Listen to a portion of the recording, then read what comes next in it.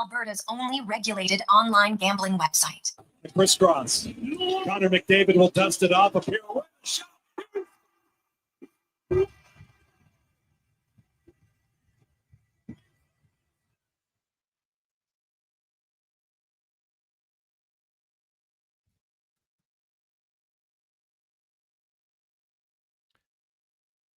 Well, a wonderful Wednesday afternoon. How are you? And welcome to the Jason Gregor Show on Sports 1440, sports1440.ca, YouTube, Facebook, X, Instagram. Of course, you can get us on the app, anywhere you like, in the city, in the province, in the country, even out of the country. As long as you got 5G, you can listen wherever you go on the Stingray radio player app.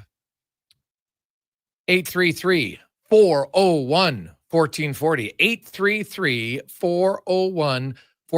That is the text line or UL inbox. You can get your thoughts. Of course, it's another game day. The Edmonton Oilers on the road starting a 7-game road trip that will take them starting in Philly. Then they go to Columbus tomorrow night. Saturday, they're in Carolina. Next Monday, Buffalo. A week today, they will be in Washington. The next Thursday, they're in Tampa. So you got back-to-back Wednesday, Thursday games this week and next week. And then they finish up their 7-game road trip next Saturday, the 22nd of November in Florida. A rematch, although it's not in the playoffs, but taking on the team that beat them. So you'd think the Oilers, you know what, it's final game of a 7-gamer, maybe you're a little tired. Oh, trust me. That would be the one game I don't think they would be hard up to be motivated for, because back-to-back years, the Panthers stole what they wanted. And trust me, that is not something that you will forget very quickly or very easily, if ever, to be honest. And we will see how the Oilers do then. Before then, they got to get some wins. You know, the Oilers had a great comeback against Columbus. They're the only team in the NHL to have 2 comebacks in the third period when they were down by multiple goals and win the game. They did it against Montreal, and now they did it against the Columbus Blue Jackets. So that's good. On the other hand, the Oilers have surrendered the most multi-goal leads in the NHL this year, 6. They did end up to hold on to win 2 of those in overtime, but they lost the other 4. And the last 2 road games, 2-0 in St. Louis, lose 3-2. 2-0 and 3-1 in Dallas. That was back-to-back nights. And they lost that one as well in a shootout. So starts haven't been the problem lately. Actually, 3 of their last 5 road games, the Oilers had a 2-0 lead. And guess what? They didn't win any of those games. So it's not ideal, but starting hasn't been the problem for the Oilers. It's finishing. And it's really kind of the middle of the game, being consistent, not having the glaring error. And we'll see if they can fix that tonight. No lineup changes for the Oilers. Zach Hyman will not play tonight. I mentioned it, tweeted out yesterday that Hyman, he's either tomorrow or Saturday for sure. I think there's a decent chance tomorrow. It's not 100%, but at the latest, it'll be Saturday. So, you know, Hyman's got at most 2 more games to sit out. Then he'll be back in the lineup. And when he does, the Oilers are going to have to make a roster move to make them cap compliant. Not a big deal. You send somebody down. Now, it's obviously a big deal for that player, but it's not going to be that challenging cap-wise to make it work, especially now that you've got Kasperi Kapanen on the on LTIR. Ryan Nugent-Hopkins not playing tonight. He's not playing tomorrow. Probably not playing Saturday. I don't think he's going to play this week, and then we'll see where he's at. When they say a week, I'm going to go probably 2 weeks. Now, if he ends up being shorter, great, but every injury so far this season has ended up being longer than the initial prognosis, so I will stick with that and say it'll be longer than a week for Ryan Nugent-Hopkins. Hope I'm wrong, but I'm going to go off of what I've seen so far this year. Coming up on the show today, Mike Rupp will join us. We will talk all things NHL, get some thoughts. Hey, how about this for the Philadelphia Flyers? So the Flyers, they can't score. They're one of the lowest scoring teams in the NHL. But they don't give up much. They have the 5th best goals against average, 2.6 per game this season. And you know what? It's identical at home or on the road. They've been very consistent. They don't give up a ton. They don't give up a whole lot of shots. They don't give up a ton of chances. And Dan Vladar, fresh off a signing there, leaving Calgary. He's 6-3. He's got a .917 save percentage, 2.18 goals against. He's been pretty solid. Now, if you look at his games, he's only played 2 teams that are currently in a playoff spot, Montreal and Ottawa. Now, Florida, he beat twice. Toronto, he's beaten. So you can argue that, hey, the reason those teams aren't in the playoffs, in a way, is because they lost those games to Philadelphia. So you got to give him credit. When he's gone in, he's played pretty well. And he will be in goal tonight for the Flyers. The Flyers lineup doesn't – they're one of only 3 teams in the NHL who don't have a guy with at least 6 goals. The Rangers, the Kraken, and the Flyers. They got Trevor Zegras leading their team in points, but they don't have like a real, we got to worry about this guy, except if they get to the shootout. Then they're deadly. They are very deadly in the shootout. They've scored 5 goals on 8 attempts this year. They're 3-0 in the shootout. So if you're the Edmonton Oilers, do not get to a shootout tonight, because the Oilers aren't good in the shootout and the Flyers are undefeated in a shootout. Couturier will center Zegras and Michkov, Cates with Brink and Forster, Dvorak between Konechny and Tippett, Abels with Hathaway and Delorier. Like, if you look on paper, they've got some decent offensive guys. I'd have the Dvorak, Konechny, Tippett line as clearly the second line in my eyes. I think the Brink, Cates, Forster line is more of their third line. And then they got a big physical energy line in Hathaway and Delorier and Abels, so they'll be physical. Their back end, Cam York, Travis Sanheim. Sanheim's obviously a very good defender. Nick Seeler, Jamie Drysdale, and then Emile Andre and Noah Juleson are their third pair. So it's not a star-studded cast on the back end, but they play good team defense in Philadelphia. As I mentioned, the Oilers, not going to see any changes. How they start the game and what the lines are, as you've watched all season long, probably, it can be 2 very different things. McDavid with Savoy and Mangiapane, Draisaitl with Roslovic and Podkolzin, Henrique with Frederick and Howard, Philp, Lazar, and Janmark. And then on the back end, Bouchard, Ekholm, Wallman, Nurse, and Emberson and Kulak. If the Edmonton Oilers can avoid just that 18-bell giveaway, they'll probably have a decent chance to win. Now, at PlayAlberta.ca, our title sponsor, this might be a game. The Oilers don't score a lot, 5-on-5. They're one of the bottom 5 teams in scoring, so are the Flyers. Flyers don't give up a lot, 5-on-5. These 2 teams are second and third in shots against. Right? They're pretty good. They don't give up a ton. So now the Oilers, when they do, they give up some doozies. But this might be one of the games where I would strongly consider it. Now, you know me, and I hate it, so I wouldn't do it, because I don't have fun betting the under. I don't ever like it. But the line's 5.5, which tells you they're not expecting a lot of goals tonight between the Oilers and the Philadelphia Flyers. So we got Mike Rupp, then Speck will join us. Business of Sport, Rich Winter will be a little bit earlier today at 3 till 4. Jordan Hall will join us from Philly. Then we'll get to our pregame show. I'll be hosting it. We got Landon Ferraro along for that. We'll get to 5 questions a little bit later on. Cam Tate and the 2-minute warning, as well as we set up the Oilers and the Flyers. And the Oilers, I'm not looking for a perfect game, but can they string together consecutive solid games? They really haven't done that. They've only won consecutive games twice this year. First time, Stuart Skinner got a shutout, stood on his head, and they beat the Rangers. Well, it was 2-0, 1-0 with an empty netter. The team didn't play well. The goalie did. Then their other second game in a row they won was against Montreal, where you watch that game, it was anything but a Picasso. Good effort to come from behind, get the winner late in the game. And I'm not looking for a perfect game for the Oilers, but just a consistent one to say, okay, we're building on something. Because, yes, they needed to bounce back against Colorado. They did. And they won. Wasn't pretty, but they won, and that's all that matters. But can they now extend that into this 7-game road trip? To me, they got to win at least 4 games. Now, if you lose 1 in overtime, well, now or shootout, now you're 4-2-1. That's a really good road trip. But they got to start at some point moving upwards, not only in the standings, but just in their consistency.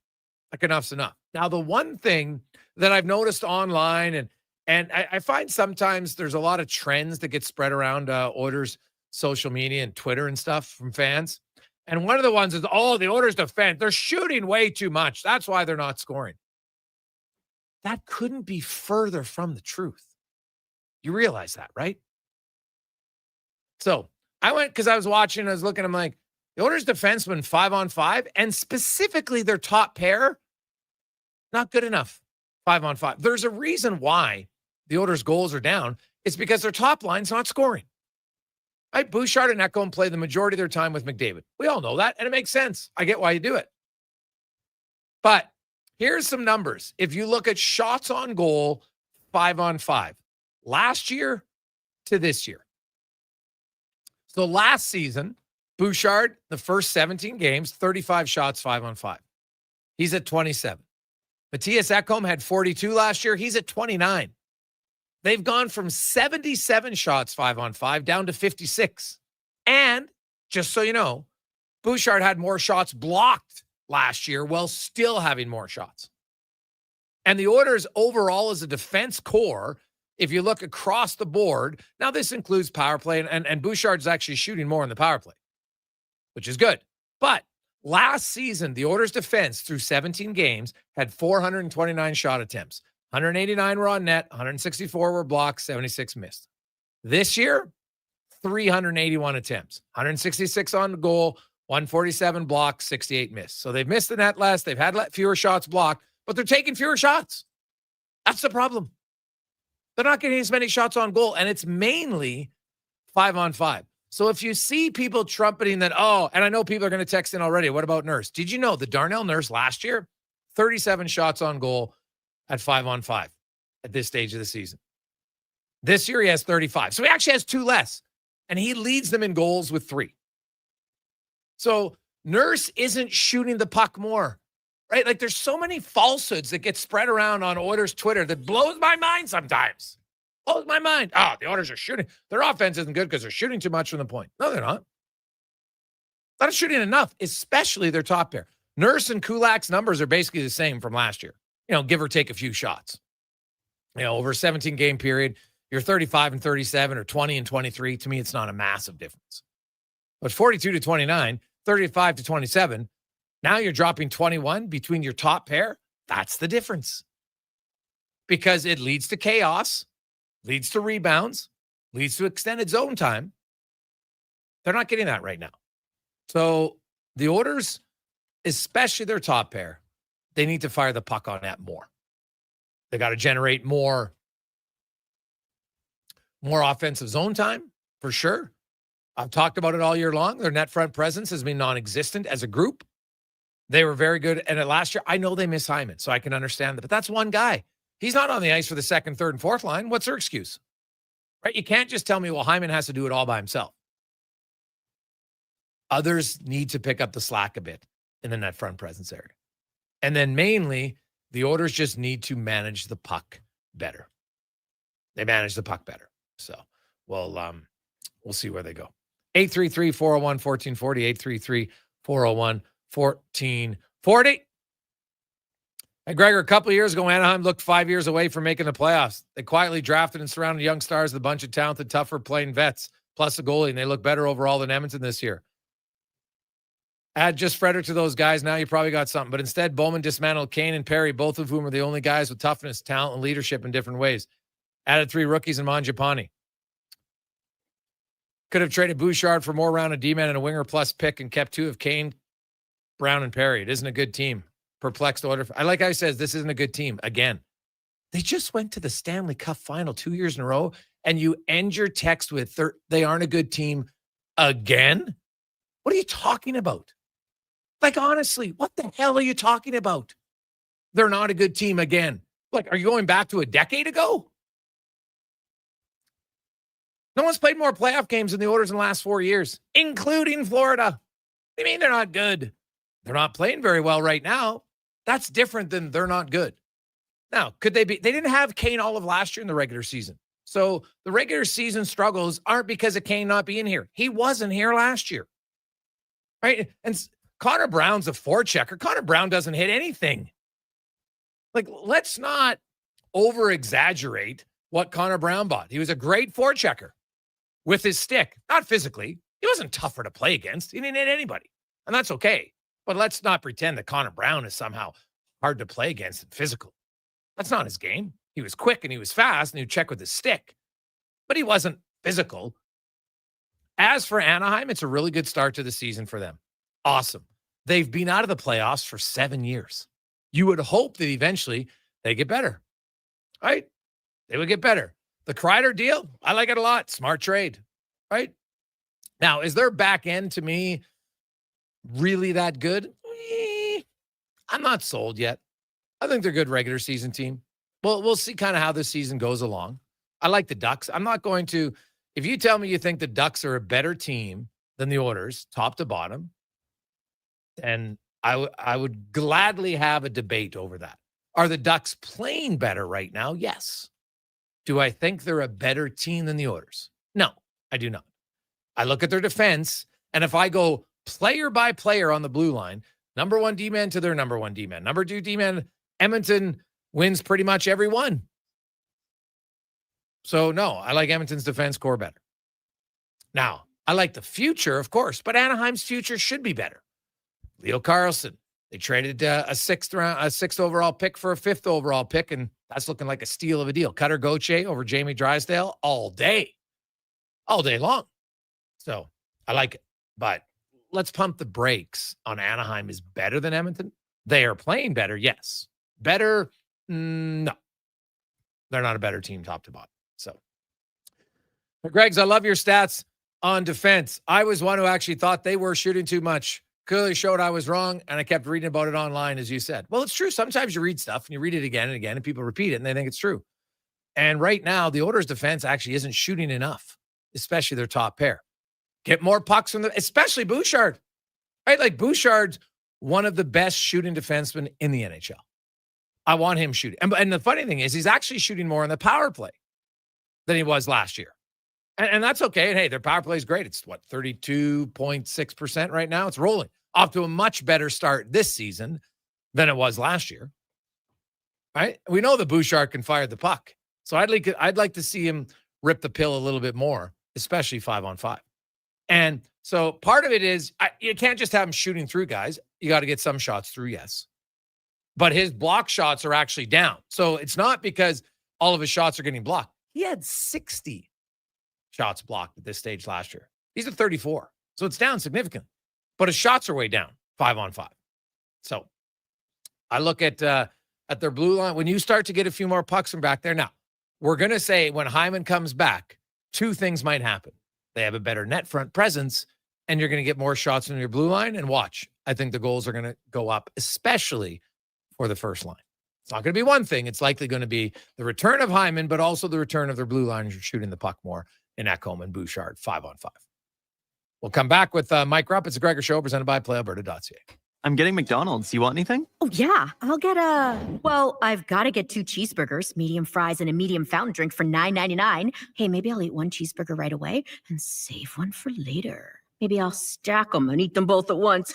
Options. Oh, delicious, delicious options. So 2 cheeseburgers, fries, and drink? How'd you know? You were thinking out loud again. Get yourself a 2 cheeseburger meal for just $9.99 plus tax for a limited time only at participating McDonald's restaurants.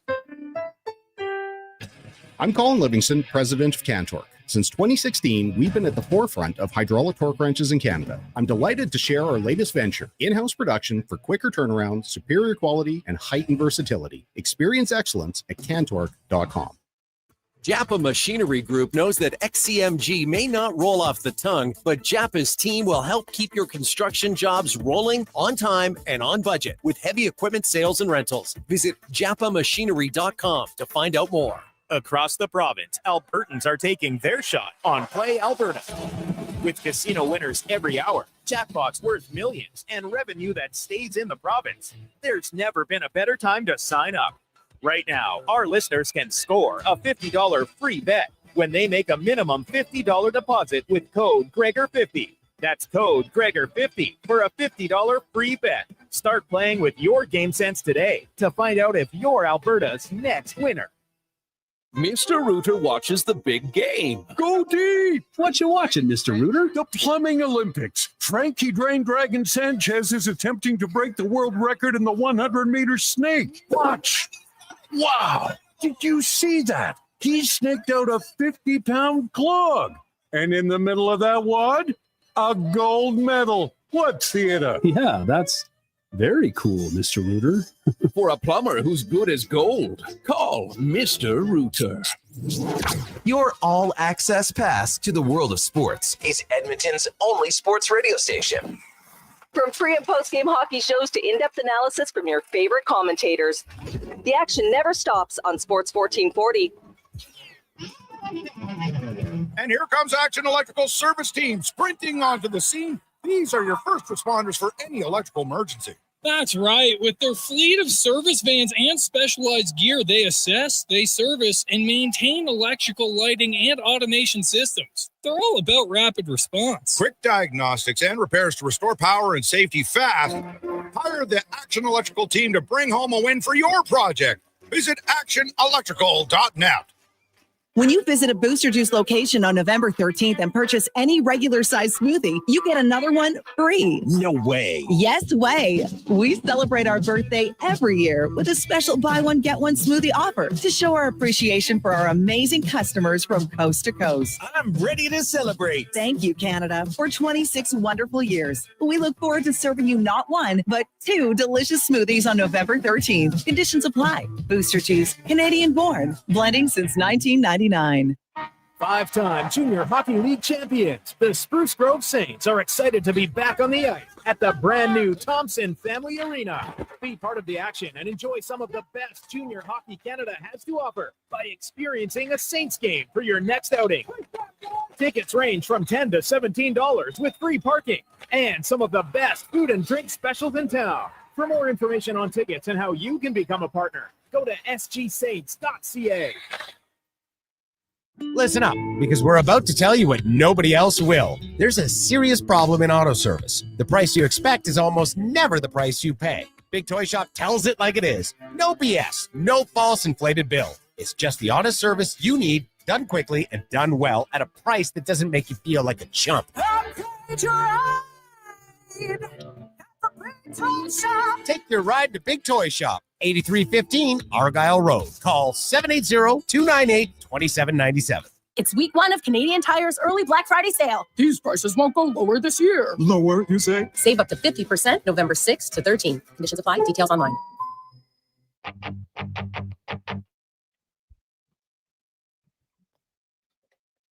Portions of this hour brought to you by Northwest Crane, available for all your lifting and equipment needs, specializing in selling and servicing cranes. Get lifting at northwestcrane.com.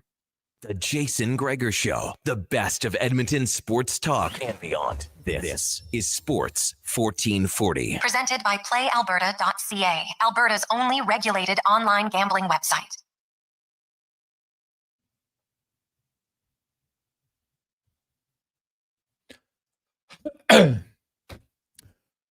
Game day on Sports 1440. How are you? Jason Gregor, Connor Halley, here with you on a lovely Wednesday afternoon. Edmonton is in Philadelphia to take on the Flyers. Same lineup tonight, which means Calvin Pickard will start tomorrow against the Columbus Blue Jackets in goal. I would think Alex Regula likely could be back in the lineup tomorrow. And you could see the season debut of Zach Hyman. He's a possibility for tomorrow. And at worst, Saturday against Carolina. But you will see number 18 for the Edmonton Oilers finally this season. 833-401-1440. You can text us in our email inbox, 833-401-1440. It's the Gregor Show presented by PlayAlberta.ca. And it's time now to go around the NHL, brought to you by McDonald's. And stop in at McDonald's, because did you know Tuesday, Thursday, and Sunday is when it's back once again, $4.49 for the Big Mac, the McChicken, as well as Filet-O-Fish. The Fan Day deals, Tuesday, Thursdays, and Sundays. So prepare yourself to watch the game and get a good deal at McDonald's. As Mike Rupp, former NHLer, Stanley Cup winner, host of NHL Network, also my co-host on the DFO Rundown, joins us once again. Rupper, how you doing? I'm good, Greg's. How's it going there, buddy? Oh, it's pretty good. You got it's like a fluorescent background. I might need shades with you going on there. What's yeah. that? No, These or what? Yeah, there's a baseballs back here. It's just MLB. I'm in the MLB Network studio. You see, I think we got a Clemente jersey back Oh, there. nice. I think that's just a bogus screen that's just not Okay. programmed with anything right now. So hopefully All it's right. not too distracting. No, it's good. I thought it was maybe nail polish now that I'm looking at it too. So it's funny. Oh, Hey, it does kind of look like that. You're right. Now, speaking of Roberto Clemente, have you ever been to a baseball game in Pittsburgh? Oh, great ballpark. Yeah, I have. It's beautiful. Great cityscapes in the outfield. I think I feel like the old stadiums maybe used to have some of that a little more than, and then now you fill that up with seats a lot of times, and that gets blocked. But I mean, Pittsburgh, if you get an opportunity to go PNC Park, it's a beautiful stadium. Dude, they have Clemente's statue. Now that's a statue. They Yeah. have that is the best athlete statue that I've ever seen. And they've got multiple of them around there. But the Clemente one, anybody who goes to Pittsburgh, you got to see it. It is phenomenal. Yeah, they did it right. They certainly did. Yeah. Now, we get to the Edmonton Oilers. They had, they're the team that blows leads better than anyone, and they're the team that can make third-period comebacks better than anyone. So it's a good and bad mix. They had a huge comeback after getting embarrassed on Saturday night against Colorado, but it's only one game to me, Rupper, and it wasn't the best game, but you know what? They came out the first period. Like, I'll give Trent Frederick a lot of credit. I know some people are like, oh, he lost the fight. I'm like, yeah, well, he was at best, he went into that fight thinking he could have got a draw. There was no way he was going to win that fight if we're being realistic, right? Now, you fought sometimes, Rupper, and I'm sure there were times where you're like, you know what? I'm doing this, and at best, I might get a draw. Yeah, I mean, listen, I think if you're saying that, if you're going to try to criticize him, I've been in those shoes. I'm not. Stinks. It stinks. Like I'm not speaking for him, but I've been in situations like that. Like, you're going into that fight knowing you're losing, but it's what is needed for your team, and you feel that. So sometimes just putting yourself out there, make yourself uncomfortable for your team is what a lot of teams in the league need. That you don't need it just from role-playing guys and specialty players. Like, you need it from everybody. I think that's where it goes, where, I mean, hey, if you're a top end guy on a team and you're taking a hit to make the right play at the right time of the game, like that moves the needle with the group. So I think Trent Frederick, we heard it in post game from some of the guys, like, everybody was very appreciative. I don't advise him probably to do that all the time, but I think he was in a moment where he felt like this team's desperate. His game is kind of desperate to get on track, and he laid himself out there. So I give him a ton of credit. I love that he did it. Yeah, well, I think it's that first period. They had more scrums in that first period afterwards, Rupper, than I think they had all season long. Hell, Leon Draisaitl got in one. So, their first period was great, but unfortunately, then they had a second period where it's like, oh, geez, we wasted all of our energy and now we're back. And that's where the Oilers are at right now. It's one step. They're in I like to call it the dance of mediocrity.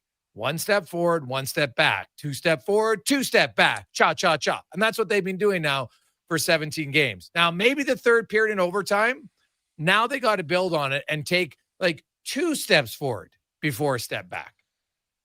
How many steps forward is Zach Hyman returning to lineup going to be? I mean, you hope that there's been some time, so I don't want to put a ton of lofty expectations on him, but to what you're saying, I mean, they're working through some things. It's just not going to happen overnight. And I think that this team I have concerns. I think everybody does, but they're found a way to push back in a game. You're getting a very important player back here very soon, like you mentioned. And you hope that can help maybe things fall into place a little bit more. I think everybody's looking to find their game individually, this team to find their game. I mean, you had that kind of Connor moment the other night with his ridiculous goal he scored. I mean, it's starting to feel like it's on the cusp, but it's not going to just automatically take care of itself. So you've got to keep kind of pushing, and the energy that they brought, even though it didn't really propel them to grab a hold of that game and run away with it, it still was something that they haven't had. So you gotta match that too. Bring that energy. It's a work in progress. I like what I'm seeing in some regards, but you're right. It's kind of frustrating because every time they do take a step, then they have this massive setback or what looks like a big setback to what they just did. Yeah, well, that's the thing. Like you mentioned, McDavid, that was easily his best game of the year. He hadn't been dominant, and and outside of the 2 goals, he had lots of other shifts where you're like, oh, hey, there's 97. Geez, there's 97 again. And that really hadn't been the case, oddly enough, through the first 15 games of the season. So they'll see if they can build on. Now, the Philadelphia Flyers, Rupper, they're one of only 3 teams who don't have at least a 6-goal scorer, them, the Rangers, and the Kraken. They don't score a lot. They're like 31st in the NHL in goals, but they're like one of the best defending teams in the league. They've given up the second fewest shots per game. They're 5th in goals against per game. Dan Vladar has been pretty solid, and when he's in there, their other goaltender, not so much. But this Philly team, despite not having like a blue line with a lot of names who jump out at you, they've played pretty sound defensively as a team.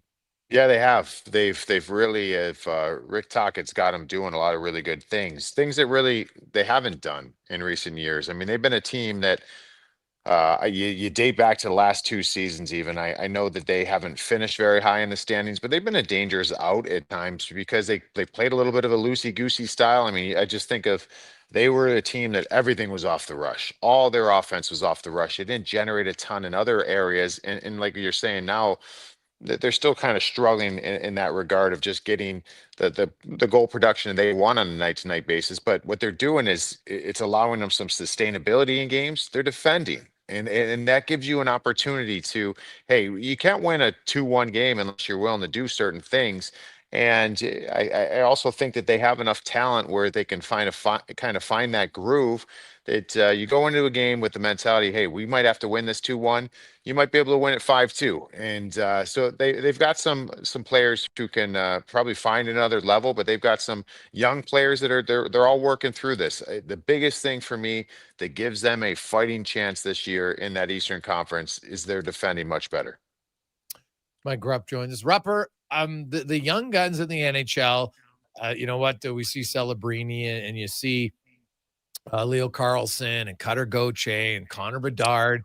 But then you still got like the ageless guys in Malkin and Crosby at their high 30s. And then obviously McDavid, Nathan McKinnon's absolutely on a tear right now. You look at those young guys, and San Jose won again last night, for goodness sakes. The Sharks, I know it's super early, but they're like 8-2-1 in their last 11. Is this just like, when does it become, okay, just a good start? Or like, how cautious are you on thinking the Sharks, the Ducks, and the Blackhawks? Like, we know they're better, but how much better? For me, it's when you get to the 30-40 game mark, I think. I mean, we're getting there. And so I love what they're doing right now. And I think that there's, I'd say Anaheim has the best ability to sustain this, but at the same rate, I mean, I don't want to play the what if game, but I will in this situation. But San Jose, remember the first game, the Nedeljkovic, the errors that he made, and they end up losing that game in the fashion that they did. And then I think in game 2, then they lose game 2 like 7-6. Like, you know what I mean? Like that could be 4 more points very easily that they get in their category, their win column. So I think San Jose's been really, really impressive. But yeah, I still think it's going to take time. I think this time of year is very exciting. It's exciting for fan bases. It's exciting for us fans watching the game because we see goals. But I also think there's a little bit of freelancing that happens this time of year, and that helps you score offensively, but it also, the freelancing makes you vulnerable defensively. So I don't buy everything you see through the first 20, 25 games. I think after that, you'll start seeing a different level. What teams can find that next level? That's why I think a team like Edmonton over the years and how they've kind of been able to get it done, they just get better as the season goes on. That's what good veteran teams do. I mean, you don't want the slow starts, but they just continually work at the game and try to peak at the right time of season. So I don't know where these 3 teams go in particular, but I think you got to be very impressed up to this point. And but I'd say in the next 15, 20 games, I think will tell us a lot. Rupper, what's your level of concern about the Maple Leafs? So we were just talking about this. I was talking about this with some of my colleagues here at the network, and this is really weird to say this because I don't know if it makes a ton of sense. Okay. Now, I've said it on your show here, and I do believe this. If Toronto gets in the playoffs, I think they will be a difficult out. And in order to get in the playoffs, you're gonna have to play the right brand of hockey and be better than what they've been doing, or they just simply won't make it at all. I think that they will have a better opportunity this year to go further in the playoffs because of their roster build. But with that being said, I don't know if they're going to make the playoffs. And it sounds stupid. It's basically I'm saying I think they're a better team, but they're not a better team because they're not going to make the playoffs. No, the way they need to play, and I think the way that Craig Berube is trying to get them to play in their personnel, it will serve them better in the playoffs. The problem is they're leaving a lot of points on the table right now. They're doing a lot of things that make you question if they are going to make the playoffs. So yeah, I mean, you talk about 2 steps forward, 2 steps back. I mean, this is a team that I think a lot of people have a lot of questions about. But I do think that they find a way to turn it around. To what level, I don't know. But I really do genuinely believe if they get in, they can be a tough out. The problem is, are they shooting themselves in the foot so much that they're unable to make it to the dance? We'll have to see. Yeah, it is. They might seem like it's funny because the playoffs is a different style of game than the regular season, and some teams do well in the regular season, and then they're not built. Like if I look at the Oilers' makeup right now of their team, to me, Stan Bowman's going to have now. You get Zach Hyman back, that's a big addition, but they're gonna. I still think they need another winger on this team, preferably a top 6 winger with some size to go along with skill. That's something that I would add for certain, and I'm assuming he will between now and the deadline, because I just don't think you can win in the playoffs with as many small forwards as they have right now. But you bring in Hyman, he probably takes 1 out. You bring in another guy, you take 2 out. You can win with 1, maybe 2. Can't win with 4, at least in my humble opinion on that. Just because games play different in the postseason. The other team, Rupper, they've won 7 in a row. The Boston Bruins. I don't know anybody who thought the Bruins were going to really bounce back, and they started 3-0, then they lost 4 in a row. But now they're rolling again. Are you a believer in the Bruins? I don't know what to think with these guys. I mean, this is you're watching them, and I don't know if anybody can feel very secure saying one way or another. I came into the season thinking this is a flawed roster. It's not a good team. They're not going to make the playoffs. And I don't know if I can't still say that. They've shown that they've got something there. But they've also had that stretch where they looked pretty poor. So you had that 3-0 to start, then they looked really bad for a stretch, and now they're on the 7-game heater.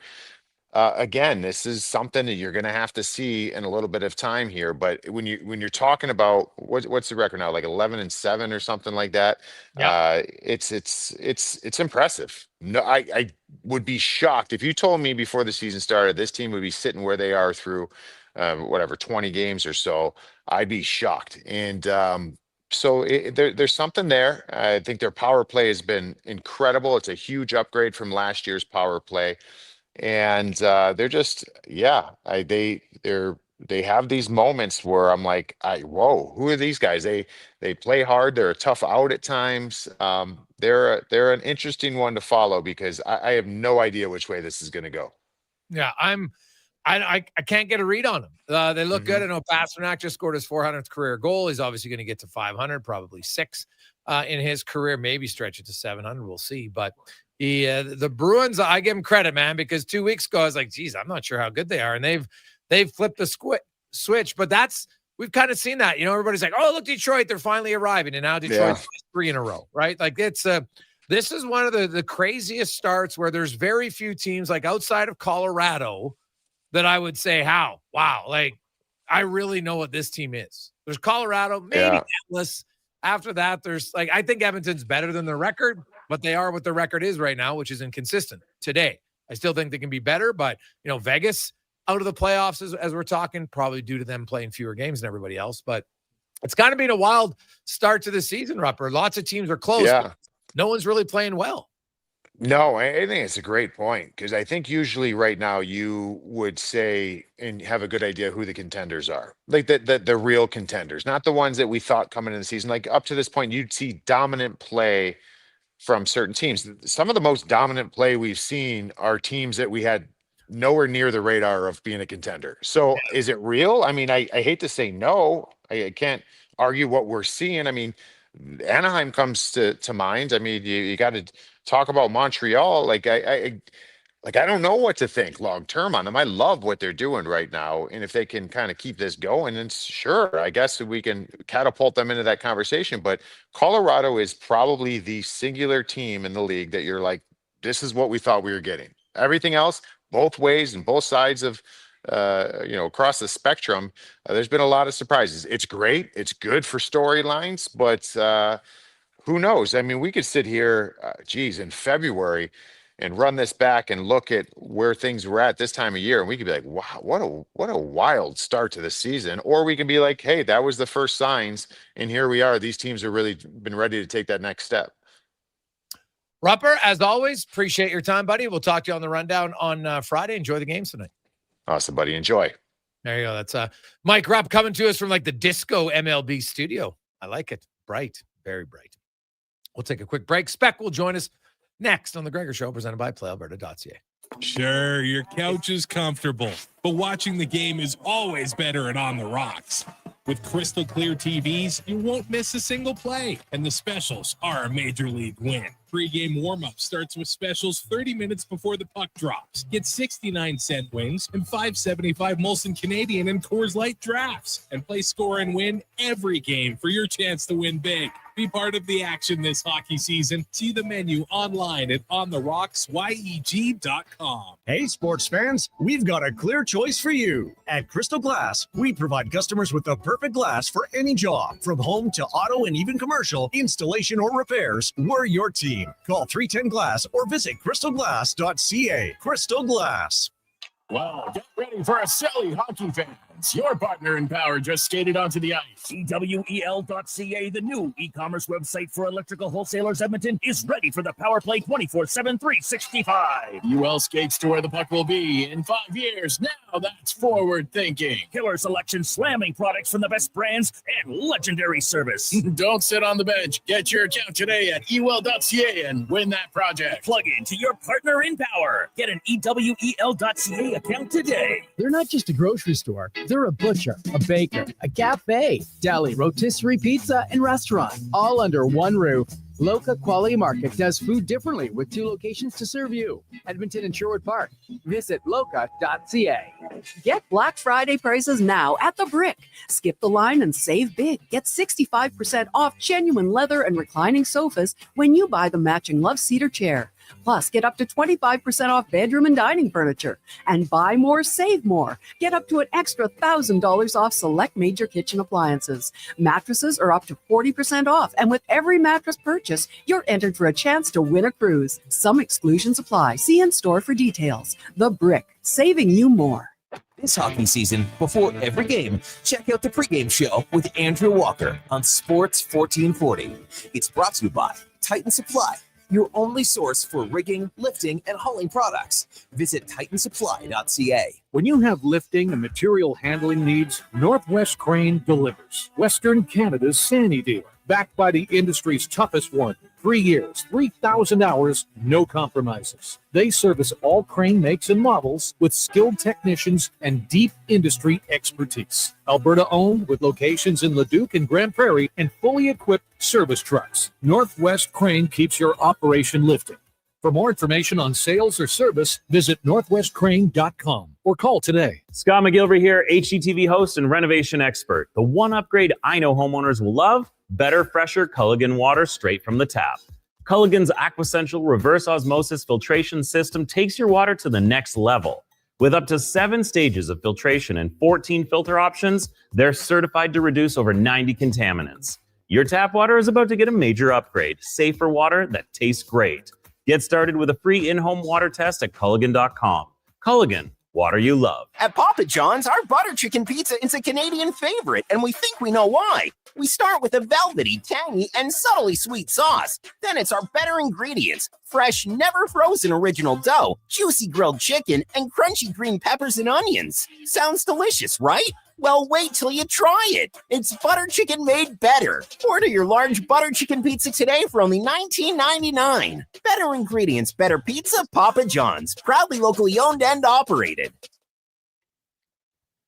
Portions of this hour brought to you by Sherbrooke Liquor, the best place for wine, cocktails, and beers from all over the world. Also, a variety of excellent non-alcoholic options. See more at SherbrookeLiquor.com. The Jason Gregor Show, the best of Edmonton sports talk and beyond. This is Sports 1440. Presented by PlayAlberta.ca, Alberta's only regulated online gambling website.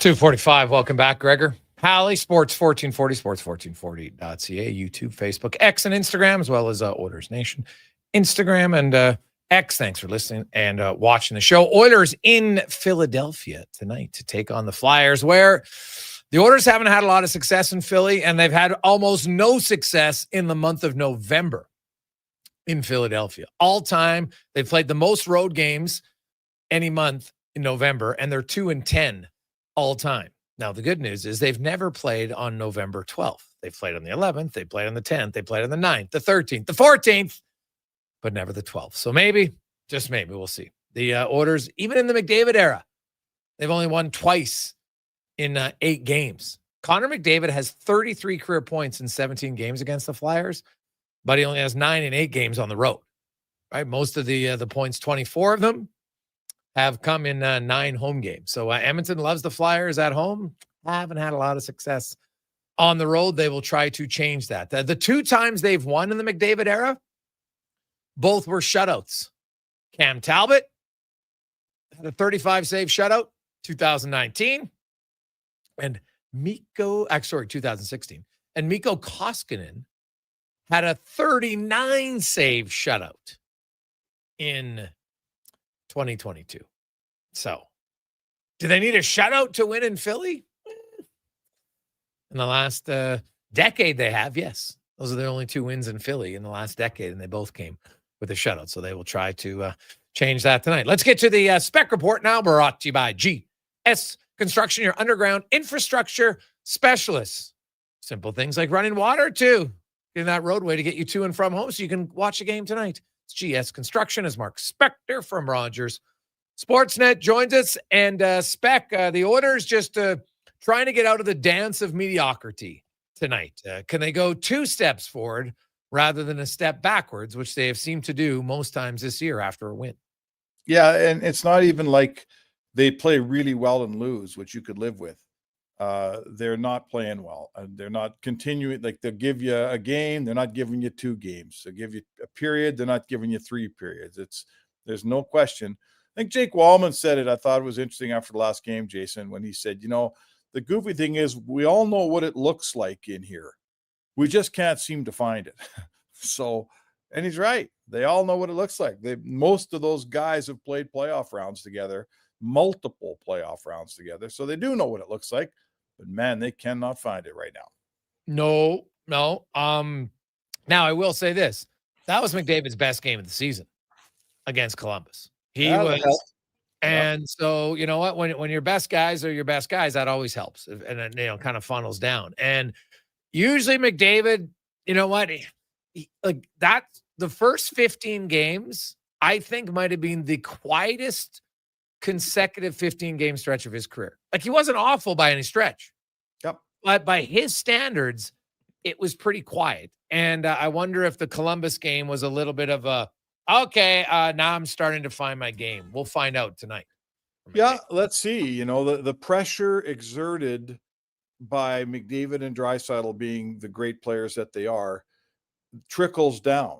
Right. It causes havoc on the other team's bench. It makes their top pairings, like I always say, these guys got to play a part on separate lines, because when they're both playing really well, it exerts a ton of pressure on the other coaching staff to figure out what defensive pair, what line, who's going to play against these guys. My best pair can't handle McDavid. Maybe we'll try a different pair. And what that also does is it loosens up the rotation for the Oilers' 3rd and 4th lines. It allows them to get out maybe against a tired group, or maybe they follow McDavid's shift that's had the other team pinned and a Janmark can score. They drive the team, man. Like some guy might say the Oilers are a 2-man team. I'm not saying that. I am saying their two engines drive this team. And then when they're surrounded by the rest of the team, it's a really good team that can get to the Stanley Cup. But if the two engines aren't firing, guess what happens? Not a whole lot. Yeah. Well, 100%. They're the spark plugs at times. Now, you know what? Maybe some other guys are spark plugs. And, Jack Roslovic has come in here and he's been really good. I think he had 1 or 2 points his first 4 or 5 games. Guy hadn't had a training camp and it looked like it, but he has really come on here as of late, Spec, and has been something they desperately lack, another top 6 scoring winger. And with Hyman returning either tomorrow or Saturday, that could be another boost because they need more scoring for sure from the wingers. Well, for sure. A couple things, right? Roslovic's been unreal, like better than I thought he'd be. Coming up with no camp, what we've watched from him in the past. He's a good player here. He's been their best winger, and good for him, man. Hats off. He's absolutely produced. Good pickup by Stan Bowman. He also should take a little pressure off of Hyman walking in the door here. Hyman doesn't have to walk in and be the top line right winger immediately because you got a top line right winger, or at least a guy he's playing with Draisaitl, I think, tonight. But there's already a guy operating at a high level. Hyman's not the only one, so that's good. In the end, if you get Hyman with McDavid and Roslovic next to Draisaitl, I think you're really strong on the right side, aren't you? Well, it would help. Yeah, 100%. Matt Savoy right now might be one of the most snake bitten. I think Matt Savoy's game's actually been pretty good. He created another good chance last game. Like he's stealing pucks. He's moving his feet. He just seems like a guy that once he gets one, it might open up a little bit for him. Yeah, remember what Stan Bowman said at the start of the season? I can't remember where he said it or to whom. I was in the group, or maybe it was just me and him talking. But anyway, he did say it, I promise. He said, guys like Howard and Savoy, they're not about, are they going to help us win a bunch of games right away in October and November? Like, these guys are just starting their NHL careers here. He said, they're about, when we get to February, March, are they going to help us down the stretch and in the playoffs, right? Are those guys going to be part of the solution? Or when we get to February 15th, are we going to say, you know what? We got to go out and find a winger because one of these guys aren't ready. They haven't made it. They haven't taken any steps. So I'm pretty happy. I would think they're pretty happy with the way Savoy's playing. No, it's not going in. That's fine. He's playing well. And he's probably tracking Jay to be a guy that, if he keeps improving, if he keeps taking a step, I suggest we'll look at him on February 20th and say, hey, this guy can keep a spot in our top 12. This guy can help down the stretch and into the playoffs. And let's see about Howard. I don't love the role he's been in. But if one of those guys is part of the solution down the stretch in the playoffs, I think that's all you can ask for. Do you not agree? Do you think both of them are going to be in your game 1 playoff lineup? I'd be very surprised. So would I. Yeah. So would I. And that's not a knock on any of the players. That's just when you're a cup contending team, there's just not a lot of space for rookies. That's not a knock. That's just kind of the harsh reality of it. Like, look at Florida. Their rookie Samaskowicz scored 15 goals in the regular season. He had a really good regular season.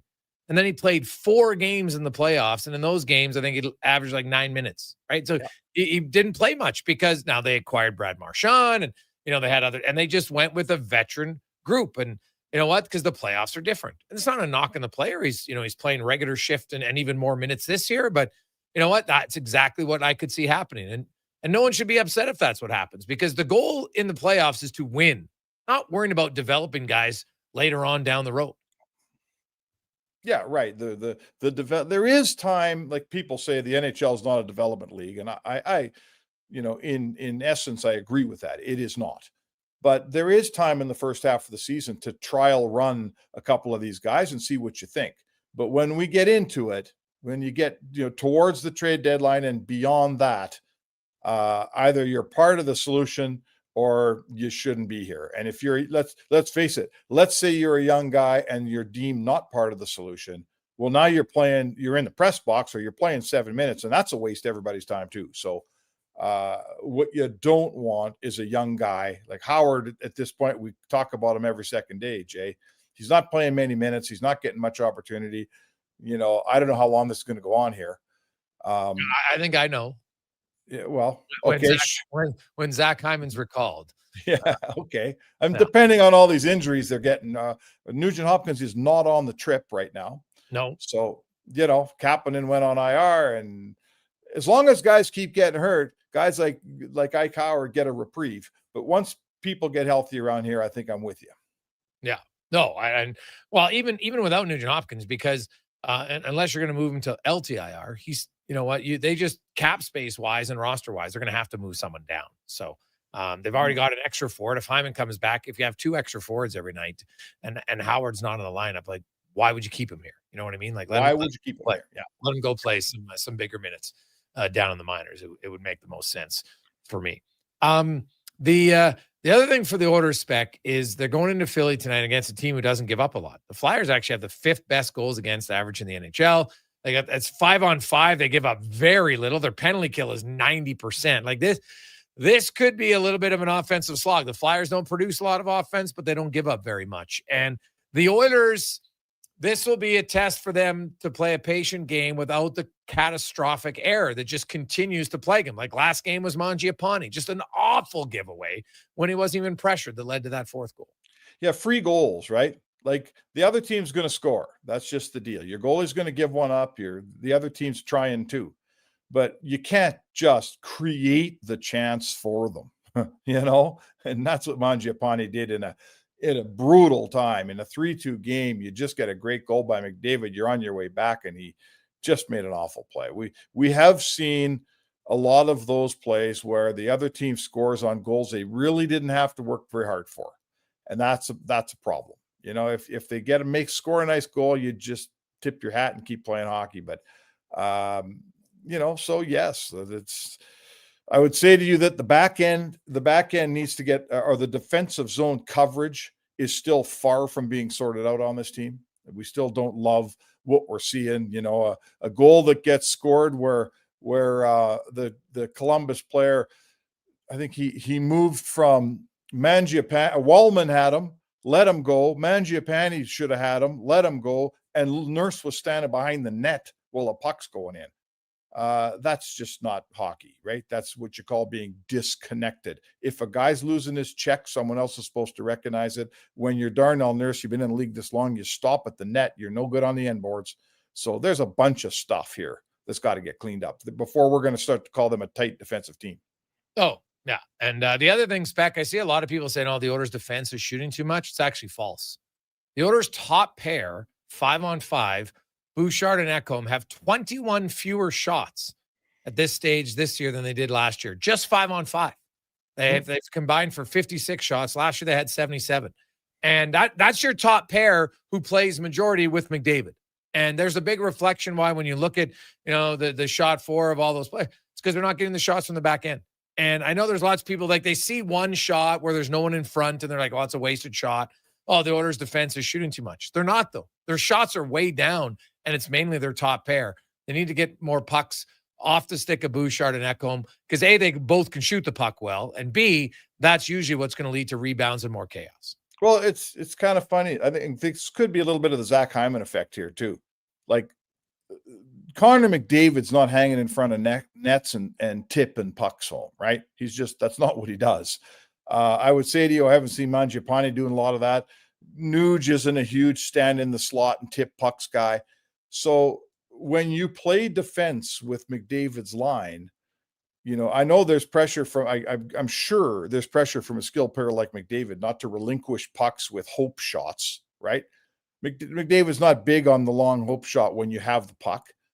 And there's really nobody in front to make that tip. So maybe when Zach Hyman's there and battling for space in front, screen and goalies tipping pucks, maybe you're shooting more. Maybe you look up with the wingers that McDavid has right now, Jay, and there's nobody in front of that because that's really not the game those guys play. Yeah, but regardless, to me, they got to shoot the puck more. And because they're getting looks there, they're not shooting it. Because the other guys, Kulak, Nurse, their numbers are pretty much the same. Nurse had 37 shots last year, 5-on-5 at this point. He's got 35, and he leads them in goals. Kulak had 23 last year. He has 20 this year. So slightly down, but not significantly. I just look at, and you don't play every shift with those guys, with the top line. So the other guys are still shooting the same.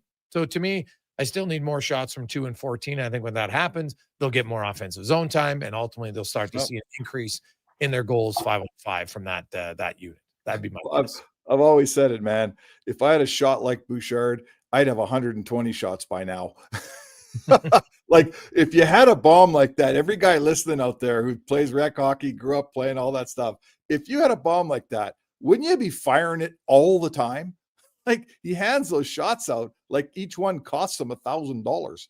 It's amazing. I don't know. I mean, he's got such a cannon, Bouchard. You'd think he'd want to freaking use it more. Yeah. Spec, enjoy the game tonight. We will chat with you tomorrow. All right. Sounds good, Jake.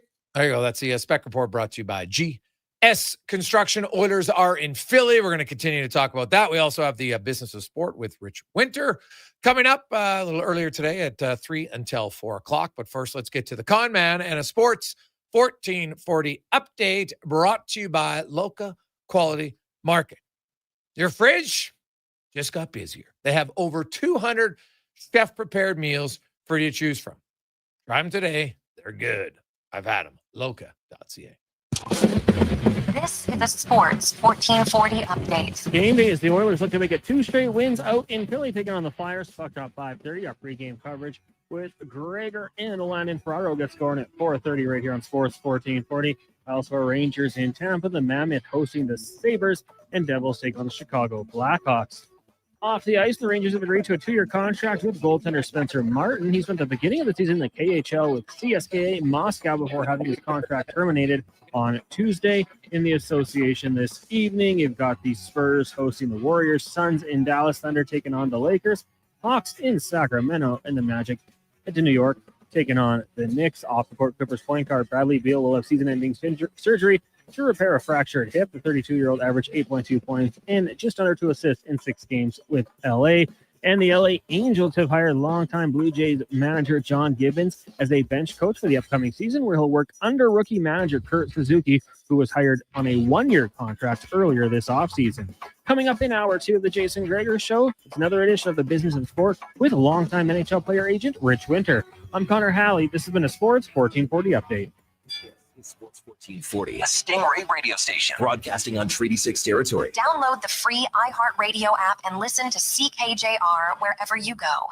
You know your neighbor, right? The one who watches your house when you're away, who keeps their yard looking nice, who says hello every day. That's us. GS Construction. Now, we probably don't live right beside you, but we do live in your community. And when it comes to water and wastewater infrastructure, moving along smoothly, we're the ones doing that work. GS Construction has been doing it since 1974, over 50 years. So you could say we are your neighbors who wear hard hats and work boots. To find out what your neighbors do, visit gsconstruction.ca. Oodle Noodle origins. In 1864, Francis Oodle took over his dying father's business as a leatherman. He was quite proficient, but his heart was never truly in the trade. After his father's death, Oodle met a cocksure young man named Vladimir Nudel, who was a trailblazer in the popular new art of food boxes. They formed a partnership and aimed to ply their trade in the New World. At Ellis Island, Nudel was renamed David Noodle, and henceforth, the franchise has been known as Noodle. You got a go-to coffee spot, a trusted barber, even a lucky game day jersey. But when it's about looking your absolute best, there's only one name you need. Mr. Dirk. Family run since 1939. We're experts in crafting impeccable tailor-made suits and offering a wide variety of everyday styles. Pair that with personalized one-on-one fittings and the convenience of on-site tailoring. Mr. Dirk, elevate your style game. Visit our Edmonton store or explore MrDirk.com. Score big on style with Mr. Dirk. Legacy Heating and Cooling is the only place to call for heating your home. So when it's time to replace your old furnace, or for 24-hour repair with no overtime rates, The Jason Gregor Show on Sports 4. Legacy even heats your shower with hot water. Are you? And tanks. welcome. Welcome. And with no interest and no payments for 1 year, it could only be Legacy Heating and Cooling. 60 years ago, we started selling trucks as Western GMC Buick. Today, we are Wolf 40, GMC how are you? Buick. Jason We're Gregor, still Connor located Halley. on the corner of 184th Street and Stony Plain 1440, Road. how With are- the same ownership for over 2 decades. Our customers have trusted our family-owned, community-driven business. And for that, we are thankful. If you're looking for a truck or SUV, pop in and one of our seasoned professionals will get you a great deal, hassle-free. Come trust our team at Wolf GMC Buick. Wolf GMC Buick. We're making it easy. Whether Presented you're by a craft Alberta.ca. beer connoisseur or more of a wine aficionado, there's always something new Halley, to discover Sports at 14. Sherbrooke Liquor, a unique, back, family-owned, Gregor. independent Halley. liquor store. The selection, incredible. The non-alcohol section is also very impressive. Sherbrooke Liquor, expert, knowledgeable staff with a passion for unique finds. More than just a liquor store, we're a community. Alberta's best, the one and only Sherbrooke Liquor. Wine, spirits, and oodles of beer. Visit SherbrookeLiquor.com. This hockey season, Same before nurse, every game, welcome. Check out the pregame show with Andrew Walker on Sports 1440. It's brought to you by Titan Supply, your only source for rigging, lifting, and hauling products. Visit TitanSupply.ca. I hear the Their numbers are pretty much the same. Nurse, Folsom Prison Revisited. The story of one of the greatest concerts in history returns to the Jubilee Auditorium November 27th. Step back in time before, during, and after this iconic Johnny Cash performance. You'll relive an event that changed the life of Johnny Cash and changed music forever. Tickets at Ticketmaster.ca and the Jubilee box office. Brought to you by Stars and Stories Live.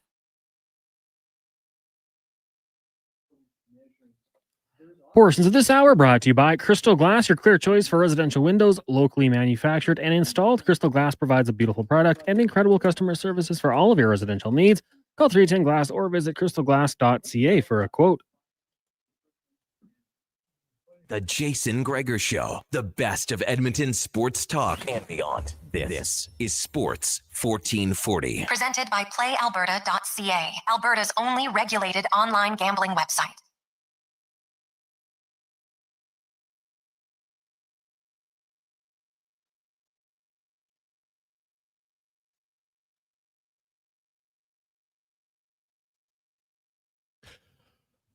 We return Wednesday afternoon on Sports 1440, sports1440.ca, YouTube, Facebook, X, and Instagram. Hope you are having a lovely Wednesday afternoon.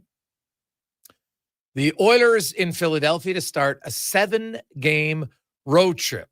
Philly, Columbus, Carolina, Buffalo, Washington, Tampa Bay, and Florida. And so it's, I guess the only good thing about that is they end in Florida, where I would think that motivation would not be an issue whatsoever for the Edmonton Oilers when you face the team that beat you 2 years in a row.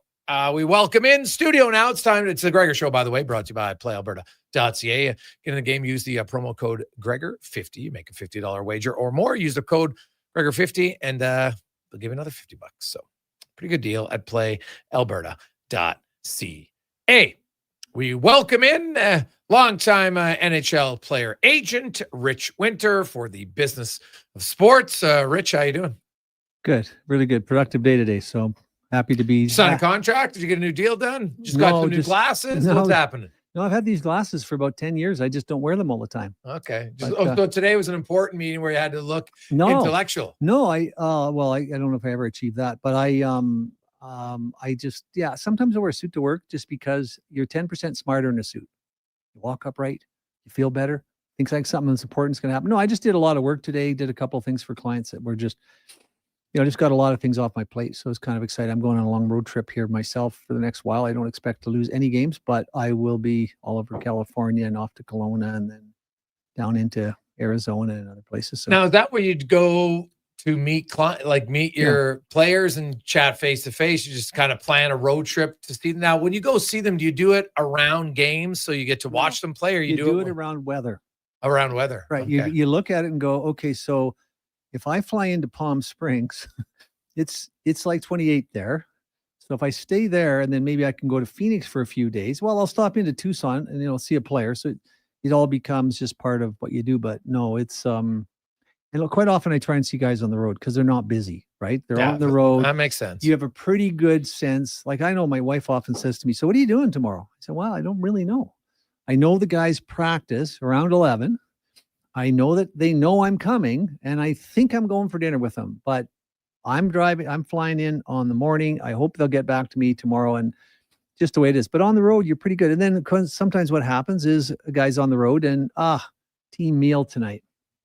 So you deal with that, and you have a visit beforehand. They're not really that. I don't think they care as much of the time you spend with them as much as they do that you're there. Right. You know, the odd time I had a really nice dinner with a young player here last week over at Range Road. I guess they shouldn't be plugging them for nothing, but we had a 9-course tasting meal, and we just had a great time talking about life. So sometimes it's good just to have those personal interactions because, you know, it's all Zoom now and phone, you know, and it's just a lot more comes out over the course of an hour and a half, 2.5 hour dinner, you know. Well, yeah, because everybody's off their electronics usually during that time too, which always helps. So, now speaking of electronics, we're going to get into, because I know we talk a lot. There's huge advancements in AI and everything else, and some is good and some is bad, and some we don't really know yet what it's going to lead to. But like in any business, there are people that are ahead of the curve and some that end up playing catch up. And when you play catch up in pro sports, it can take a while. Yeah. And you know, now there's a few things I was looking at. Like I was listening to a show today. They're talking about draft picks that really change the trajectory of an organization.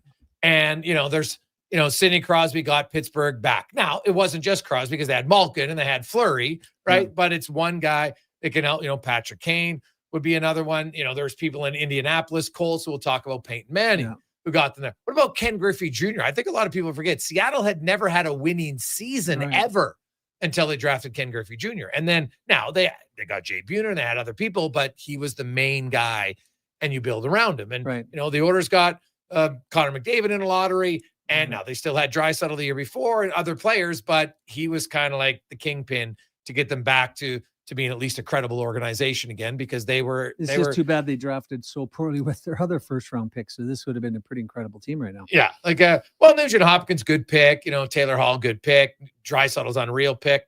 You know, the Yakupov one obviously didn't work out. The Puljujarvi one didn't work out at all. So, but I look at it, and so sometimes you need a little bit of luck in any business, in any relationship, whatever. You need some luck, because the lottery is luck. Make no mistake about it. The lottery's luck. The lottery's luck, right? Isn't much luck. Like the Islanders. Like you think about what Schaefer could do for that organization over the next decade. Yeah. And they finished, what were they? They moved up from 11 to 1 or 10 to 1. I can't remember the exact one. So that's a little bit of luck for sure. But there are things that aren't luck. And, you know, winning isn't just luck. Like we've seen teams get lots of good picks and even good players. And like Buffalo, like look at Sam Reinhart, really good pick, went on to good player. Jack Eichel, they've done nothing with all their picks. So what do you think is the next thing in hockey specific that teams are doing now that some are already on the curve and others are still at the bottom? And by the time they catch up, it's going to be too late. I don't think there's anybody in hockey on the curve. If you use the curve, if you analyze the curve related to Premier League sports, soccer, you know, in England, or other soccer, or even the Mumbai Indians are doing some incredible things in cricket in India, and we're so far behind them. But the things that we see, the draft is foundational, right? You don't draft, you can't win.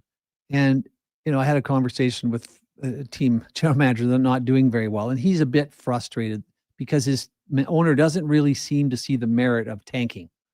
Or, you know, not tanking, but appearing not. You need a top 3 pick on your roster, at well, least he one was saying, to win. like, look at the top 15 scorers in the league this year. Like, more than half of them are first, second round picks. Crosby, Bedard, Celebrini, and they're kids, right? And you're not going to get those kids. You're going to end up with a team like Calgary, right? Yeah. Right? They've never had a pick higher than number 4. They've never had a top 3 pick. So, but there are things you can do. The problem with the draft is teams have not made any effort to understand the biases that create the mistakes their scouts are making. We all know, you and I know, most of the fans listening to this show know where the underdeveloped assets are. Small defensemen, goaltenders, guys who produce like crazy but can't skate.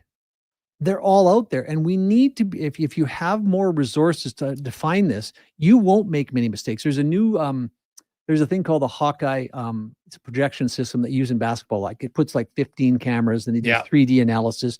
Well, there's a company that we're working right now who has just figured out how to use a process called homography to turn a 2-dimensional broadcast feed into a 3-dimensional analysis of players. And one team in the NBA used this. It's crazy enough. This was developed by a company who was pestered by PETA because they weren't treating the cows very well. Right. So what they did is they created these drones to watch the cattle. Now it was very efficient for them because they only set the vet out when they actually determined there was an issue with cow 37. And so then the guys bought into a basketball team and they said, so like, could we like do this for basketball? So they picked this guy because when they did the overlay of his performance while carrying the ball, because we all know speed in basketball or speed in hockey with and without the ball are pretty dramatically different, not necessarily in the case of the Connor McDavids, but that's a big differentiator. They overlaid this player who they thought had similar characteristics to James Harden. And when they did all this analysis, they went, like he's a clone man. They couldn't believe it. So they drafted him. He's like rated early on in the year in the 3rd round. So there are tools out there to figure this out. You can analyze the drafts your scouts have done the last 10 years and try and figure out how they made mistakes and which scouts are doing well. Nobody's doing any of this. We're all biased. And there's so many different types of bias. There's the familiarity bias. I always tell people, if you had a choice, if we picked a player, our scouts come to us, Jason, and they say, we've rated 3 guys, 3 forwards, identical. They're 5'2", 7'9", 4s. They're identical. There's nothing to differentiate them. And if all you know is one's from Slovakia, one's from the National Development Program, and one's from the Western Hockey League, who do you pick? Who do I pick? Yeah. Well, what size are they? No, they're rated equally. No, but they're all the same size. They're all twins. Like according to these guys. Well, I would need to know more than. No, you don't. This is all you know. That's all I know. That's all you know. If you understand biases, you'll have the answer off the top of your head. If I understand a bias, then I'm going to say the Western League because that's closer to home and I would see it more. That's the problem. It's called the familiarity bias. Yeah. You see a guy 10 times, you know what he is. You've only seen the other guy once at the Halinka. It's just a little hard to bang your fist on the table and fight for him. So those biases, familiarity biases, prevent guys from picking the wrong. 100%. They all have other biases. Well, they like guys that skate. I remember Craig Mooney a few years ago telling me when he was scouting for Tampa, he's going out to see a guy and he says, Rich, it's amazing. They want me to see this guy again. He skates like the wind. He's big. He's strong. He looks like everything you would want in a hockey player, but nothing happens when he's out there. Now, the other thing you've got to start understanding, we have kids in the draft that are a year different in age. Yeah, because if you're born September 16th, right? Or you're born September 14th. 100%. Now, so what happens? So you've got to look at this and say, okay, how are we analyzing the trajectory of a player in his draft year based on his age? Because what happens if the young player, the September 16th player, starts to really ramp it up the last half of the season, the last third of the season? Are you analyzing that in relation to the age of the other? There's so many tools out there you're never going to get the complete answer. It's human and artificial intelligence. They're not using these tools. The Dodgers are using them. They've got the best prospect pool in baseball. Now, you said a while ago. Well, they do have an advantage of spending more for sure, but they spend more in a lot of different areas too. Well, they spend more on innovation. They spend more on artificial intelligence and applying. Like they've got a number of pitchers that are that nobody saw on the radar. And there's so many other things that then you get into the development side. If you read it, there's a great book out there called The MVP Machine. Yes. It's about a bunch of biometric scientists who are using high-speed cameras to show players, pitchers and hitters, how to make subtle adjustments. And they're usually subtle but players, you can't give them a page of freaking analytics. They don't understand that. They're visual learners. You got to show them. And the craziest thing in hockey is to say, we hear it all the time, really like what they're doing, Jason, this period, they're getting the puck towards the net. And I'm like, well, why is that good? Because it's the least it's the least advantageous play to make in the offensive zone. Why would that be a good thing? Now, it would be a good thing if you're in a high danger scoring position, you shoot. You got to understand that. Steve Valiquette, who we've had on, he understands that. Most coaches have no idea. It's all gut feel, feels good. That's what he knows. He doesn't want to know anything else. It's like Paul Coffey once said, it's the same about most coaches. It's what the average NHL player wants. You know what the average NHL player wants? Nothing. Doesn't want to be left Just alone. leave me alone. Mhm. So if you're in a high danger scoring position, you shoot, but you got to know that. If you studied every single goal scored in the NHL the last 11 years, like Steve has, you know that. You don't know it because you know it based on fact. Now, if you're not in a high danger scoring position, but one of your teammates is, and you can get in the puck, well, that's your second option. Now, if none of that's available, create chaos, throw it to the net. And the same thing applies in baseball. What did we hear as kids playing baseball? Get something on the ball, right? Get the bat on the ball. Just get the bat on the ball. It's like Well, that's the dumbest thing you could do. Well, what really Toronto showed this year, right? That Toronto was a team that kind of changed it because they used to, Toronto said, we'd rather have guys make contact and force the defense to make a play rather than swing for the fence and strike out at a higher rate. Better to teach them how to level their swing. Oh, yes, get the swing. See, because get your bat on the ball. If it's on the ground, you got 5 guys to make that a very depressing situation for you. But if you can consistently hit at 12 feet above ground, you don't have to worry about the defense. So these group of guys that are written about in the MVP machine, they're teaching that. The guys are going from like Major League Baseball, almost has-beens to all-stars. So there's so much stuff out there that, and if the team that catches on to this quickly, they'll never be caught because AI is moving so quickly. It's not leaving the station like an old locomotive. It's leaving the station like a bullet train. And so the team that figures it out, but coaches are scared because they don't want to be, they don't want to be found out for something that they're not. Instead of training, like I never understood this in sports. I mean, whether it's, I have many friends who, are successful billionaires, run big businesses, they're training their staff. Who's training coaches on the development of a culture like Phil Jackson? Who's training coaches on understanding the kind of performance, like if you study what's happened to Austin Matthews. So what happened to Austin Matthews when he went from 65 to 33, there's only a particular type of goal he scores consistently. That's cross ice passes. Yes. He's deadly when the goalie's moving. Or same side, one-timers. What happened when he went from 63 to 33, the cross-ice passes were reduced by 43%. His one-timer passes he received, 51%.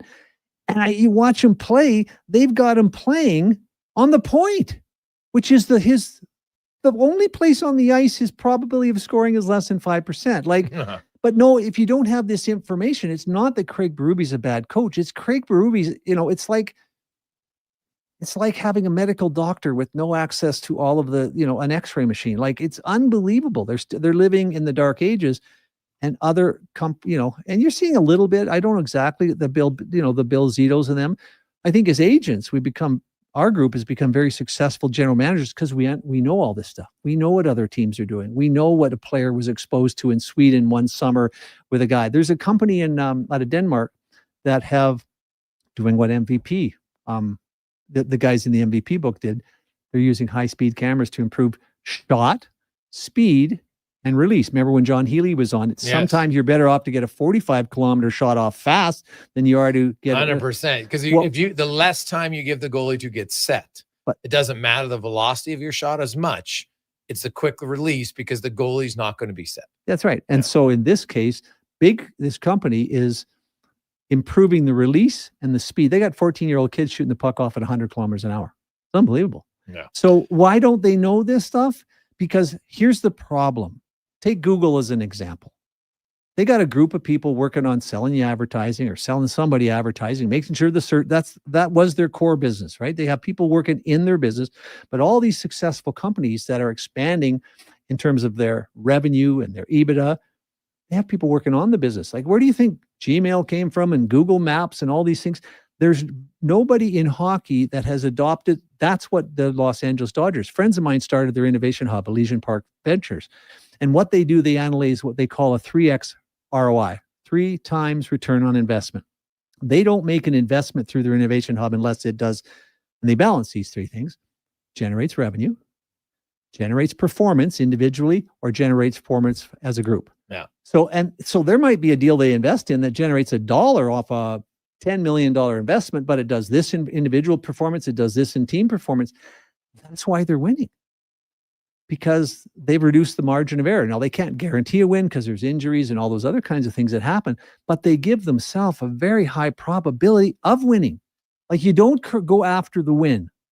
You go after the process that leads to the win. And in the management side of the business, you create the systems that virtually guarantee that you'll win. And by the way, I looked it up. Of the top 20 scorers right now, only 2 are taken outside of the first round.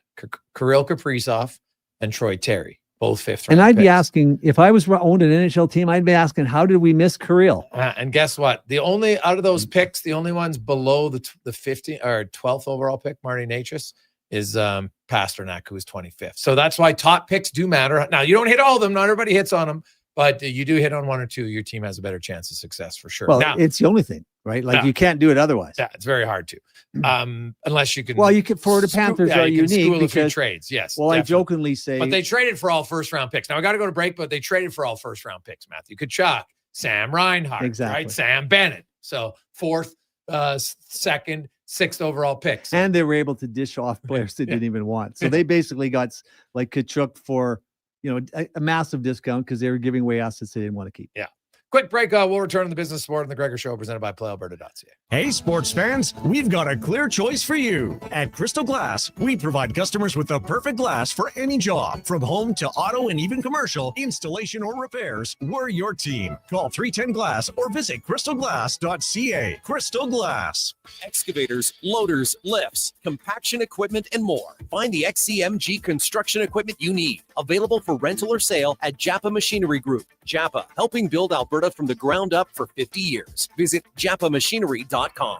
I'm Grant Fedork from Leading Edge Physiotherapy, and sadly, some people think orthotics are just glorified shoe cushions. But I've seen a runner drop 8 minutes off her marathon, a grandmother ditch her painkillers, and a 12-year-old nail her long jump, all thanks to custom foot orthotics. So if your feet are screaming for help, flat, high, or funky, that pain's heading to your knees, hips, even your lower back, our professionals will assess you and, if indicated, custom fabricate a pair of orthotics made just for you. Happy feet make a happy person. Feet shouldn't hurt. LeadingEdgePhysio.com.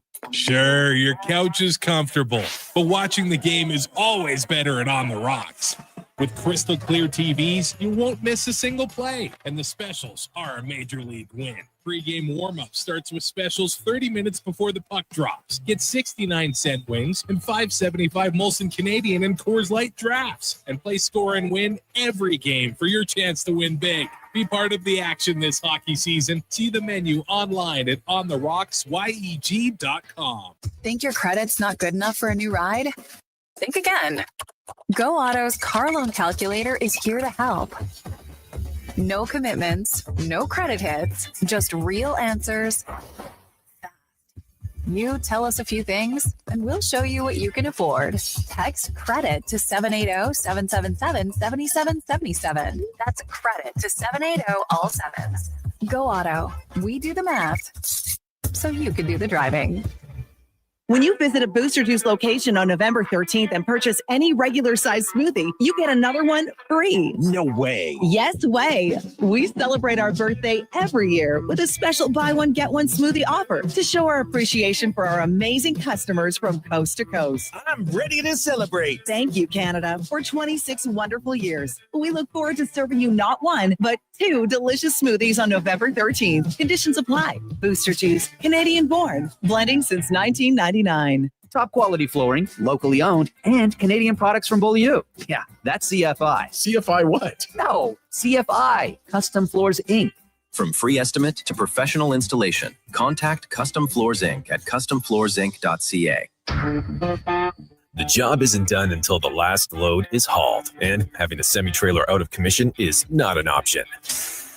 Whether replacing or adding to your convoy, Edmonton Trailer has a huge inventory of new and used semi-trailers, trusted by the gravel, logging, oil field, fluids, and freight industries. Find a trailer right for you online or at one of their 3 locations. For sales, service, parts, rental, and finance, when you're in it for the long haul, Edmonton Trailer.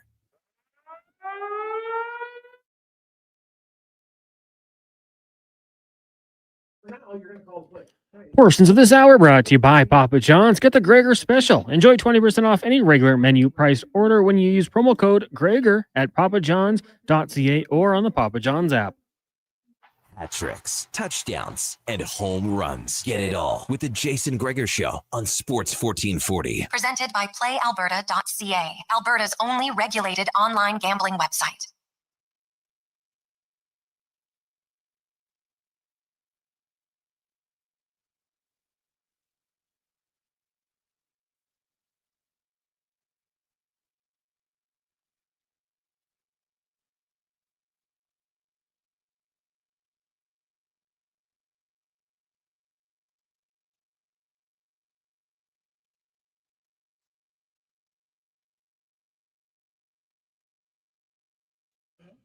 .330, welcome back. Jason Gregor. Rich Winter, the business of sports here on Sports 1440, sports1440.ca, YouTube, Facebook, X, and Instagram. Oilers in Philadelphia tonight to take on the Flyers. No lineup changes for the Edmonton Oilers. Dan Vladar will get the start for the Flyers. The Flyers, 5th best defensive team in the NHL, second worst offensive team in the NHL. So low scoring has been kind of the MO. The specialty for both teams. Yeah, for sure. So offense might be at a premium tonight. We'll see. We shall see. Now, we were talking about obviously drafting is key. You mentioned how there has been some agents who have obviously had Bill Zito, the latest example. Bill Zito, Brian Burke, George McPhee, Mike Gillis, even though he didn't win the cup, he was 2 President's trophies. Yeah, went to the cup final. Kent Hughes looks like he's doing what he needs to do in Montreal. Chiarelli had early success, but then not much after. Maybe he just went to his head a bit, but he came from he won a Stanley Cup. Yeah. So it's almost, you can't, you could argue maybe Chuck Fletcher, who's only briefly an agent, but any longtime agent, try and find one hasn't succeeded. Yeah. We know what everybody's doing. Yeah. We know what we have to beat. So did you ever consider, were you ever approached? Did you ever apply? No, because I have 5 kids and I just didn't find that, you have to be at the games. You have to be at certain events. I mean, I didn't go to the draft one year, despite the fact we had 4 first-round picks because I had my niece's wedding. You think that would go over well with the team? Your niece's wedding? I don't think so. We don't care. Get your, and so that just weighed heavily on, those kinds of decisions because it's a hard job over there on, the other side of the equation, Oh, yeah. Hey, the gym it's 24/7. Yeah, it's not easy. There's no question about it. It'd be a challenging job for sure. So this is an interesting question for you. Do you think there's an age? Because if you look at the agents who had success, and a lot of them in the business, do you see one that you think in the future is going to be a GM in the NHL? No, I don't know if I'm sure on it, but if I was an owner and I was interviewing, it would probably be Kurt Overhart. Kurt's got a good corporate mindset. He's very methodical in his thinking. A lot of people would find this surprising, I think, but Jerry Johansson's associate at the Sports Corporate, Manny D'Souza, is one of the smartest hockey people in the business. He's his smarts are street smart, right? He gets it. He understands players. So there's a few people out there. I don't think anybody would probably dig down and find Manny as an option, but it's Kurt, Manny, not many others that I can think of right now. But those guys would be, like I said, if I was an owner, I'd be interviewing them. Yeah. Do you think NHL teams would look at, do they need a president of innovation? Oh yeah. They need, if you study I mentioned this, the Google example, you need someone to work on your business, right? Now it might be a consultant that's only working on little bits of your business because you don't think you have to improve much. But at the end of the day, it's where, like I said, it's where Google Maps and all these, so if you want to improve the draft from what has historically been the case at 12.3% on content or on core players, which is top 6 forwards, 3rd line center, top 4D, and number 1 goalie. NHL teams are drafting that at a rate of 12.3%, using a little bias control, a little bias influence, a little bit of these visual tools. You don't think you could bump that up to 24%? Well, if you could bump that up to 24%, guess what happens? You now have so many prospects and so many picks, and you keep trading your prospects for more picks. So when it comes to in this context, the most inexpensive players to buy are the ones you buy at the trade deadline, right? Because you're only picking up like if they're got an expiry. Yep. But if you can buy them with prospects you don't need, game over. Yeah, game over. 100%. And so teams, I think if you look at the teams I studied over the last while were taken over by large corporations, private equity guys who came into the business and said, no, they'd say to the GM, it's not different. We buy assets, we try and get them undervalued, we manage or we try and improve them, and we try and sell them before the decline. It's the same business. So the Mumbai Indians, Reliance Industries buys them, and then all of a sudden they do the same thing that every owner does, goes out and buys a couple overpriced aging superstars. Doesn't work. Then they realize, let's build a culture similar to what we have at work. Reliance Industries is the largest conglomerate in India. So they do that. Guggenheim Partners pays way too much. Remember when they paid $2.7 billion for the Dodgers? Everybody thought they just, they're smoking crack or they're out of their minds, right? Yeah.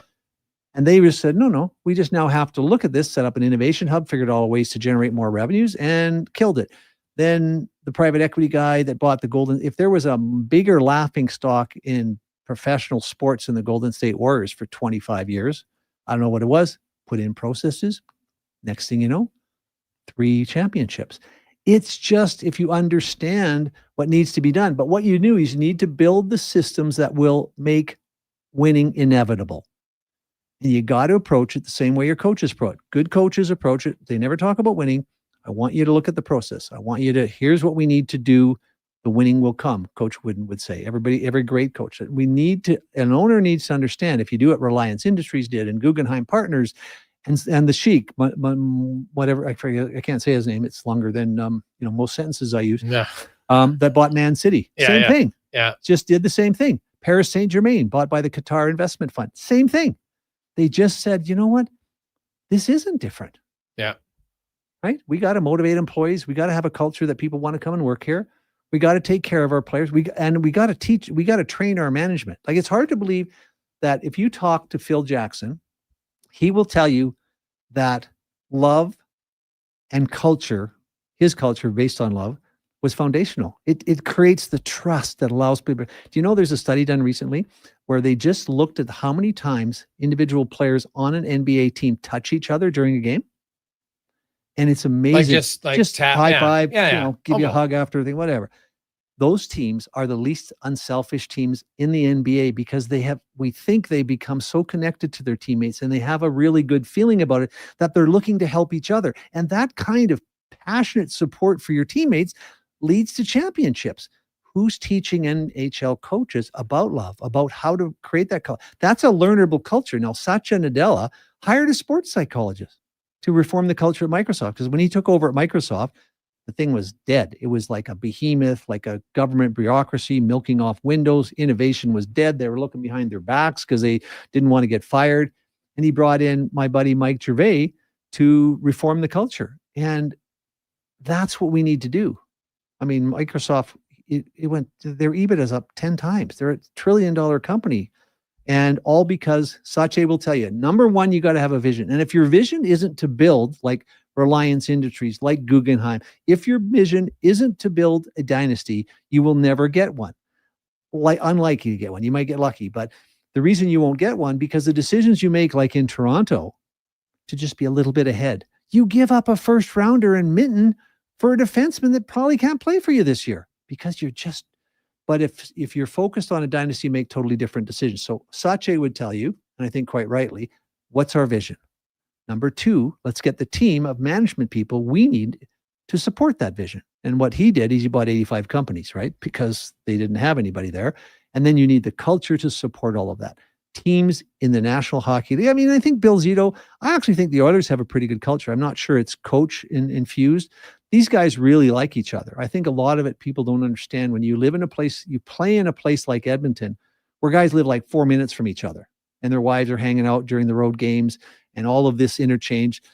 They've created, and I looked at the two teams. If you think of the conference finals last year, it looked very obvious to me that Dallas and Carolina had really nice teams, right? They skilled and they stayed in the games for the most part. But when it came to fighting for that puck that you need, that battle, that you could tell that, I don't know why the Oilers were doing it particularly. That looked to me like they were doing it for Connor. There was something that elevated him. I remember saying to Stan Bowman, like, where did you get those guys in the bottom six for the playoffs? They weren't there all year. There was something about that. And I think it's culture from within the room. Bill Zito, mostly Paul Maurice, created a culture. We all saw that clip where he's screaming at him in like game 20 about what they're going to be doing in the Stanley Cup Finals. And if you don't understand that it takes a vision, it takes a team, innovative team working on your business, and it takes a new culture, chances of winning are probably very small.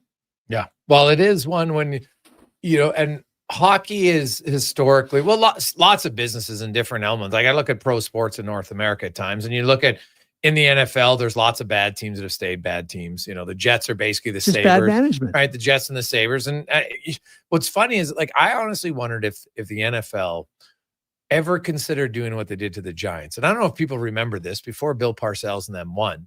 The NFL basically took over the ownership because there was the two brothers that they were squabbling and fighting. They couldn't do anything. And so the NFL basically took over the team and they ran the team. They brought in the GM and then he made all these moves and the team won. And then eventually the family sorted out. Because the NBA, the NFL head office knows what everybody's doing, like agents. And so they figured out. So I look, and so when he's a bad owner, he's a bad owner, and he's probably not going to change, right? Like he's got his billionaire money. He's like, I'm convinced I know better. And like Woody Johnson even said, he goes, well, I think I'm, like if you talk about wins, I'm not a good owner, but I think I'm a good owner.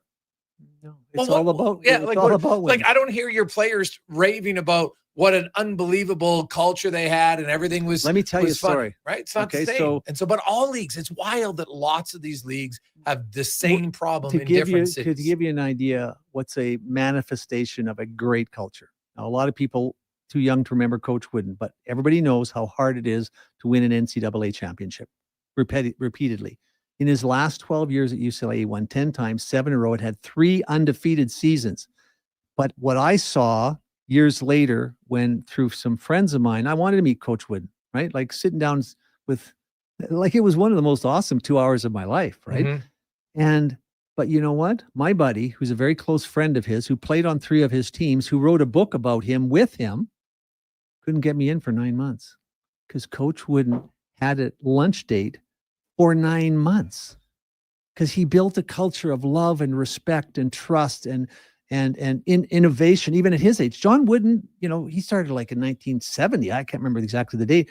Every year, Coach would find one part of his game that he wanted to improve. So he would go out, pretty unsophisticated by today's standard, but if it's free throws, he'd go out and look at the 5-10 best teams in various levels, a couple NBTA teams, a couple of college, and he would talk to their coaches. What do you do? He'd tweak it. But that's the testimony. I've talked to so many GMs over the years and say, how many times a year do you spend a quality couple, 3 hours with your top players? Going over to their place in Sweden, visiting them in the summer and going for a couple of rounds of golf. Most guys say, no, not really. Yeah. What? Well, how often, honestly, do NHL head coaches talk to their? I think people would be stunned. Like that. You know what? They'll talk to their top 3 players, and then think, well, you know what? Because I know some coaches, and I'd agree with it to a point that the philosophy is you got to get your leaders to believe in what you're selling. Yeah, and that is true. There's no doubt about that. But you got everybody else to believe. You got to make the guy who's on the 4th line, who's playing 10 minutes a night, feel like his 10 minutes are just as important as Connor McDavid's 22 minutes. Now, it's a hard sell, but actions speak louder than words. Here's what you need and to I see it all the time. Like I watch teams who, and I see it at lower levels. Like for instance, there was a U13 game and the score is like 20-0. And the coaches just keep running his forwards on forward and his defense on defense. And I'm like, what are you doing? It's the 3rd period. First of all, you're embarrassing the other kids. It's no fun for the kids. Put the forwards on defense and put the defensive forwards for a period. Now, if you end up scoring 3 or 4 more goals, the D-men who never score are going to be out beside themselves. And the forwards are going to think it's awesome that Bobby, who's our stay-at-home defenseman, because even in U13 at AAA, there's still a stay-at-home defenseman. Just how it works, right? And it's wild to me that they never think of wild when making it well, fun. Maybe at that level, but here's at the NHL level, they don't do it. I can tell you, I've talked to so many players that tell me the best coaches they have was before they entered professional hockey because they're doctors, lawyers, business people, plumbers that, have run their own businesses, created their own business, have motivated players. Like people asked me a number of years ago, if you were a general manager, who would you hire as your coach? I said, it's not even close. It's Bill Comrie, man. Like what, the furniture dude? I said, well, yeah, he took he's got 3 of his 4 kids in the NHL, right? He's won a Grey Cup. He holds the best record in the history of professional hockey for a regular season record with the San Diego Gulls. And he just happened to be along for the ride and bought a piece of the Cubs when they won their first cup. Bill would tell you that was all his doing, but I don't think so. But at the end of the day, he knows how to, all he's motivated is 5,000 or 10,000 people, and he knows hockey, and he's got his kids, and he's helped them be, Bill was innovative. Like Mike was one of the first guys. Mike gave, some of the personal trainers in town their start in life. When Mike was getting a personal trainer, he didn't do it. So but the problem is, it's hard for anybody to believe what I'm about to say is even possibly true.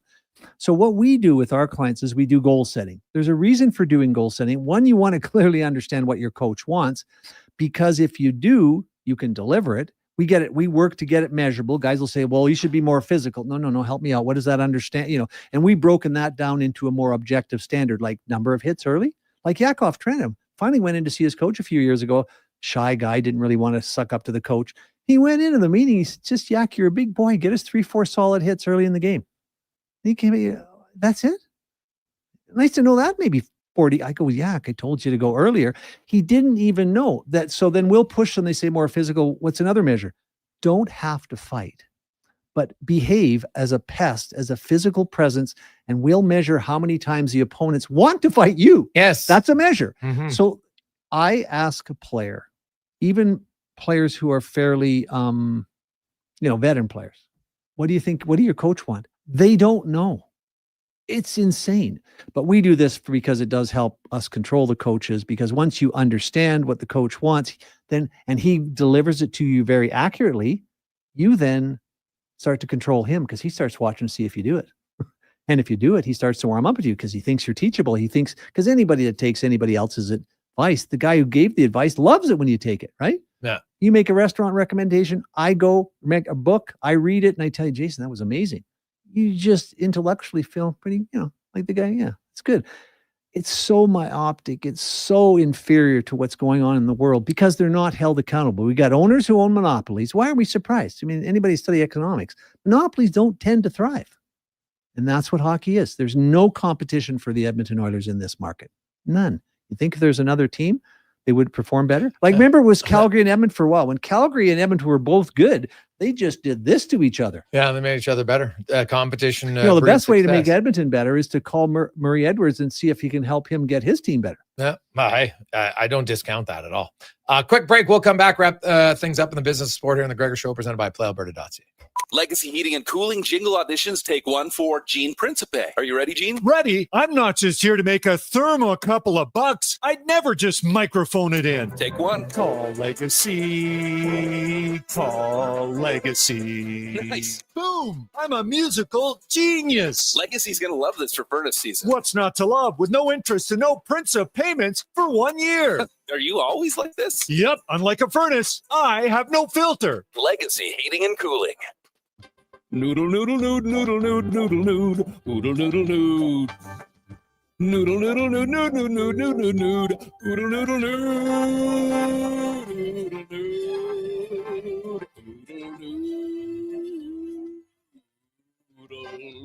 noodle, noodle, noodle, noodle, noodle, noodle, noodle, noodle. Noodle, noodle, noodle, noodle, noodle, noodle, noodle, noodle, noodle, noodle. Throw the load down to Oodle Noodle tonight because dine-in is open. Actions speak louder than words. Japa Machinery Group puts your construction plan into action with XCMG construction machinery you need. Available for rental or sale. Learn more at japamachinery.com. Across the province, Albertans are taking their shot on Play Alberta. With casino winners every hour, jackpots worth millions, and revenue that stays in the province, there's never been a better time to sign up. Right now, our listeners can score a $50 free bet when they make a minimum $50 deposit with code Gregor50. That's code Gregor50 for a $50 free bet. Start playing with your game sense today to find out if you're Alberta's next winner. You matter. Your mental health matters, and you're braver than you think. Not Alone is an organization focused on creating a space of acceptance and support through tough, meaningful conversation. My name is Tyler Smith, and you are never alone. NotAloneCo.com. It's okay to not be okay.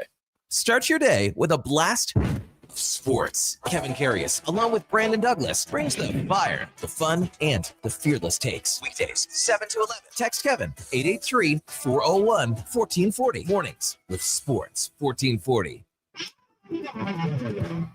Electrical Solar Team is now making a play for sustainability and savings. They're specialists in powering up for a greener future.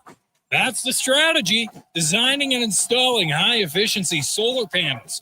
They're helping homes and businesses combat rising utility costs by harnessing the power of the sun. A smart move for efficiency and the environment. Hire the Action Electrical team to bring home a win for your project. Visit actionelectrical.net. Across rural Alberta, volunteers and community groups work hard to make life better for their neighbors, creating new playgrounds, better rinks, and gathering places that bring us together. Vision Credit Union is proud to lend these local heroes a helping hand. Apply today for a Helping Hand grant up to $10,000 to support your community's next big idea. Let's make great things happen together. Applications are open until January 31st, 2026. Learn more at whatsyourshare.ca. Michelle and Colette are sisters. Sisters who don't agree on much, especially when it comes to which hockey team is the best. Edmonton is the best, baby.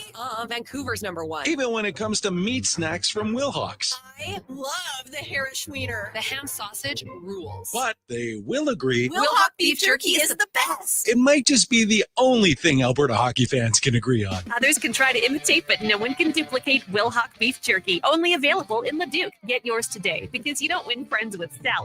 Bring in the new year with a Canadian country legend. December 31st, in concert at the Silent Ice Center in Nisku. Brett Kissel. She drives me crazy. Multiple CCMA and Juno Award winner, platinum-selling recording artist, and top 10 hitmaker. Celebrate the new year in Alberta, country style. Bring your friends, your cowboy boots, and your party spirit for a night full of hits, celebration, and unforgettable memories. The countdown to 2026 starts with Brett Kissel live on stage. Get your tickets now at silenticecenter.com/events. Portions of this hour brought to you by Cantork. We offer sale, rental, repair, and calibration of hydraulic, pneumatic, and battery-powered torque wrenches, stud tensioners, and flange maintenance equipment. Order today at cantork.com. The Jason Gregor Show, the best of Edmonton sports talk and beyond. This is Sports 1440. Presented by PlayAlberta.ca, Alberta's only regulated online gambling website.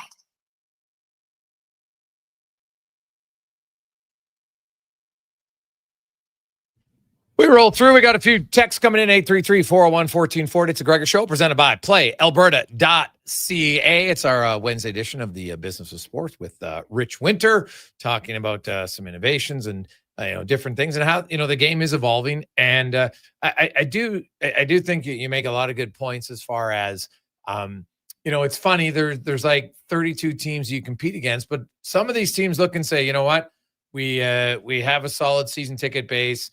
We make money. Now, the question I have is, I know the salary cap is going up a lot, and it's going to go up to 104 next year. Then it's going to go up to 113 million. A big problem. Yeah, because I think what's going to happen, Rich, is the salary cap is going up. The teams, like, ask Order fans right now, you love your team.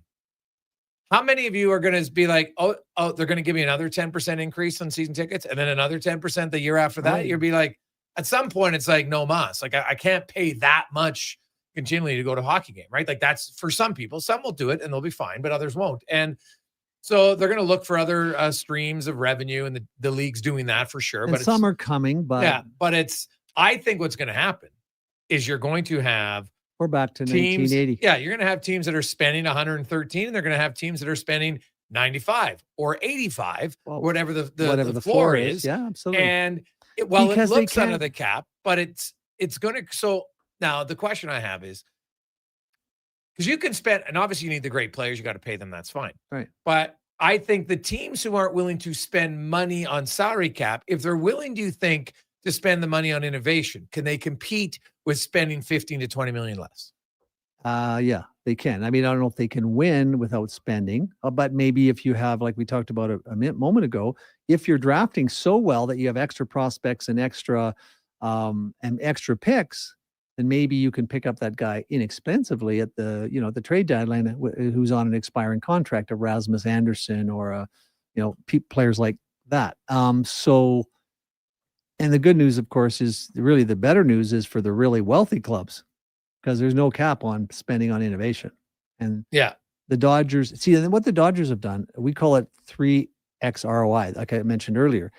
They're focused on making investments. Like their Elysian Park Ventures is a profit center. So you got to look at these and say, okay, so why are we spending on this? Well, we're pretty sure analytically this will improve our possibility of drafting at about twice the rate in terms of ROI as other teams. Well, what that's going to do, if you have a smart accountant with, that can analyze that, you go, well, geez, if that happens, that's pretty. And then if you can flip that platform we're developing to help improve our players, right? Like we've got a technology that we're accessing through another company out of San Francisco that studies the breakdown in the body at a molecular level using quantum sensors. They can predict, I can't predict anything here, but they can predict injuries before they happen. They can help players. Like you want a Canadian team or you want a team that's struggling to sign free agents. What if one of the pitches is you come here, you'll play 5 to 10 years longer? Let us show you how. So if they can see, because before a groin pull happens, something manifests itself at the cellular level. If you can identify that, you can reduce player load, you can prevent injuries. And how about this? If they put their quantum sensor in a helmet, we all know that concussions or, the concussion after effects of concussion, they're not necessarily coming from that huge hit, right? They're all the incremental things. They can put a quantum sensor in your helmet that would measure every single one of those and probably eliminate, not the concussions, but eliminate the bigger symptoms of concussions long-term, because they'll measure them, right? Because sometimes a shoulder hit causes a concussion. You just kind of rattle around and no one knows. So there's things. And if you think about it, if you're the team that innovates, can keep draft better, sign better players, keep them play, and you got a good asset, have them play 5 years longer. Why not? Oh God, yeah. Well, you do see that now. Like now players are playing longer. And look at, they're all playing longer. They can play much longer if they use AI. But I always jokingly say there's two ways of approaching it. You can innovate, or you can take the Chris Chelios approach. Ouzo. You just would drink Ouzo, take the bike into the sauna, and just he'd drink a gallon of water and just sweat it all out and be ready to go. But Chelly was interesting to watch. One time I went to visit him in Malibu, where he lives in the off season. And we had this plan to get together. So I called him and said, when do you want to get together? Well, I just got finished with TR, his trainer, and I'm going biking in the Malibu Hills. So I'll call you when I'm done. So he calls me when he's done. He said, the boys want to go paddle surfing. It's not on the lake. It's on the ocean. So it's, it's a lot of energy required to get up and off and ride a wave. Then he calls me after the surfing and says, can we do a late dinner because I'm going to go with the boys to the Toyota Center and skate for an hour? He's acting like a 15-year-old kid with boundless amounts of energy. Chelly never thought he was, 52, 42. He thought he was 12. He just kept doing it. And so some of it's psychological, right? I mean, if, who was it that said, if you think you can, or you think you can't? Oh, Henry Ford, right? Henry Ford. If you think you can, or you think you can't, you'll be right. Yes. Oh, 100%. And Chelly, the minute you tell, I can't do that. Well, guess you're right. Because you'll stop doing the things that keep you doing it, or you won't research them, right? And back to what we started here, if you don't say, I can build a dynasty, you won't. You can maintain that mantra. Well, it's hard. I don't know if we can do it. We'll try and maybe get an extra round. No, right? Do you think that, Steve Jobs and them said that's the way they operated? Like, you think Microsoft, like Satya Nadella is going there? Yeah, we can, increase our revenues by 5%. No, he created a $1 trillion company out of a $300 million company. It's like when you hear, if you can get 2 draft picks to play 100 games, then you've done really well. So if you're telling yourself that I only get 2 out of 7, then and that's what you believe, then you're never going to get 3 out of 7. And you're never going to ask the questions, because if you don't have the metrics to measure the success of your draft class or your scouts, which GMs will never give you because they don't want to be held accountable, well, you can't measure it. You talk to guys like Bill Comrie, like some of these other people that I've met over the years, that they are measuring their business. They know exactly what's going on in real time. Mm-hmm. And in hockey, it's like, if you asked an owner, so how did your scouts stack up in terms of their bias issues and how they're eliminating them and their ability to access underdeveloped assets? They look at you like you had asked them if they could do open heart surgery. And that's crazy. Yeah, it is. Rich, great stuff, buddy. Next week on the Business of Sport, we will be talking about a a story of perseverance that I think a lot of people don't really, and perseverance doesn't mean you get to come back and be the greatest of the greats. It just means you get to come back from a horrific situation. And so that's going to be discussed next week on the Business of Sports. Have a good one. Will you be wearing a suit next Wednesday? No, because I'll be joining you from Palm Springs on my business trip. On your business trip. I will come in from the pool and get good. an appropriately Put a lighted towel spot. on. Put a towel on. Okay. No, I'm going to do I'll do the CNN thing maybe. How is that even? That's maybe the only thing that's dumber than an owner managing a team. He doesn't understand how it operates. Let's get to the con man and a sports 1440 update brought to you by Fountain Tire. You know it's coming. It's only a matter of time. So plan ahead. Winter tires, you can get them all at 15% off right now. FountainTire.com. This is the Sports 1440 update. Game day Oilers in Philly taking on the Flyers. Puck drop 5:30. Our pregame coverage with Jason Gregor, Landon Ferraro, and myself gets going at 4:30 right here on Sports 1440. Elsewhere, you got the Lightning and the Rangers, Sabres in Utah, and the Blackhawks host the Devils. Off the ice, the New York Rangers agreeing to a 2-year deal with goaltender Spencer Martin, who spent the past season with Moscow in the KHL before having his contract terminated on Tuesday. In the association, the Bucks are in Charlotte. Knicks host the Magic. Cavs taking on the Heat. You got the Pelicans and Blazers. Spurs host the Warriors. Suns taking on the Mavs, and the Thunder up against the LA Lakers. Clippers guard Bradley Beal will have season-ending surgery to repair a fractured hip. The 32-year-old averaged 8 points and just under 2 assists in 6 games this season with LA. And in the majors, the Angels hiring longtime Jays manager Jay Gibbons as a bench coach for the upcoming season, where he will work under rookie manager Kurt Suzuki. Coming up in hour 3 of the Jason Gregor Show, we'll talk some Flyers with Jordan Hall from NBC Philly and get to our pregame coverage. I'm Connor Halley. This has been a Sports 1440 update. Sports 1440, Stingray Radio Station. CKJR broadcasts from West Edmonton Mall and Wetaskiwin. Download the free Stingray music app and listen wherever you go. You've got a go-to coffee spot, a trusted barber, even a lucky game day jersey. But when it's about looking your absolute best, there's only one name you need. Mr. Dirk. Family run since 1939. We're experts in crafting impeccable tailor-made suits and offering a wide variety of everyday styles. Pair that with personalized one-on-one fittings and the convenience of on-site tailoring. Mr. Dirk elevates your style game. Visit our Edmonton store or explore MrDirk.com. Score big on style with Mr. Dirk. I'm getting McDonald's. You want anything? Oh, yeah. I'll get I've got to get 2 cheeseburgers, medium fries, and a medium fountain drink for $9.99. Hey, maybe I'll eat 1 cheeseburger right away and save one for later. Maybe I'll stack them and eat them both at once. Options. Oh, delicious, delicious options. So 2 cheeseburgers, fries, and drink? How'd you know? You were thinking out loud again. Get yourself a 2 cheeseburger meal for just $9.99 plus tax for a limited time only at participating McDonald's restaurants. Whether you're a craft beer connoisseur or more of a wine aficionado, there's always something new to discover at Sherbrooke Liquor, a unique, family-owned, independent liquor store. The selection, incredible. The non-alcohol section is also very impressive. Sherbrooke Liquor, expert, knowledgeable staff with a passion for unique finds. More than just a liquor store, we're a community. Alberta's best, the one and only Sherbrooke Liquor. Wine, spirits, and oodles of beer. Visit SherbrookeLiquor.com. The basketball show turns 10, and we welcome a new generation of basketball talk. Hoop City with Paul Sir airs Saturday mornings from 10 till noon on Sports 1440. From grassroots to NBA to the Olympics, we've got you covered. Now, speaking of electronics, Chevrolet Buick GMC. Speaking of electronics, November is officially here.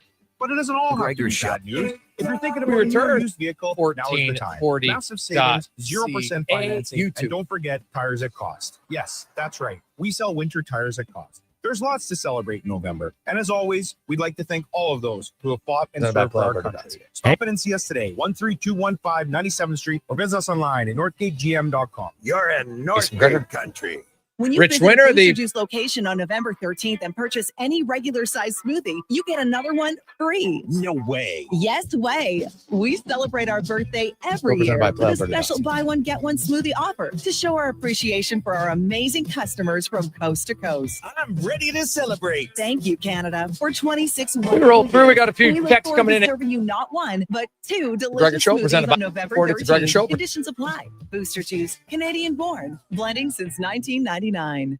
Stories are told to make a point, and GS Construction takes them very seriously. We're not talking about fairy tales. GS Construction looks at the story old pipes tell us, a tale of time and pressure and endurance. So when those old pipes are ready to end their story, GS Construction starts a new chapter by repairing or rebuilding, or in some cases, renewing the underground infrastructure that supports our modern lives, making sure every community's story continues on safely and reliably. For more, visit gsconstruction.ca. At Fountain Tire, get up to 15% off select tires, up to $125 off a set of 4 select Goodyear tires, and $50 off $150 service until December 13th. Restrictions apply. Book today. Fountain Tire. We're on this road together, Canada. Top quality flooring, locally owned, and Canadian products from Beaulieu. Yeah, that's CFI. CFI what? No, CFI. Custom Floors, Inc. From free estimate to professional installation, contact Custom Floors Inc. at customfloorsinc.ca.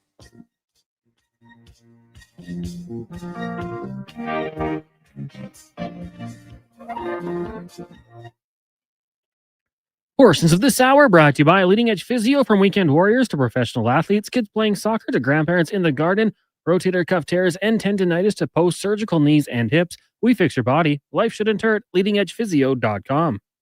From puck drop to kickoff, it's the Jason Gregor Show on Sports 1440. Presented by PlayAlberta.ca, Alberta's only regulated online gambling website.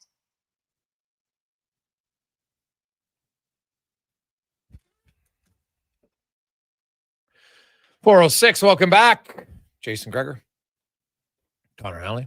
Sports 1440, sports1440.ca, YouTube, Facebook, X, and Instagram. Thanks for listening. Thanks for watching the show. It is, of course, game day. The Oilers in Philadelphia. Puck drop around 5:40-ish tonight as the Oilers go into a place where they rarely have much success, especially in November.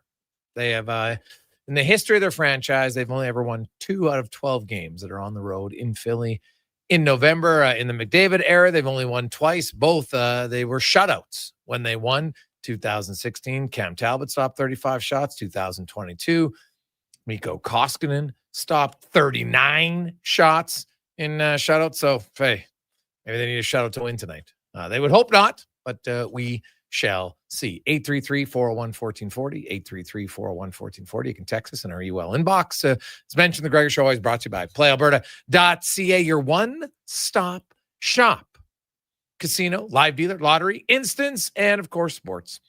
You name it, they have it. PlayAlberta.ca. As it is time for us to go in the room, brought to you by Action Electrical, the most diversified electrical contractor in Alberta, and they are hiring 2nd, 3rd, and 4th year apprentices. Looking for a new career or more stable company to work for?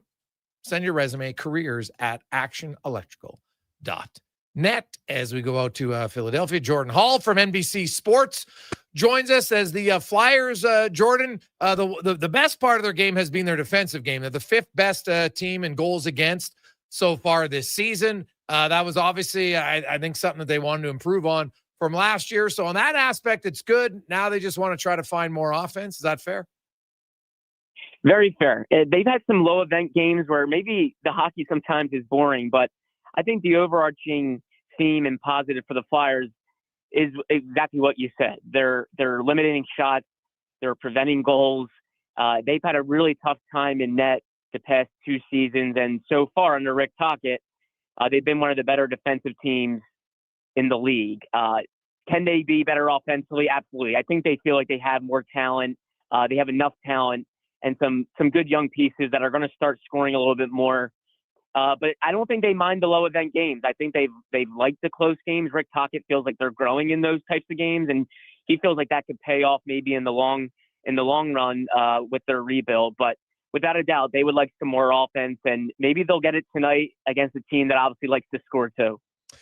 Yeah, they like to, but they haven't been. Edmonton is one of the more low event offensive teams in the NHL this year, at least 5-on-5.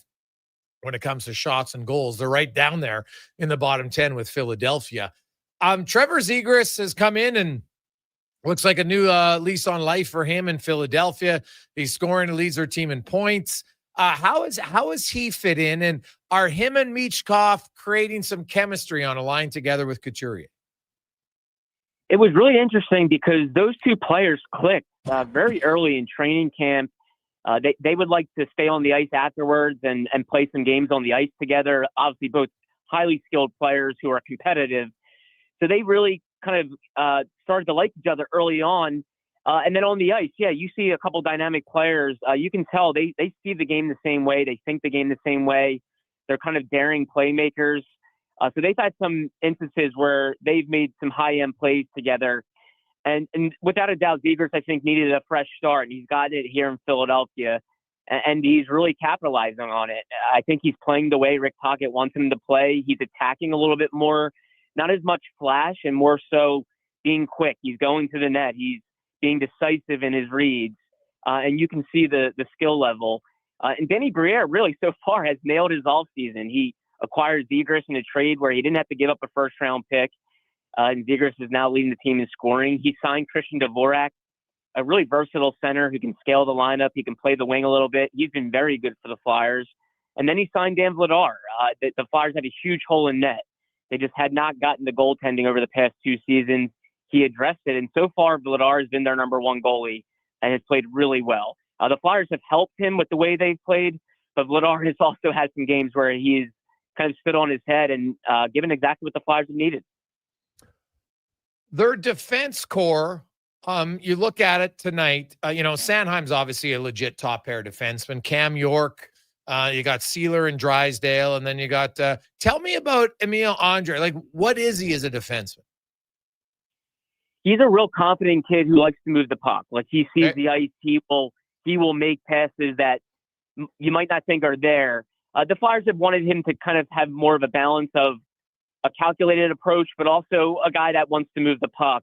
But he's gotten a chance here. He was kind of shuffling back and forth between the minor league team here and the Flyers. Finally, he's gotten into a rhythm where he can play games consecutively, and they really like him. He was a second-round pick, Swedish kid who starred on the Sweden World Junior teams, was the captain there for those World Junior teams in Sweden. And just a real confident kid who, when he's out there, he looks like he belongs. It's just been a matter of finding the role for him. And they're a bit undersized on the back end. Now with Drysdale, Cam York, and then you plug in Andre, those are 3 undersized guys. But Andre plays a lot bigger than his size. He is competitive. He'll stick his nose in there. And I think they've liked what they've gotten from him. When you look at their D core, because obviously their team defends pretty well. So I guess their D core is decent, but does their D core, like on paper, Drysdale, Sanheim, York, and Andre, like they should be able to create more offense in theory based on the style of players that they are, but it hasn't led there. Like, why are the Flyers struggling to score so much? Yeah, I think a lot of it is their defensemen needing to be more active. I don't think they've gotten that consistently enough. York's been a nice surprise so far. He is last season just really didn't click with John Tortorella, really fought it offensively. This year, he started injured, but in the games he's played since then, he's been very good offensively. But yeah, without a doubt, I think a lot of it is on the back end and getting more consistent playmaking from the Drysdales, the Yorks, even the Sanheims. Sanheim is an established guy now, but he still at times will float between a guy that really pushes it offensively and then a guy that really just kind of factors in defensively. And then, of course, Matvei Michkov has not really had the start that they had hoped. He had a much better start as a rookie last season. This year, he came into camp not in the best shape. He's kind of started to find his form a little bit. He's got goals in back-to-back games, so I think he's looking to build off of that. But he really hasn't been as dynamic as he was last season. So a lot of it, I think, on the defenseman to be more active consistently. And then a ton of it, I think, is also Michkov not having the start that I think people really thought he would have. And, you know, it's never a guarantee that a rookie season is automatically going to be improved on the second year, and give you a laundry list of players that that second year is a little bit harder than others. And then they bounce back. When you look at Michkov's game from last year to this year, what areas are teams playing him different? Where do you see the reasons for not as much offense from him? Well, he was never the fastest or quickest guy, but he was really strong in the way he skated. And he just didn't look like he had the same pop early in the season. Now, some of that could have been from his off season. Rick Tocchet was honest, said that he didn't come in the best shape. They needed to get him into shape.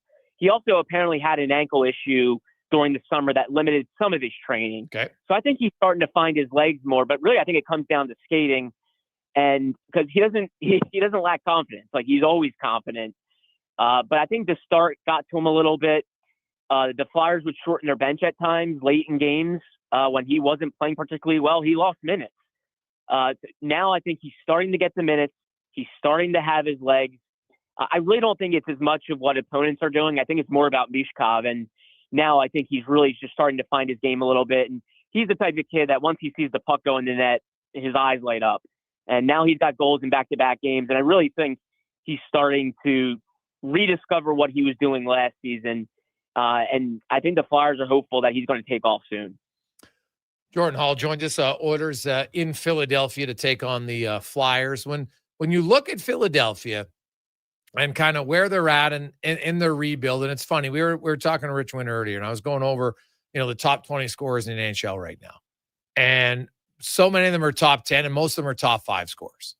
And there's no team who's won a Stanley Cup recent memory, other than the Oilers in the 80s, and Gretzky wasn't draft eligible back then, who didn't have at least a first, second, or third round pick. First, second, or third overall pick. And when I look at this Flyers team, right, like they got some good players, Jordan, but they might be better off to have a bad year, if you know what I mean. No, that's been the $1 million argument here in Philadelphia. There's a section of fans that have kind of begged them to tank a little bit and have some down years where they pick 1, 2, or 3. But the Flyers just don't really see it that way. I think they believe they have enough young talent here, and I think they're very hopeful with Matvei Mishkov. They viewed him more as a top 2 or 3 talent. He fell to them at 7 for various reasons. And then they really like Porter Martone, who they got at number 6, a kid that I think were very surprised fell to number 6 this summer. I think they thought he was going to go higher. Quite frankly, I think they were surprised he fell to them. So I think they're really hopeful that those 2 guys are legit pillars and that they have enough around those guys. But I think it's a fair argument. I think sometimes you have to wonder if a team really, really needs to bottom out, but they feel like they have already. I think they felt like last year was rock bottom. And recently, in 2018-19, in 2021 and 22, they had a really, really awful season, and it got them to pick up Cutter Gauthier, and it's unfortunate that he didn't want to sign here. So I think they feel like they've gone through enough of this where they're ready to turn a corner, but I think there's a lot of people out there that would be willing to argue against that. Yeah, well, I look at it. It's funny. The Flyers in their franchise history have only ever had 3 top 3 picks. James Van Riemsdyk, good player, never an elite player. Nolan Patrick obviously had all sorts of injuries, and then Mel Bridgman was a key player and helped them when and unfortunately Mel just passed away. And he was there when they won their second Stanley Cup as a rookie. So, but that's it. And when I look at that stat and I see the numbers and I look at their team, and I'm just kind of like, man, I know it's hard. You can't ask guys to tank, but as an organization, you can strategize, right? You can make hires and you can do things to say, okay, we'll take some real pain here. Because the one thing the Flyers have never done really is they've never really had a rebuild. Like, we're talking 5, 6, 7 years. That's a proper rebuild. The Flyers have never had one. Yeah, and part of it really is just the market in which they play. Like, Ed Snyder, the founder of the organization, the late, great Ed Snyder, who is beloved here, was always a go-for-it person. He was a go-for-it owner. They were constantly in the playoffs, and they've changed their approach. Danny Briere's been more of the long pick, the long-term, the long game. But I don't know if he ever felt like it needed to be stripped down to the studs. And he hasn't done that. And I think the one thing he's tried to do, instead of picking in the first 2, the first, second, or third spots, he's tried to give himself as many cracks in the first and second rounds. And they have had a lot of that. They had 4 picks this summer in the second round. They had 2 in the first. In Mishkov's draft, they had that pick, and then they had another first-round pick. So they've had a lot of high-round picks, and they've done a good job at compiling that. I think the argument will be is, did they ever pick high enough to get a bona fide star? Yeah. They feel in-house that they have one in Mishkov, and potentially they have a really good one in Martone. But I think that, time will tell exactly how those players pan out. Yeah, like I know they've missed the playoffs for 5 consecutive seasons now. And which is, I think, ties for their franchise high, if I'm not mistaken. But in that time, the highest pick they got was 5th in Cutter Gauthier, and he didn't sign with them, and they got Drysdale, but right now that's looking like a trade they lost. We'll see long term, and that's not necessarily their fault if the guy doesn't want to play for him. Doesn't want to play for him. There's not much you can do at that point. And I'm kind of curious to think, because I look at Chicago and I look at Anaheim and I look at San Jose, and what's the difference? It's number 1, number 2, number 3. Those are the picks that those teams have. Whereas Philly got 5s and 6s. And historically, there's a pretty big difference between 1s and 2s and 5s and 6s. Absolutely. And I think in-house and also within the fan base, they feel a little snake bitten. It's just kind of crazy in the sense that 2 of their highest picks in recent memory, one was Nolan Patrick at number 2, that unfortunately migraines and injuries derailed his career. And then the other one is Cutter Gauthier, who ended up not wanting to sign here. It kind of makes you scratch your head. And also it really puts a ton of pressure, I think, on Matvei Mishkov and Porter Martone, even Jack Nesbitt, who they also got in the first round. Oliver Bonk, who they got in the first round, along with Mishkov. A lot of pressure on those guys to be cornerstones and to be able to give them enough talent long term and kind of turn this rebuild into something serious. Yeah, no, it's very true. Well, we look forward to it tonight. Jordan, thanks so much for your time, man. Enjoy the game. Thanks so much. Always appreciate you having me on, guys. There you go. That's Jordan Hall from NBC Sports in Philly. Now, let's get to the oil report brought to you by Go Auto, with over 15,000 vehicles to choose from, 29 new models, as well as 67 locations. Any vehicle you need, goauto.ca. And Chris Knobloch speaking today about, first of all, just, hey, they got to win. And after the Saturday game, they just needed a win. The win was important. There are still steps to go. Clean up on aisle 3 is something he would not like to have to say as a coach. Yeah, there's a lot of positives. One, I thought our defensive play was a lot better. I thought we gave up less chances, which was the focus going into the game. I liked that we persevered, didn't give up, dug in with some late goals to tie it up in the third period, and obviously win in overtime. But a lot of things to improve on, and a lot of it is just execution with puck so we can move up the ice better collectively so we can get some more scoring chances. Well, and that's the key to me, is they've got to generate more offense here at some point. Now, tonight might not be the easiest place to do it. Philadelphia has been very good at limiting shots, limiting scoring chances, and limiting goals against. They're top 5 in all those areas. So tonight is probably tonight, I think, is going to be a test of patience for the Edmonton Oilers. That's what I see this as, because what Edmonton's biggest nemesis this season at a lot of times has been themselves. Because, and you saw it, we saw it last game. It's a 3-2 game. McDavid just scores. It's exciting. And then all of a sudden, Mangiapane in his own zone, lazy pass, across the ice, knocked down, bing, bang, boom, goal. Literally within 4 seconds of that turnover. Now it's 4-2. And, luckily for the Oilers, they managed to come back. They got a little bit of a break on the Wallman goal. You need that every now and then. But they needed a break to tie that game. Otherwise, they lose it 4-3 because of a terrible giveaway. That's just a fact. And that we can say that on numerous occasions this year. So that's, to me, what I would look for heavily tonight if I'm an Oilers fan watching that game. And I know, unlike Monday's game, which is on Prime for many of you, tonight back on normal Sportsnet if you want to watch the game. Gets going around 5:40-ish. Tonight, Knobloch said he's coached against Tocchet in Vancouver. Watching film on the Flyers, anything different, and he sees how Tocchet's deploying the Flyers compared to the Canucks? I think the identity of the team very similar to the Canucks.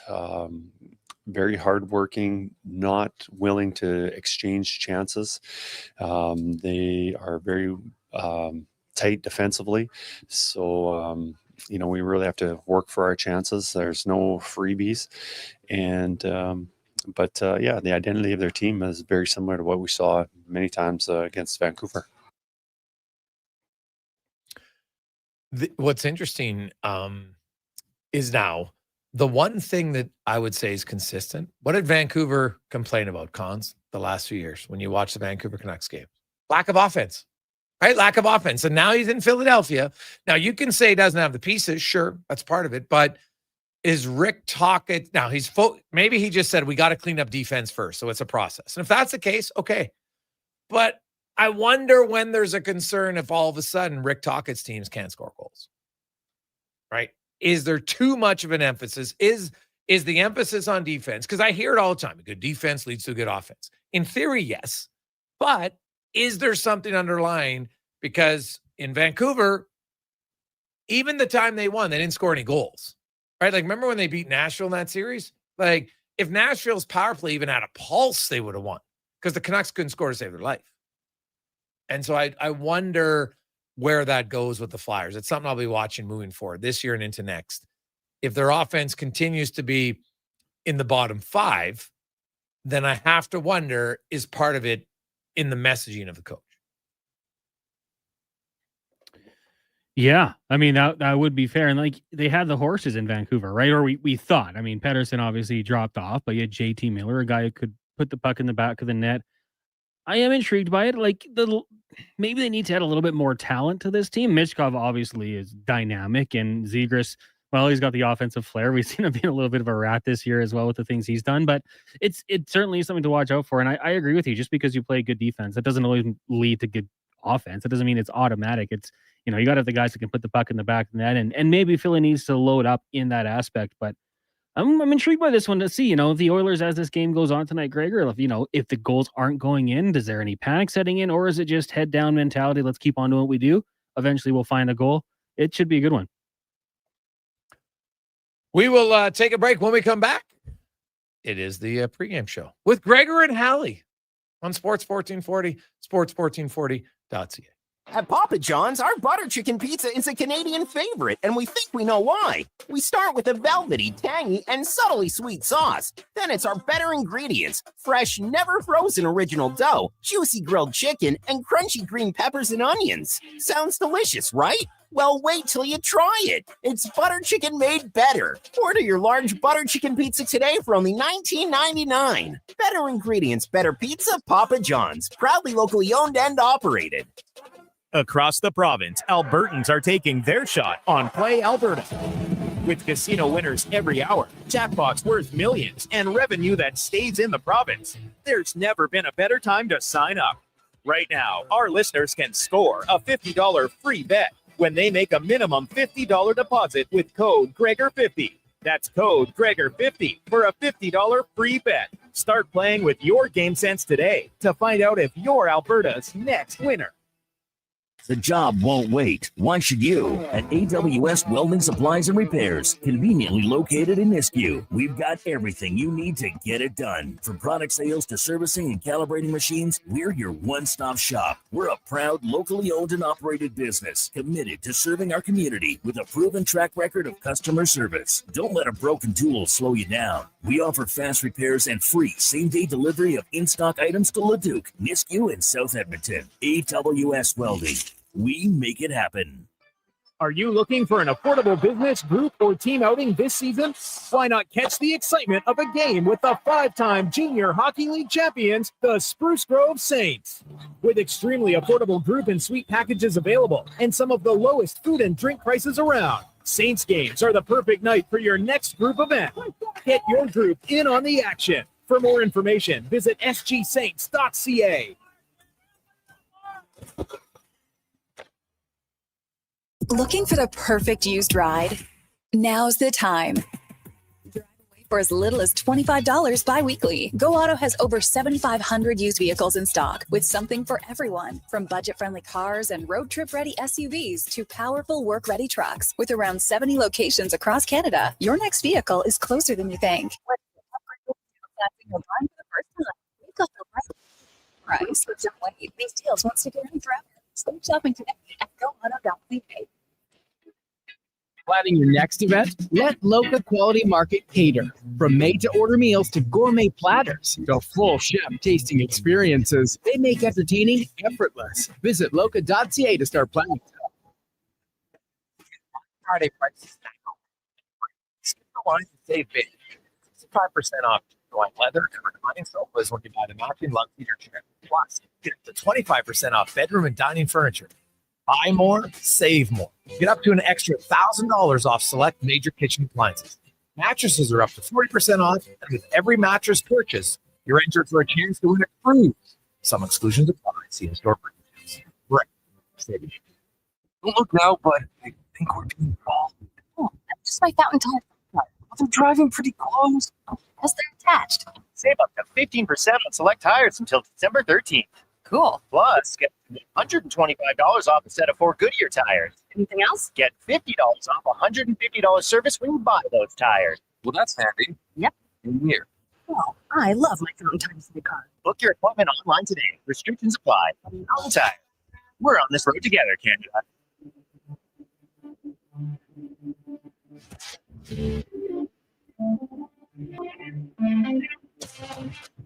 Portions of this hour brought to you by On the Rocks. The Oilers are back in action, and OTR is ready to be your hockey headquarters. $5.75 Molson Canadian, 69-cent wings, unplayed score and win every game. See more at OnTheRocksYEG.com. It's the pregame show with Andrew Walker on Edmonton's only 24/7 sports station, Sports 40.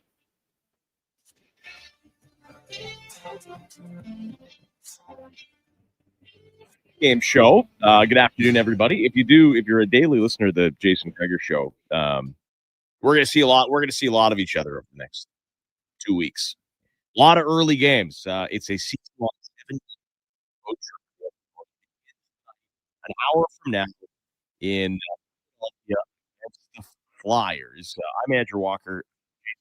The show continues after the Oilers game starts. Final half hour of the Jason Gregor Show as well.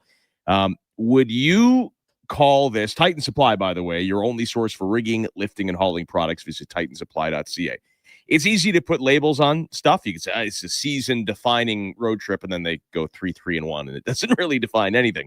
But, after the events of the last week, the 9-1 loss to Colorado, we can discuss the win over Columbus, which was a good win. It was an exciting win, but I don't know if it was convincing that, they're fixed.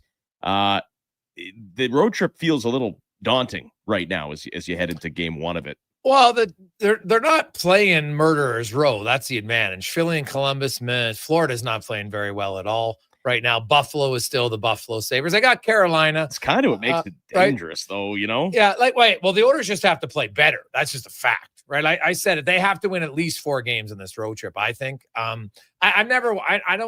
I've learned a long time ago, I never like to say altering because they could go 0-6-1 and then reel off 15 wins. And then we're like, well, the road trip clearly didn't mean anything. I just look at for this team, they have to get out of their dance of mediocrity that they've been stuck in, which is 1 step forward, 1 step back, 2 step forward, 2 step back. That's all they've been doing. And really there's probably been more backward steps than forward steps. The Columbus game, very good comeback. Great.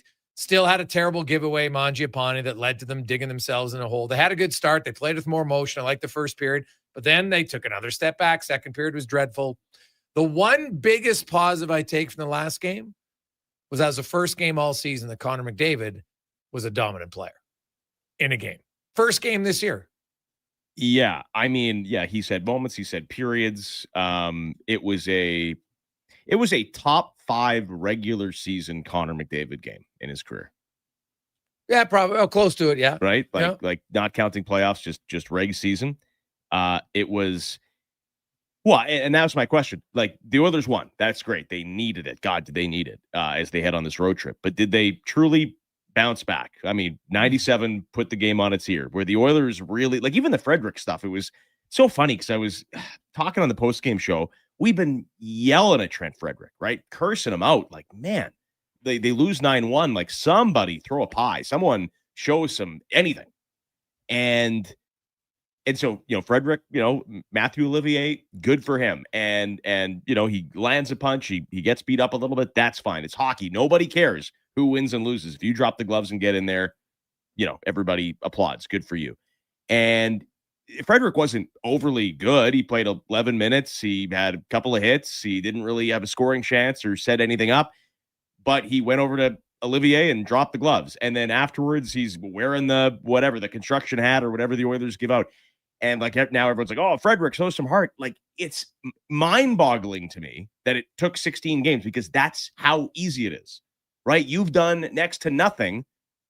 You go, you get beat up, and now everyone likes you for 24 hours. Like, how easy is that? What's the messaging there? Well, where's his agent? Where's his dad? Where's his coach? Well, I think what happens is like Leon Draisaitl said, that you get smacked, as bad as they did against Colorado. I think it wakes everybody up. Whereas if you lose, geez, we had a 2-goal lead and then we blew it. Okay. And I think there's a real sense of, okay. And lots of play, because I found that the 9-1 loss is an embarrassment. Let's just call it what it is. You lose 3-2 and you play bad. There's AHL teams that wouldn't lose that game 9-1. 9-1, that's an embarrassing loss. At home ice, everybody has to look in the mirror. And what I found was, so Frederick did what he did, and he went up against, and I've talked to lots of guys, Olivier's probably the best fighter in the league. He might be the best pure puncher. If you watch, I was talking to a few boxing guys, if you watch from how he throws punches, like, he's a good fighter. Right. Probably either him or the guy, I don't know if he's playing tonight, but the guy in Philly, Delorier. It's one Delorier's of those two. Yeah. Pretty tough too. But just from a, tactical, knowing how to fight, they're like, Olivier is really tough.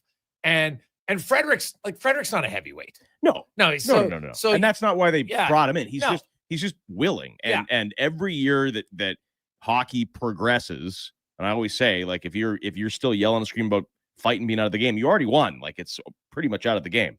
But the guys that are just even willing are less and less and less. And he's willing, which makes him a tough guy. Yeah. And because he does it, everybody in the league knows Olivier's tough. And then obviously the result, he gets pounded, it has a black eye, like all the bleeding hearts, zip. Oh, it's really great. He's going to have brain damage. I'm like, are you an idiot? How about dealing in facts? Because if you want to say, I don't like fighting in hockey because it causes brain damage, which of course isn't true. 3% of fights, 3%. The NHL had to do the whole study, 3%. And that's when fighting was more prevalent, when you had tougher guys overall because they trained more to fight. It was still 3% of concussions came from that. So where did the majority come from? Hitting. It's a fast sport. If you're going to scream brain damage, then every time there's body contact, you should be screaming on your social media post that they should eliminate it, because that's what's causing brain damage. Okay, so stop. Let's just call a spade a spade. I hate that argument. It's so moronic. It's comical. And those same people they're not protesting because the UFC is every Saturday night. Like, no, you want to see a punch in the face contest. Yeah. There you go. Or look at football. There's a collision on the line of scrimmage every time, and it is hard. Yeah. But Frederick, what he did was he got out of his comfort zone.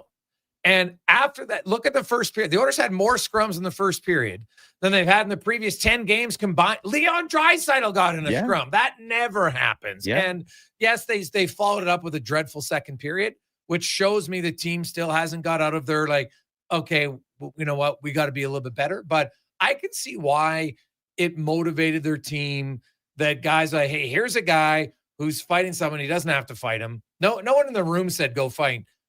He decided to do it himself, and hey, good on him to do it. Tonight, run around, hit some guys, scrum guys up. You don't have to fight even Delorier, because Nick Delorier is pretty tough too. Right.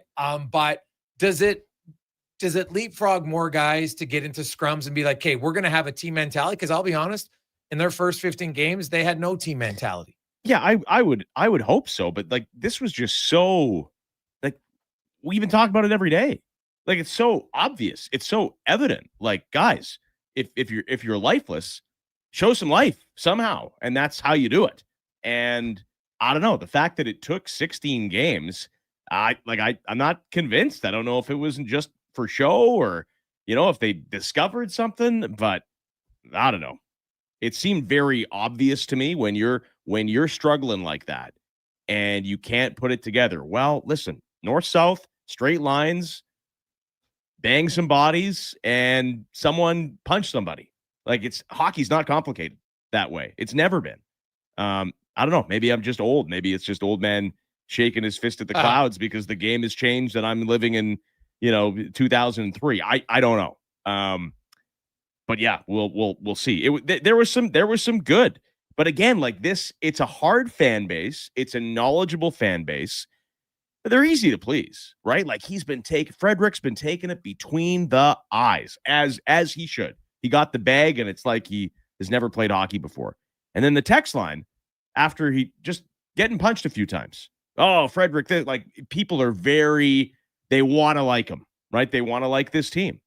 And it's another topic too, because, people want to like this team. And I find right now I'm not over social media like I used to be. There's a lot of gloating right now around hockey about how the Oilers are struggling. Boy, people like to dig in on the Oilers. And I don't necessarily know what, with the Kane and Perry and sure, like maybe they were a little unlikable, maybe, I don't know, to some, but there's a lot of victory laps going on right now, and a lot of maybe because I think probably because the rest of the league was not happy to see Connor McDavid sign for such a nice number, and now they feel they can get their digs in while they can. But man, there is some Oiler hate going on and some victory laps around the internet. Well, it's going to happen, man. It's where hate lives. People, I always feel sorry for people when you read their feed and it's all about negativity. Because if you media too, if you post all negativity, guess what? You're a negative person. Sure, yeah, but media too, right? And I get it. Like, it's easy to look at Calgary and Vancouver. We're probably doing the same with Vancouver. Surprise, surprise! Everybody's hurt again. It's everyone wants to see. My point is, everyone wants to see this team succeed because you don't want to put up with all the BS from whether it's national media or the Leafs or the Canucks or the Flames. I get it. But people are, me included. I just think the steps to be better are just so obvious, right? It's frustrating when you got a good team playing poorly. Like, the defense has not been very good. You were outlining it today on your show a little bit. But, there's not a defenseman I don't like on this team, right? They all can struggle in their own ways. Wallman's a bit of a high-risk, high-reward player. We know Bouchard is the same way. Ekholm is still not himself. But I wouldn't trade 1 to 6 on this team for very many defense scores around the NHL. The Oilers team isn't bad. They're a team that's playing bad. There's two very different things. Now, is the Oilers all these people keep texting about, well, the Oilers lineup's lacking this. I'm like, yeah, because the trade deadline's not here yet. Do you think that Stan Bowman is not adding a forward to this group? Of course he is. Now, if you firmly believe or you haven't been paying attention, Evan Bouchard in October, November is a very different player than Evan Bouchard in April, May, and June. Yeah, this has been proven. We forget. There's studies. It's out there. It's there now. Now, this might have been the worst stretch because he also didn't score a goal and only has one. As Bouchard, hasn't had a very good start. But if you're still surprised by this, you're not paying attention, right? The defense core as a group hasn't played as well. And in all ends, offensively and defensively, as they have in the past. Do I think they're capable of playing better? Yes. Do I think they will play better? Yes. Zach Hyman comes back, they'll be a better team because of it. When Janmark's on your fourth line, he's a better team than other guys who played a fourth line role. Kasperi Kapanen, I still believe, is going to be better than Tomasic and better than Howard at this stage, right? And I still probably like him overall better than Mangiapane. I was never in love with that signing, so we'll see how it plays out. I could be wrong. But the Oilers, to me, they gotta look in the mirror and just simply play better. McDavid's first 15 games, by his standards, it wasn't even a B+. Right? Leon Draisaitl 5-on-5, not close to good enough, not remotely close to good enough. So their areas of concern are a lot of their areas of their best players, and that's why I'm not overly concerned because they'll get better. So, and this is not me ripping on the texter. He brings up a point, but I'm using this to further my statement from earlier. So Bud Baker on the Weiss Johnson text line says, surprising that Bouchard wouldn't step it up in an Olympic year to start the year. And then he says a goalie should be top priority at the deadline. But that's my point, right? Like, Bouchard is a very good, you can't just step it up, right? Like he wants to be good. Like every player wants to be good all the time. It just it takes them. It's like it's winter in Alberta. You start your truck. You can't just floor it down the highway. It's not going to go, right? It has to warm up a little bit. I don't know why, but Bouchard's like that. But that's my point with the whole physicality, scrum, motion, drop the mitts a little bit. You can choose to do that. Like Evan Bouchard just can't choose to be great and it's Olympic year. Maybe I'll try. He's trying. They're all trying. They're just not sharp. And I don't know why it affects this team more than other teams, but things you can, like what did they say in life all the time, right? It's control what you can control. And if you can't control it, you can't worry about it. They can control aspects of this, right? You can always control how hard you work. You can always control how you can control your decision making to not serve pizzas up the middle. You might be a little bit more of a low event player, but that's okay sometimes. Mistakes right? happen in the game.